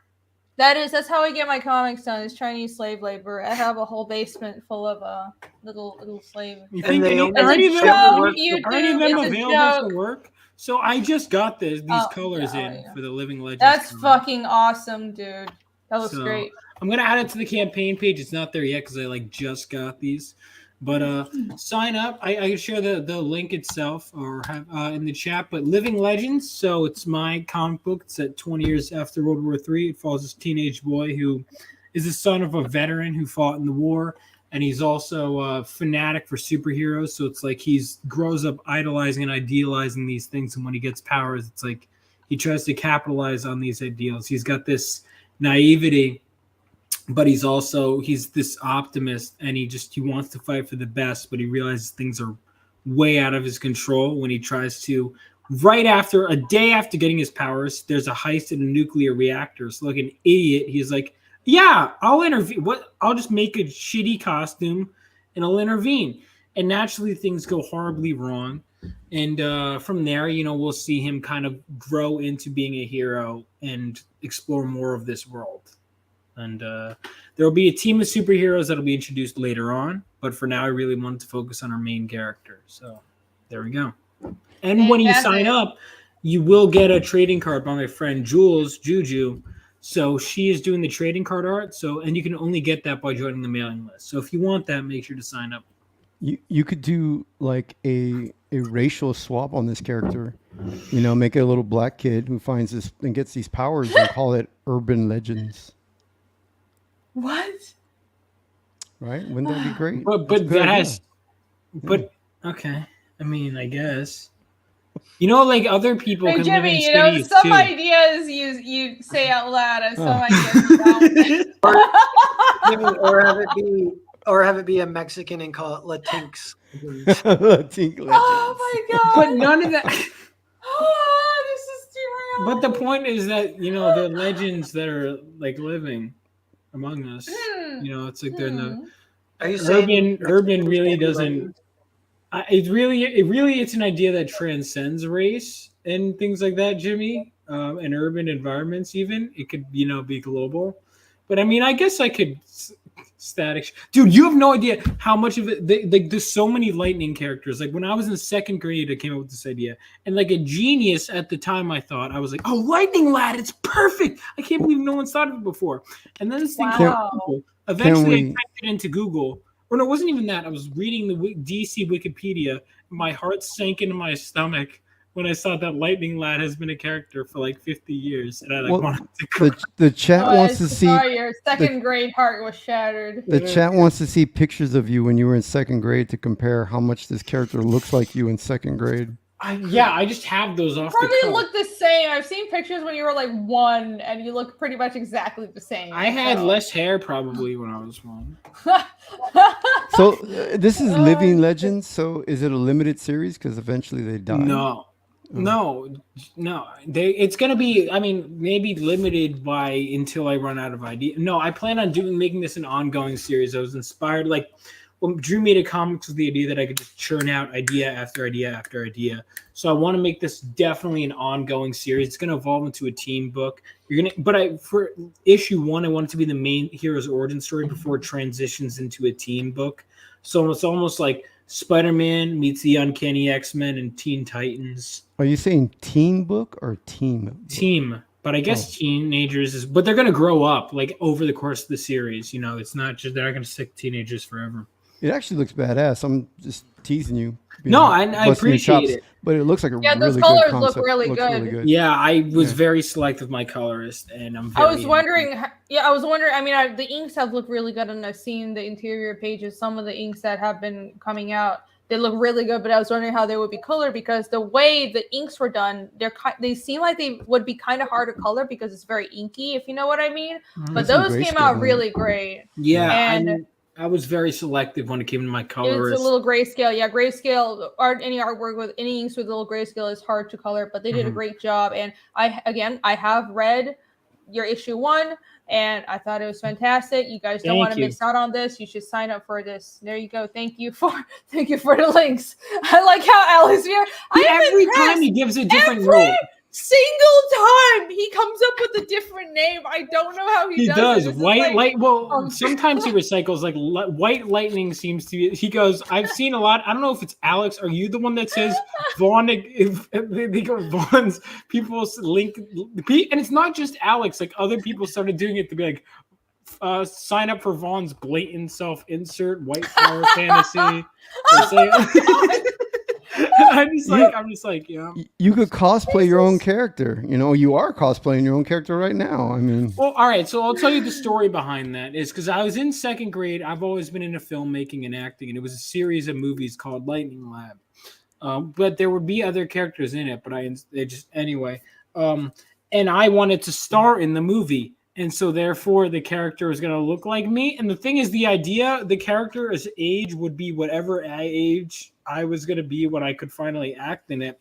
Until finally I was finally about to make it. I'm like, all right, dude, what the fuck? It can't just be a self-insert. And I decided, like, you know what? In high school, that's the best time to set it, I felt.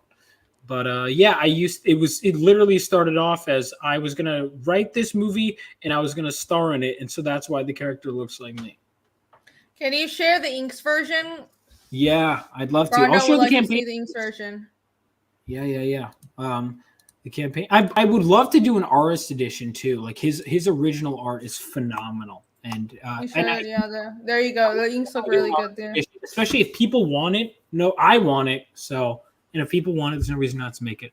So here we go, Living Legends. I do have Jules's trading card art that hasn't been colored yet. If I could show that, if that's okay. I don't want to. Is his arms gray? Do they turn into like? No, it's like a style. Like that's an artistic choice. You got like 50 million questions. You got like 50 million questions about that fucking arm.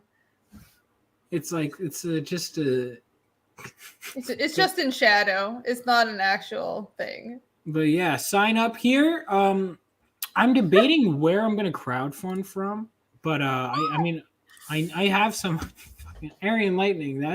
I think I would say that's original, but I don't think that's true. And I do have a double page spread I want to show off. You want to get a glimpse of what happened in World War III. Here's one of the battles that happened during the war. There is context here, but I wanted to leave some mystery to it. I will do eventually a prequel series set because I was doing the whole world building and I was like, this is a really good prequel story. And so I will do a prequel story set in World War III.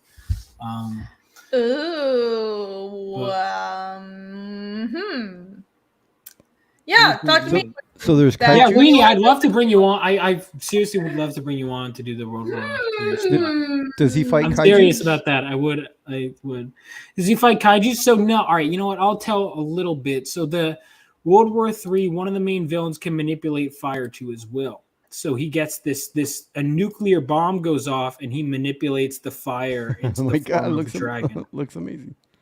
Yeah. That's pretty cool. He destroys. He wants to leave his mark on a city and make it personal. What's up, Patrick? Yo. You woke up Narwhal. He heard PTP. Huh? He came in a phrase. He's awake. People say it looks like a dragon. It does look like a dragon. That's pretty. That's because the main villain in World War III, I'll say, because it said in the comics, is Lord Dragonfire. So what he's going to nuke this area, and then he wants to put his personal stamp on it, so he morphs it into a dragon, so people know who they're fucking with. So, yeah. Cool. Yeah, the art is really good. You found some really good artists. Yeah, and then speaking, do you mind if I just share one more thing real quick? No, how dare you? Okay, never mind then. What the fuck is this? Oh, this is Jules. Jules is a trading card. Juju. So she did this trading card. It's not colored yet. The lightning hasn't been added. But here's the see his makeshift costume because he's an idiot kid who gets superpowers. So he's like, all right, helmet. Was he in special ed? Like that. That's a little bit kick-ass, but it's a little different. Yeah. But it looks like he was in special ed and already wearing the helmet. You're not. Cecil made that joke on his phone. I made the mistake of showing this. No, they would do this on Cecil. I was like, I'll do my grand review for Juju's art on Cecil's show. Worst mistake I ever made because they were like, oh, what are they? Is he like retarded? He's wearing the helmet that you wear. Initially, I didn't. My artist came up with the idea of the helmet. That wasn't even it, and I was like, "That's genius." Because he's like, we gotta protect him. Like he's a fucking idiot. This kid, like he's a good kid, but he's an idiot. And so I just thought, and so I just thought that this fit perfectly. I like how the arrow points down to his crotch. I didn't think about that. What's the focus going? You know. My artist drew that. I didn't even have arrow in this. Fucking god damn it. I did. But luckily, he only wears this like- in one issue. So this trading card, you'll never see this makeshift costume again, especially on a trading card. So if you want this, it's gonna be. See, I'm not the only one that noticed. He won't. Look at it, His Jordan arms are Hurst. blocking the words "I'm with stupid." Yeah. Fuck you. Oh my god. Dude, I've been working on this for so goddamn long. And I never thought of that. I'm just like, oh, it's an arrow. That's cool. And Jordan Hurst noticed it too. Look, he's in the chat. Also, the helmet. I never thought of the helmet that way. I was like, that's just something he wears on his head. Yeah. Well, if anything, it fits because he's a stupid kid that puts on an outfit. Now, I've always wondered. That's stupid. Cool. He's overly passionate. That's No, how I would describe he's him. not. Yeah, He's not stupid. He's a businessman. I mean, look at him. I've always wondered, how do superheroes support themselves, right? Look at that. He's got knee pads. Obviously, he's giving BJ's, $2. What? Under the bridge. Jimmy, Under why the do you bridge. Jimmy, always that was have like to that. go Hang on, I'm sorry. to Listen, that? the arrow thing I can understand, but like the knee pads to sucking dick is a bit of a stretch. Like you know what I What? mean? Like your You- mind had to make you don't- some leaps to get there. You don't want to get callous. You don't want to get a callus. We were debating if I ever organized a Jimmy, convention. speak if from I- experience. Yeah, that's what I'm saying. He knows Yeah, this very the well. knee pads help. If he does this, I wasn't thinking of that. I don't know why your mind went there, Jimmy. It seems actually like you know could a be a lot cool- about this. Yeah, it could be like a cool experience. plot thing if he's like one of the millions of kids misdiagnosed with ADD and they try to put him on pills and he Dude, won't. I take was them. not misdiagnosed. Maybe he might have been, but I definitely fucking wasn't misdiagnosed. Oh, You actually have ADD. Yeah, we can I have tell. ADHD, actually. We know. Yeah, we can know. Anyways, Hotel Story. Everybody go back. Go sign up for Lord Lightning or the fuck it's called and Hotel Story. I know his actual new name. Should I reveal? No, I'll wait for No, another don't. No, We'll do don't. it. We'll do it later. I'll reveal it on it's a Hard look- Chargers. Yeah, reveal it tomorrow night on Vaughn's channel. Everybody go subscribe. All right, Hotel Story. Narwhal, tell Hotel us about Story. this. My pitch is evolving slightly. Someone tweeted out, they're like, "Wait, is that a talking head?" I'm like, "Oh yeah." Have I made it clear that there's tons of like decapitated talking heads, possessed Whoa. bodies? There's like it's all that kind of horror stuff. So that's the pitch now, and we're almost at 15,000, just chipping along. I met with Jared the other day, and we're just adding a few extra little scenes in there. We're having a lot of fun with that. It's one of my favorite projects. It's the project that I most want to one day be a movie. It's the most like the sense of self-identity of like it just knows it's a horror story, like a kind of fun, a gory horror story. But the way that the gore can be, it actually doesn't take away from the stakes, like because there's some humor in it, but it's all like still pretty intense. Awesome. No, I did not know about the chopped off disembodied heads parts. That is very interesting. Yeah, I know the pitch is that there's this witch that's trying to sacrifice everybody in this hotel and there's a mystery and everyone's trying to essentially figure things out and stop her, right? Yeah. Yeah, but I didn't know there was that strong. Well, I didn't know there was that strong of a horror element besides from, there's human sacrifice, but... Oh, I knew that. I knew that because of my incredible interview with Narwhal. I knew we did a good interview. Narwhal is a fellow film nerd. He's a fellow film nerd, and there's not a lot of them around here. I watched that interview. It was a really good interview. I'll give you that. I watched it, but you guys said one word every 4 minutes. Like it was the slowest What are interview. you talking about? So there was just moments. Are you sure it Narwhal was and just I all would the talk. You're watching the 0.25 speed accident. Yeah, Narwhal and I would just be like, yeah. They were seriously like the energy that was in this was just like, and we write. I this. don't believe you because gotta go back Vaughn and was watch it. there. You gotta go watch it. Go back and check the tape.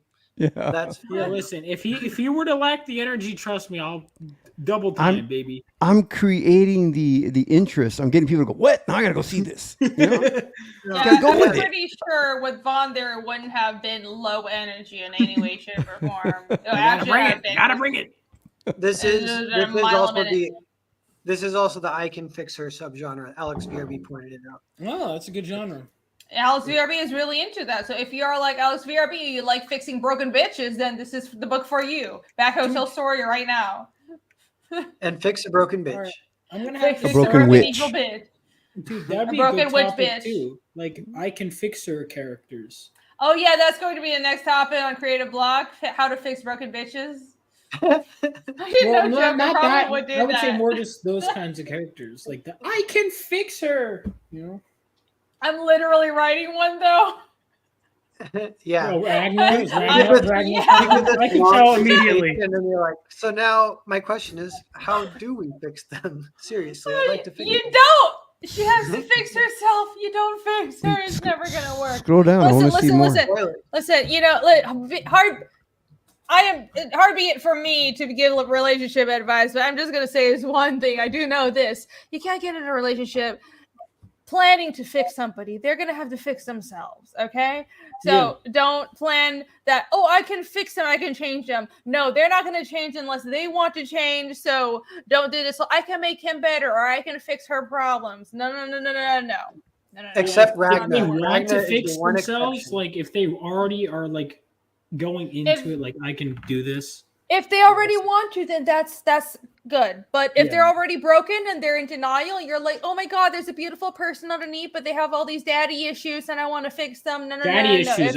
If they're not ready to fix themselves, you can't be their savior and you're just going to ruin your life and probably get majorly fucked over. Even if you see the beautiful person underneath all the fuckery, I'm sorry, it's not going to work. All right. Some people, you can help them as a friend, but like relationship goals, that's not kind of relationship material. But those broken bitches are amazing in the bedroom. My God! Well, then just do that. Then you don't have to that's like. what I mean. You don't marry have to them. fix her. I mean, you can't. You might wake up without a wallet though. You know I wouldn't fall asleep there. Yeah, that's what I was gonna say. Or without a fucking house, or like without a. Dude, if she pulls off stealing your house, that's something. After one night. I had one girl steal my shoes. I woke up in the morning, my shoes were gone. I don't know why. She didn't wear my size. I mean, you had to walk across. She was selling them. She was gone and my shoes were gone. I was like, damn it. So how'd you walk home? Would you like? No, I lived there. She left. Took my shoes. You just never left after that. You just stayed there. Wait, what if it was like her souvenir for her trophy from all the men? Yeah, she has like a shrine. She's got a whole closet full. She's doing like some voodoo shit with her shoes too. I can fix her. Oh, that would be really, really. No, you can't stop. No. She's got all these Jimmy Choo shoes and Gucci and old classic Jordans and my broke down freaking dirty old crusty sneakers. I don't know why she wanted them, but they were nasty. Women think that because men are, I don't know what hard up means, but women think that about some men too. It's like the whole bad boy thing, like, oh, I can be that soft influence that makes him better. No, you can't. Don't. They got issues. Anyways, let's move on. Yeah, but guys, how many of us want them to believe they can fix us? I'm not broken, Jimmy. You just want a good fuck. I'm giving advice to both men and women that you should be in healthy, wholesome relationships. All right. That's all I want for my friends because I care about all of you. They're calling Jimmy Two Shoes in the chat. They were saying that the shoes she took were my old broken flip flops that had no toe divider. Oh my God! Why is so broken? I'm not These broken. guys are funny. Paul's not broken. Yeah. So I don't know. I would. Yeah, you haven't Vaughn's seen not. the horrors. Well, you probably have seen the horrors of the world, but Vaughn's not broken. I don't think Vaughn can be broken. No, he only made a comic book of himself He's special. controlling lightning bolts. In a good way. Thank you. The chat class. The chat class. All right. Hotel Story by Narwhal and Jared Jewell. Is that right? Yeah. Let's see Check some it out. artwork. Check it right now. Scroll down. I want to see the witch. Oh yeah, No, yeah. no. Scroll down through the campaign. No. Oh, it's me scrolling. Sure, we can run. Narwhal, you're in control. Oh my God. No, he wants you to give the scene. He's giving the scenic tour. You know, he's taking his time. Yeah. Oh God. So when how many pages is this book again? I know it's like a huge book. It'll but... be like 130 because Oh damn! Yeah. All right, awesome.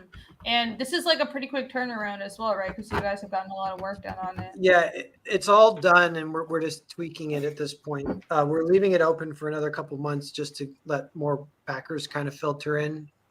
Want as many readers as possible. It's part 1 of part 2. Put them together. It all takes place in one night, but it'll be 300 pages. Kind of just an epic adventure. And you're already done with 300 pages? We're done with 120. Oh. It's fucking wow, insane. that's a lot still. Yeah. Yeah. Wow. Holy shit. Angela wants you to go on with her and Jason. All right, they're streaming too? Well, they do. I know they do a show. I know that she's his co-host. Oh, yeah. I'll come on your guys' show. Are you talking about your Tuesday show? Yeah. Unhinged Basin. Count me in. There you go. You got Narwhal as your guest. That'll be awesome. Jason is cool as well. He was just early. She said Sundays Jimmy was on. Oh yeah, I was on one night. Jimmy, come on. Yeah. Jimmy, you forgot. Holy shit. All right, 130 pages of amazing disembodied heads and bitches that you can't fix but you want to fix. Hotel story back. Hold on, right don't assume now. I want to fix these bitches. You know, some of them are just kind of like not worth the time. You're one of the smart ones. Well, you don't want to fix them all. Some crazy bitches are fun. You know? I mean, you're entitled to that opinion, Jimmy. Yeah, You know what some I mean? of them are perfect just the way they are. Listen, Jimmy, some people don't think with their dicks. Listen, you don't. No, I think with it when I'm thinking, don't stick it in crazy. All right. I mean, I would assume that's kind of a priority, but apparently that happens a lot. I'm like, I mean, half of my guy friends, I'm like constantly asking, why did you stick it in that? It's I told you it's a bad idea. They're like, I couldn't help it. It's like it literally was a choice. You have a choice, but apparently they don't. They insist it's not a choice. It's just okay. All right. I don't understand the male psyche. Let's move on. Yeah. All right. And on that note, Dragon Rage, everybody. I'm grabbing my next So Jimmy, crazy tell us dragon about bitches. all of your crazy dragon bitches and all the regrets of sticking in the wrong places that you have. Tell us about Dragon Rage. Crown of Fire, live on Indiegogo. Yeah, Dragon Rage is look at that. It's a band of rebels, an old broken down outcast, an orphan with ancient powerful secrets, and a young mage with uncontrollable abilities, his penis. It's a great story. It's really good. It's written by David Philpott. And what we do is we begin the story. We introduce you to who the Dragari are, and they're a race of humans that can control and consume and absorb the rage of a dragon, controlling its power. And consuming its power as their own. And then we start the story off. We meet each character individually, and eventually their stories intertwine together. They meet and become this group with a bigger story, and it's really well written. I haven't sold it very well, but I'm busting. Oh, thanks. Busting my butt on the artwork. Doing really good art. Almost done with the book. I've got about another 6 more pages to go. Oh wow! So you're almost done. Yeah, Yeah. I mean the art is really, really good. Here's some of the interiors. And it's got boobies. It does have boobies. I mean, you have. So I backed the first edition of it because this is effectively the second edition. Yeah. That you the first edition because you're the concept creator and you're also the artist on it. But this time you essentially did a second edition of it, and you got a writer on it, and you're redrawing the entire thing, which I think is amazing dedication. And your art has leveled up so much, and I'm really looking forward to seeing how this plays out with a new writer combined with your concept and your art. I like that. Like, you've been dedicated to this idea enough to revamp it at a whole other time and redo the whole thing.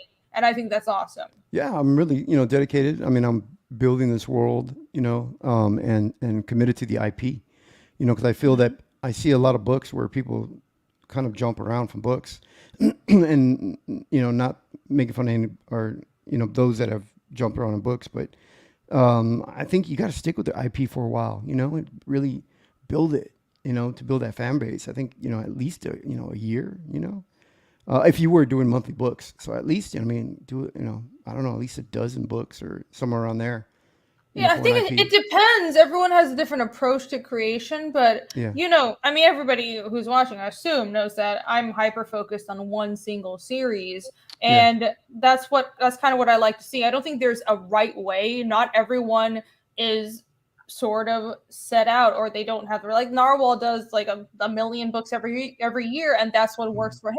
But I also like seeing more of what I'm doing, which is long form fantasy series. Doesn't have to be fantasy, but I like that this is high fantasy, and you are committed to one long form story, and this is the first installment. So I think there's value to all kinds of storytelling, and I like to see more variation. And the fact that you're committed to this one idea and you have the whole thing planned out, I assume is really fascinating to me. Yeah, pretend I just said what she said and forget what I said a minute ago. But no, honestly, I want to, for me, I want to really build this IP, kind of like Todd McFarlane did with Spawn. Stick with it for a while, really build it, and really build it up and build a fan base for it. Because I think this is a really strong IP that could go and easily be adapted into video games, movies. Definitely a TV show can be syndicated and serialized. I mean, but it's and there's great characters, and there's so much in the story that I want to tell.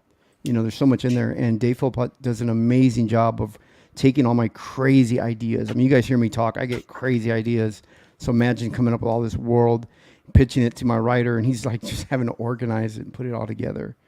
So he does a great job of that.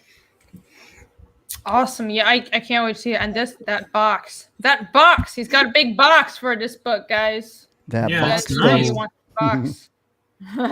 Is it nice? Yeah, that's really cool. And I think my art's improving, with every new page, because I didn't grow up drawing. I started drawing real late, and then like when you said you said I just gave up on my dream for a while, and you just did like other things, and I did the same thing, except that I became an inker, and I just gave up on my dream of being a penciler and a creator, and just started inking because I needed to pay bills. And I did that for I did that for a long time. And I mean, I'm good at inking. I mean, I can hang with the best, I think, but it's not really where my heart really is. My heart's really creating, What is? I don't want to look that up, man. Okay. I'm sorry. I'm so sorry. No, go ahead. Jimmy's having a heartfelt conversation about how he didn't want to give on his dream, and I totally. I feel that, and I was just going on this whole fucking spiel about, wanting to go back to that passion that I had for creation when I was 20. I didn't have no fucking bills to pay or nothing else to think about, and I was like, I'm gonna draw comics, and then real life hits you and slaps you in the face, and it's like you're 19 and 20, you're like, I want to draw comics, I have all these story ideas, and look at all these ideas, and you show it to the world, and everybody either takes your ideas and doesn't pay you, or it's like, that's bullshit, fucking shut the fuck up and be an art slave, and then reality just slaps you in the face, and then you just like decide to be the bitch for somebody else because you have to pay the bills and eat food, and then 10 years go by. So I know what that's like. Oh yeah. No, and then 100%. You'll come back from it too, though, because the thing is, you gotta just be like, no, fuck you. I know what I'm talking about. And I'm trying. I did it too. I went back to one of my drafts of Living Legends. I wrote it just like in an angry state, and I came back and said, my second grade self would hate this. Now, he had no understanding of writing, to be fair, but I was like, you got to go back to that kid inside you and the idea, and you're like, why I came to all this. And that's one of the things, like, you might interview with you, Jimmy. I mean, it comes through Dragon Rage, just sounds like a dream project to you. Yeah, I mean, I put together all the things that I think are cool and that I want to draw, because a lot of time goes into this. It takes a long time to make something like this. So I needed something that would keep me interested in it. So I put in boobies, and booty. And, that's interesting. No, I put in dragons and stuff and things that I really want to draw. And, and I'm doing this book right now on a really modest budget. I mean, I am on Comicsgate Kings, but I think I've got the lowest book there. I mean, my book doesn't get a lot of exposure, and so my campaign reflects that. It deserves more. It deserves more. But I'm working. Thank you. I'm working hard on it. I'm, really making it the best book that I can. And I know that once the book gets out there, then it's going to be, people are going to see it and go, oh, wow, this was amazing. And it was a good story, Yeah. Yeah. I mean, I can't wait to get this book. Like I said, I have book 1 is somewhere buried in my piles of stuff because I've been moving things around, but I've shown it on stream. I do have it. And this IP has interested me from the beginning. And now that I've gotten to know you and talk to you, and you've been on the channel on, my Wednesday promo shows a couple times, I just love that. I think, and so many people in chat and other artists have said that they understand what that's like. I think a lot of artists go through that sort of journey of we're all passionate, and that's how we even learn to draw, because you need some kind of like autistically, ridiculously focused passion to learn how to draw, because drawing is hard, and then the real world just slaps you around and you leave your dream for a while. And I think a lot of people around our age are trying to get back to that, and I think that's a lot of what the indie comics scene at what Comicsgate is about, and that's what I love, and that's what I'm trying to reach for. And I see that's what you're trying to do. You're here for the comics. You put the comics first, and you didn't just put out your idea, and when it it wasn't as good as what you wanted, you gave up. You're doing a whole other second edition of it.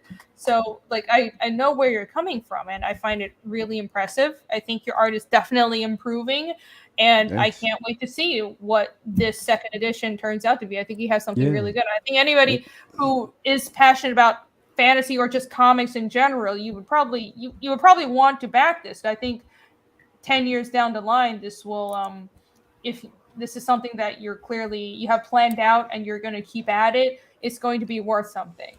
You know where you're going with this series. Yeah, we've already got issues planned out, know where we're going to go with it. I work hard on improving, with every new page, every panel that I do. I want it to be my best, and I want it better than the last panel.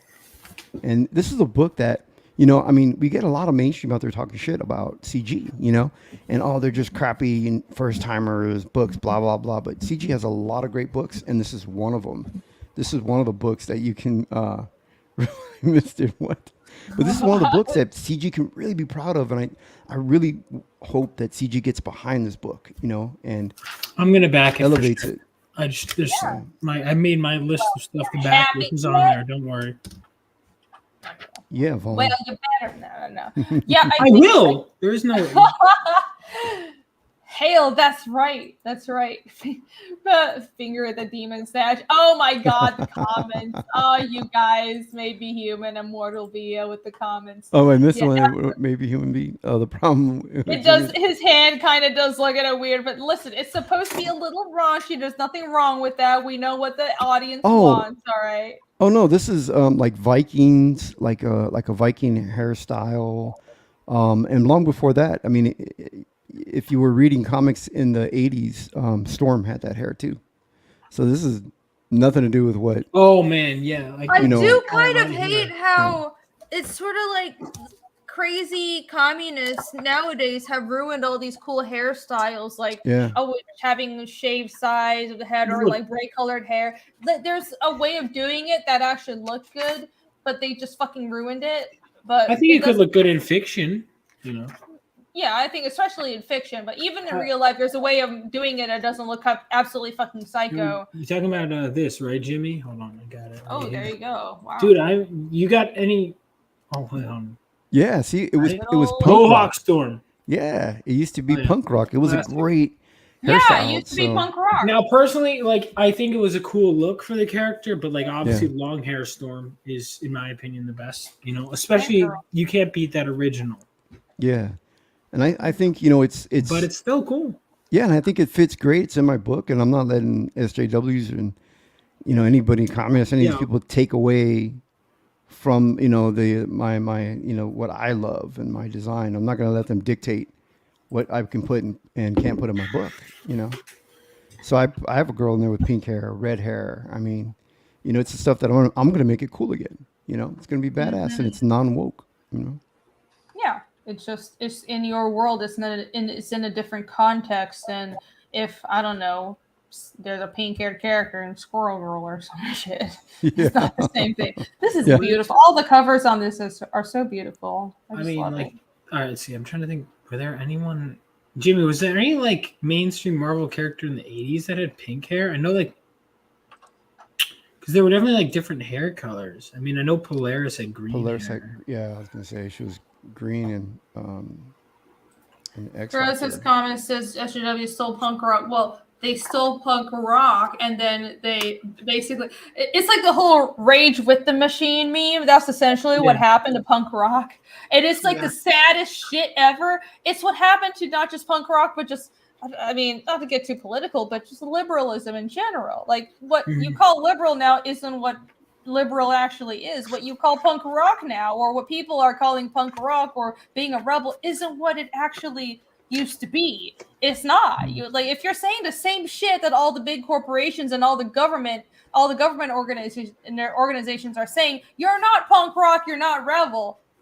It's a really obvious point I'm going to point out there. So, there you go. Yeah, but this has nothing to do with that. And Dragon Rage is not going to be a giant book that just bends over and toes the establishment line. And if you love fantasy and you love dragons and dragon-powered people and hot chicks and big booties, then this is the book for you. Yeah, it's a sexy book. It's got good. It's a sexy book, yes. Good adventure, good story, and it's sexy. Mm-hmm.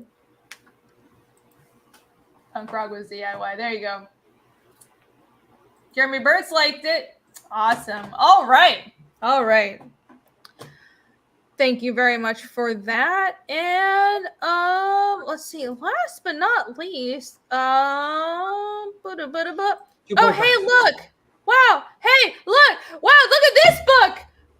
What is this, everybody? Oh my God! Michael Rush book, and behold, has got skills. The most funded book in the history of From My Comics. Yeah, yeah, that's right. You need to say that more. I'm so bad at marketing myself. Holy fuck! But yes, by the way, guys, this is the most funded comic in the history of Fund My Comic. Wow. Fiendish, Chapter 2.5, Survivor, written by me and drawn by Michael Rushbrook, who was in the chat, and also Hyper Wizard, aka Jake, who's not here, but that's fine. We still love him. He's chugging along on the colors, and his colors look amazing. Chapter 2.5 is the third installment in the Fiendish series. It is obviously the installment between Chapter 2 and Chapter 3. Chapter 2 is currently fulfilling. We started fulfilling a few months ago. We are trying to wrap up the last end of the fulfillment. I know it's taking us a while. My apologies, but all the collector boxes are taking some time. But RJ is working on it. And thank you everybody who backed Chapter 2. But both Chapter 1 and Chapter 2 at Fiendish did really, really well. Chapter 2.5 is the first standalone one-shot story in the series. It covers Casimir's background after he escaped his hometown, after his family was killed in this mysterious demon attack. And we find out more about how he survived that, all the people that he met on the way, and how he met characters that you see in a series like Ragna and Eastville. And you see a little bit more about this hunter guy, this mysterious hunter that you did see in Chapter 1 that had trained him, and you find out what happened with him and how he grew up. And this is a 25-page comic. It is again drawn by Michael Rushbrook, but this main cover over here is drawn by him but colored by me. The interior colors are being done by Jake, aka Hyper Wizard, but this cover is drawn by Michael Rushbrook and colored by me. And there was also this variant cover that was only available solo in the first 24 hours, but it is available if you buy both covers in the Peak Survivalist here, right here. And that's the only way you can get that cover, but it's pretty popular. People really liked it, and if I dare say myself, I'm really proud of it. And I do these white on black covers for every installment of Fiendish, as you know. So these campaign covers are campaign exclusive. You don't want to miss out on this. I won't be selling these or printing these anymore after the campaign ends, so you want to get them right now. Here are some of the interior pages. Jake is doing an amazing job, and these look really, really good. I think he has some more pages done, but I don't want to reveal too much because it's 25 pages. And I think having like 3 or 4 pages of interiors revealed is already a lot. Significant portion. It's quite significant, and honestly, I crammed a lot of story into 25 pages because the main books are paced a little more differently. I kind of let the story. I mean, I always I'm influenced by sort of manga storytelling where I try to mix European style paneling and storytelling and pacing with manga pacing. And if the story needs to breathe, I always let it breathe. But 2.5, I know I wanted to cover a lot of ground in about 25 to 30 pages. So there's a lot of story that's covered, and I can't spoil anything. So even showing like 3 or 4 pages is a lot. So I want to show you guys more about the interiors, but I can't. But what I do have on this campaign that is really cool is we have a lot of original art. So as you can see, all these perks that are already sold out are the original art tiers. And all of these are by Michael Rushbrook, and these are a couple that haven't sold yet. This is a sketch card, and they're really big sketch cards too. They're like 5 inches by 7 inches. And there's another one here. This one hasn't sold either. And the wood burning pieces that I did already sold. Here are some examples of the pieces I already sold. So we have a lot of original art going on this campaign. That is the main feature because it's a mostly book-focused campaign. I don't want to have too many tchotchkes, too many variant covers. I'm just going to have the 2 covers, but we will continually update the campaign with original art. So if you want to buy any original art and also look out for the stretch goals that'll be going up really soon, please follow this campaign. It is live on Fun My Comic, but also mirrored on the Fiendish website. I'm showing it on the Fiendish website. That is just fiendishcomic.com, but you can back it on Fun My Comic or fiendishcomic.com. It both goes to the same source. I'm just mirroring the Fun My Comic site over here. So thank you all so much, everybody who has backed this right now. This is a quick turnaround. We're going to be fulfilling in April, probably even sooner, but I pushed it out a little bit more because we don't know what the fuck's going to happen next year because the world just seems to be going crazier and crazier every single fucking month. But all the inks are done, by the way. Michael has been done with the inks for months. While I was working on chapter 2 of Fiendish, he was already working on the inks for 2.5. So all that's left to be done is for Jake to finish the colors, and he's making really good progress, and I have to letter it, and then we're ready to go. Everything else is like already ready. So this is a very quick turnaround. I'm hoping to print in like February or March, and then fulfillment is going to be by April. So if you back this book, that's going to be a quick turnaround. And then Fiendish Chapter 3 will be coming sometime next year. And that's what I'm currently working on right now. So again, thank you guys so much. We just crossed 24,000. And I would love to see this hit 5K really soon. You guys are all awesome. I appreciate all of you. Thank you. Yay. I like the way you say February. How did I say it? Say it again. February? You put a lot of R's in there. It's like February or February. You're making fun of how I said something again. February. Oh, Michael Rushford corrected me. It's 6x8 sketch cards. Oh, those are really big. Awesome. 6x8. Yeah, these are giant. These aren't like little trading cards. They're huge. They're huge sketch cards. There you go. Everybody, go get nab those sketch cards before they're gone. I have no idea why I put these up a couple weeks ago and they're still there. I feel like we need a little bit of a boost or something. I'm working on the stretch goals, but okay. So I know I said that I'm going to be putting the stretch goals up on like a few days ago, but my problem right now is my trading card artist doesn't have the time to work on the trading cards right away. So I have to come up with something else for the stretch goals. I'm working on it. I'm going to have something up for the stretch goals in the next few days. And I'll figure something out. But maybe hopefully that'll give the campaign a little bit of a boost, or I'll add something to the subscription tier, or I'll have some original art to add on there. But either way, seriously, this this book is absolutely amazing. Michael did a great job. So if you want some of his original art for a pretty affordable price, because I feel like anything that he draws is going to skyrocket afterwards in short order, you're not going to want to miss out on this. You should nab these while you still can from this campaign. There you go. Maybe human is best reading. Well, I've had quite a bit of drink, so that really certainly helps. That certainly helps. There. Books will outlast computers in the end. That's what I think. That's true. Yeah, that's what I think. And while I'm at it, you can also look at check physical out, media right now. They could censor stuff in real time, and like also a lot of my favorite movies. Oh my God! Like yeah, Spider-Man, there's a joke that's not even that bad, and they censored it on Disney Plus. Which, by the way, if you still are subscribed, you know I'm proudly canceled mine the day they fired Gina Carano. All I'm saying, you should with Disney Plus. Yeah, you know. You were subscribed to it? I will proudly say that I never bought any subscription service. It's the only thing I use is like, no. I don't buy it. I think I had Netflix for a while, but then I never used it because I don't watch anything. And I'm like, this is useless. I don't watch anything. The only guilty pleasure that I have of all these like giant evil corporations, I use Amazon all the time, but that's it. Oh yeah, Amazon I use a lot. Yeah. Yeah, I've never paid for Disney Plus. I've never I cancel my Netflix. I don't even watch anything. Point is though, buy physical media. That's true. The thing is, this though, I will say, no corporation is ever going to censor any of us. Even though we get all the streaming services for free, I don't watch most of them. I mean, I'm rarely even watching anything. You know, I find that I'm on YouTube more. Like I'll watch a free that's movie what on I YouTube. do. Yeah.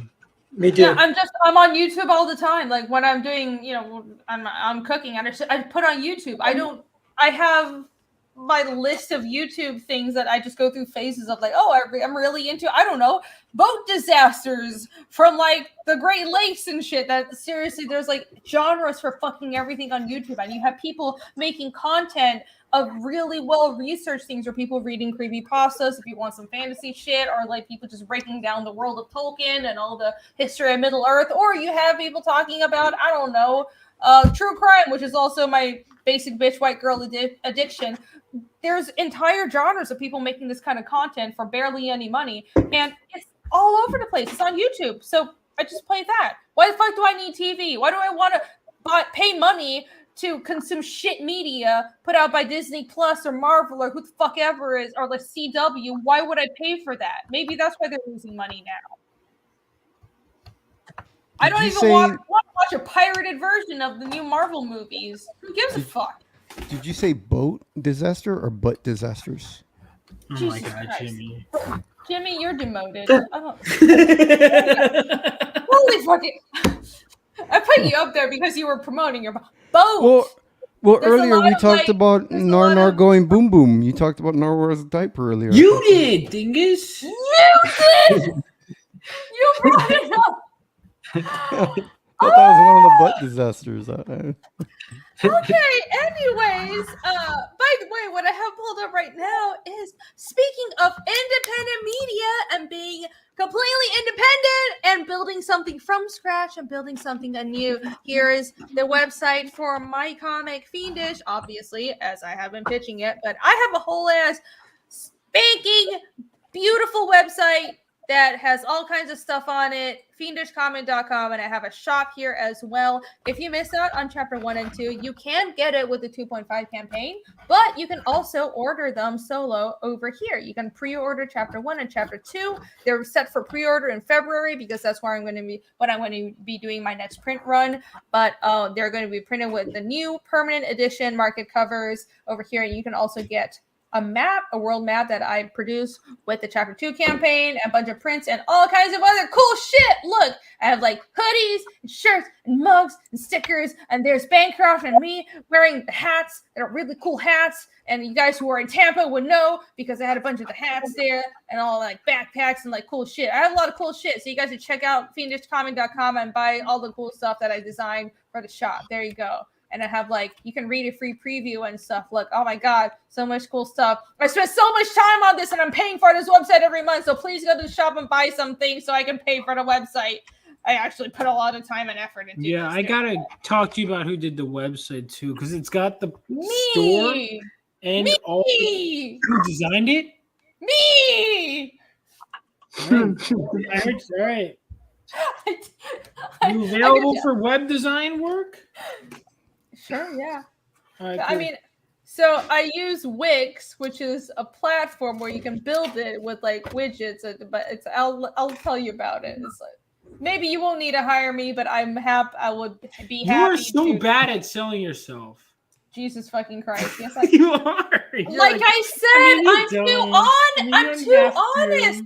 I'm too honest because I can't say that I'm like a web designer. But yeah, I built this fucking website. Okay, I use Wix. I built this whole fucking website, and it's completely customizable. You and a team there you of an army of Chinese children to help you. Yeah, me and the army of Chinese slave children that I have in my I have a huge preview of chapter 1 on the website as well. Look at this. I put so many pages up just for you to read. So go read this if you have any doubts about Fiendish, because if you're going to read it, you're going to realize how fucking awesome it is, and you're going to back the rest of the series because you're going to be like, oh my god, this is fucking amazing. I can't help myself. I have to back those things about yourself. Oh, shut up. What the fuck is this? Where the fuck is this up? Oh my god, I forgot to not password. Dox yourself. No, it's not. Fuck you. No. I need to unpassword lock this because I have a preview of chapter 2 that's up as well. Anyway, so I have like an about section. I'm nerding out, but this is really cool. Okay, you want to see one cool thing? Look, wow, I have like a world map. Look, I spent all this time. I built a whole fucking world map, and I have like a language and everything for this comic series because I'm like mildly insane. And the language is also, I have a whole dictionary up on here on the website. So hey, if you want to delve into the mind of an insane bitch and a crazy bitch that you cannot fix no matter how hard you try, visit fiendishcomic.com and buy my book. There you go. Thank you very much. Hey. Google strikes again. No, that was my fault. I forgot. So when chapter 2 hadn't started fulfilling yet, I created that page, but basically I have a 5-page preview of chapter 2, but I password locked it because I didn't want anybody like who hasn't gotten the book to see the preview yet. Anyways, I'll unlock. Most people have gotten their books at this point. I know some people are still waiting for their orders. I'm sorry. RJ's working on it, but there you go. It wasn't Google. It was me. It's entirely my fuck up. I'm so good at pitching my book, right? I'm really good at pitching. I'm really sold that. I'm great at this. All right. There's also a gallery. There's a lot of cool art. Check it out. All right. Bye. Okay. Oh my gosh. Wine makes everything better. Irene makes me feel like I'm on speed. I don't talk that fast. I talk like a normal person. I don't know what you're talking about. I did actually create an entire language for my comic. If you have any doubts, speaking of trying to find the passion in your work again.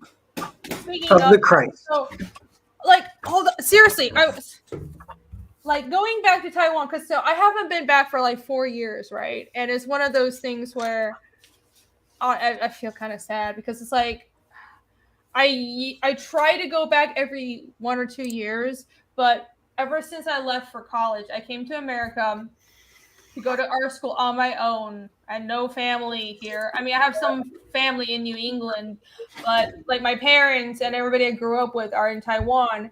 And ever since college, and I came to college at 17, I'm just I haven't lived at home. And I haven't, I've supported myself since I was 19, and I've just kind of been here. And I try to go back every 1 or 2 years, but it's one of those things where I left all my old sketchbooks back home in Taiwan with my parents because it's I want to make this is my most valuable possessions are my sketchbooks, okay? I don't give a fuck what happens to anything else. Everything else is oh, this is just a financial investment. But my fucking sketchbooks, these are important to me because this is my current one with all my Fiendish planning, and this is the one that has Fiendish sticker because my whole life has devolved into just nothing but Fiendish, and this whole sketchbook is almost entirely just designs and sketches and notes on Fiendish. By the way, look, here's some of my world building notes. This is handwriting, by the way. So, this is my whole life. But anyways,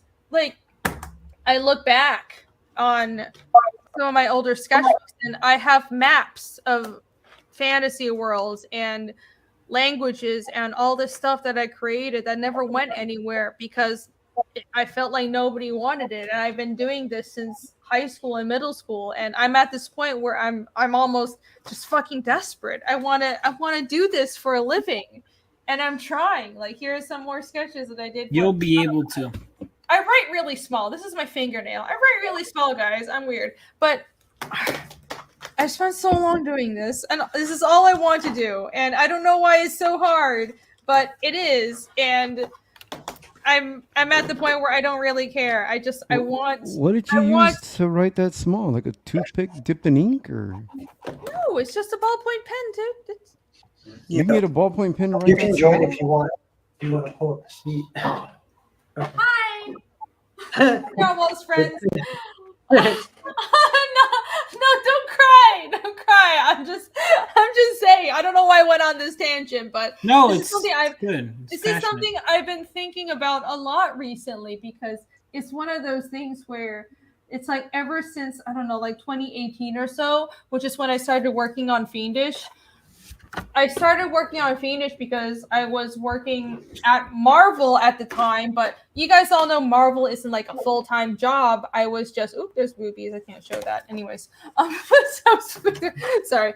But I was working at Marvel, and I realized that career path was never going to pan out for me, because they were never going to put me on something that I could improve on. I was always going to just be a fill-in artist, and I was probably a diversity hire. I was like 90% sure I was diversity hire for various reasons. And I was just like, I don't want to sound full of myself, but I just had this pervasive feeling I could do more, and I didn't know where I could go to do more, because it seemed like everywhere I went, even when I was at Marvel, nobody wanted me to do more. Everybody just wanted me to do the bare minimum and be an art slave, but I just want to do more. Like, why can't I just create something from scratch? Why can't I build worlds? Why can't you let me build languages and design weird space cars and floating cities and shit? That's all I wanted to do, but nobody would let me do it. So that's what I'm trying to do now, and I'm going to do my damn best to find that passion again. And I know that with Fiendish, I know I've improved with chapter 1, and chapter 2 was even better than chapter 1, and chapter 3 is going to be even better, because like I said earlier in the stream, I've been doing a deep dive. I've been trying to find, and I have found, I think, that passion that I had when I was like 20, and I was doing all these like crazy sketches and stuff, but I've learned so much since then. I've learned about story structure, and I've learned about just structure with drawing, and I'm better at the bones of a story and all these other things like composition, and I want to merge it and make something fucking awesome. That's just my long way of saying that I really want to do a good job with this, and the Fiendish is going to be amazing. You guys are going to love it. Thank you very much. Yay. If you haven't backed Fiendish 2.5, now's the time. Back Fiendish 2.5. Okay, I'm done. I shouldn't be. Come on, guys. Like, let's get. I want Fiendish 3. I want all these books. I want the cyberpunk story. I want all of that. So let's make it happen. Yeah.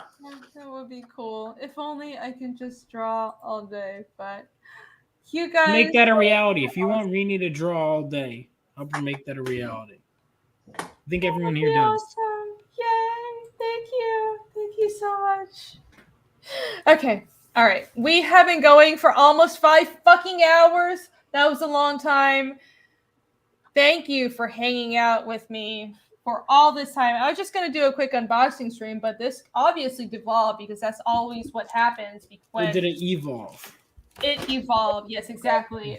I don't know whether it evolved or devolved, because alcohol was involved, and I don't actually really know what happened. I feel like just rambled but hung out, but it was hella fun. You guys are great. Thank you all, everybody on the panel, for being here with me to the end, and thank you everybody in chat. You guys are awesome for hanging out. I know it's Saturday night. There's a lot of other stuff going on, a lot of other streams, but we've had a lot of viewers. We still have like over 50 viewers viewing right now. We had over 100 viewers for a long time. You guys are great. I'm so grateful that I get to share everything with you guys. Honestly, this is something that keeps me sane, even though being online can be difficult at times. I am grateful for what all of you have given me. So. You're welcome. Narwhal's like, I provided all of it. Are you thanking me for those pineapple cakes? No, I'm not thanking you. I'm not thanking you. I'm thanking everybody except you. All right, everybody, promote yourselves. I think it's about time. I'm getting hungry. Didn't we already do that? No. Yeah, or yeah, just follow me on Twitter and YouTube and my eBay store. But that's all. Seek me on eBay. Seek the pack. going I'm on. Vaughn Coleman on everything. Sunday nights, Hard Chargers on my channel. And we will be starting a show. If you like comics, if you want to just get into and just talk about series. I know Reenie's going to be sorry, the mirroring still gets me. Wait, hold on. Reenie is going to be involved in some episodes. Wait, where are we? I got to get it closer. Oh, are you mirrored? I'm trying to fucking point it this way. Anyway, point is, Reenie's going to be on. I'm going to be here. We're going to be talking about comic books soon on my channel, Comic Strip Club. If that's interesting to you, check it out. But Hard Chargers every Sunday night. Yeah, my friend Bobby came up with that, and I was like, no. At first, I wanted to call it something more generic. I was like, dude, because it's got to be classy. And he was like, no, you got it. You know, it's a good name. I'm like, it is a good name. So we're sticking with that. But if you want to just get into the passion of it, or if you want Hard Chargers, which is just us, I don't even know what we do, but we find a way to occupy ourselves for like 3 to 4 hours or 2, depending. Every Sunday night, tomorrow night, tune in. We got some great stuff going. So check out my channel, all my socials, and it's just my name.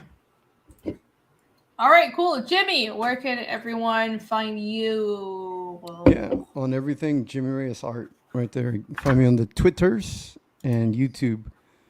Got a lot of cool tutorial videos if you guys want to learn how to scribble like I do. Got a lot of tutorials on there, and check out Dragon Rage. You know, it's gonna be big. It's gonna be a good series. Oh, yes, it hell will. All right. And you can follow me at Reenie Draws on Twitter, YouTube, Instagram. I'm pretty much Reenie Draws everywhere. And I do Wednesday promo shows, but not next Wednesday, because next Wednesday I'm going to be on somebody else's channel. I'm going to be on John's Long Box. Follow me on Twitter, or follow John's Long Box on Twitter. I don't know what his Twitter handle is. I think that's the same, but I'll be on his show doing an interview. And on Thursdays, I'm always on the Creative Block along with Narwhal and Jake, Hyper Wizard, and Phil Diaz. And we talk about storytelling and creative subjects. It's an awesome show. You're not going to want to mix it. And the Ali and Reenie show will also be returning next Friday. So go follow me and follow all these other awesome people. And I'll see you guys next week. Is it true that John's long box actually curves to the left a little bit? I don't know. I don't. Shut the fuck up, Jimmy. Oh, Jesus. Goodbye, everybody. Are you playing this again on our way out? Please, maybe you'd like for me to skin your ass, bitch. This is what we're ending on. We don't keep driving me. Goodbye. With this piece of shit, especially with a crackhead at the wheel. Fuck you! I'll have you know this is the world's greatest off-road vehicle, you heartless bitch! This piss tank's getting on my last nerve. Listen up, you fucking leprechaun. You're gonna wait here until you get our signal. If you run away, I'll hunt you down and castrate you. Mike, she said good things. I agree very much. Fucking bollocks! Anyway, just go easy on the weed, okay? I don't need you all fucked up when we have to make a run for it. You don't worry for this guy when it comes to that. Even with his brain optimized, he never mess up driving. Let's go, little Miss Chinglish. Oh, you like for me to stick your ass in hard? Not nice to make fun.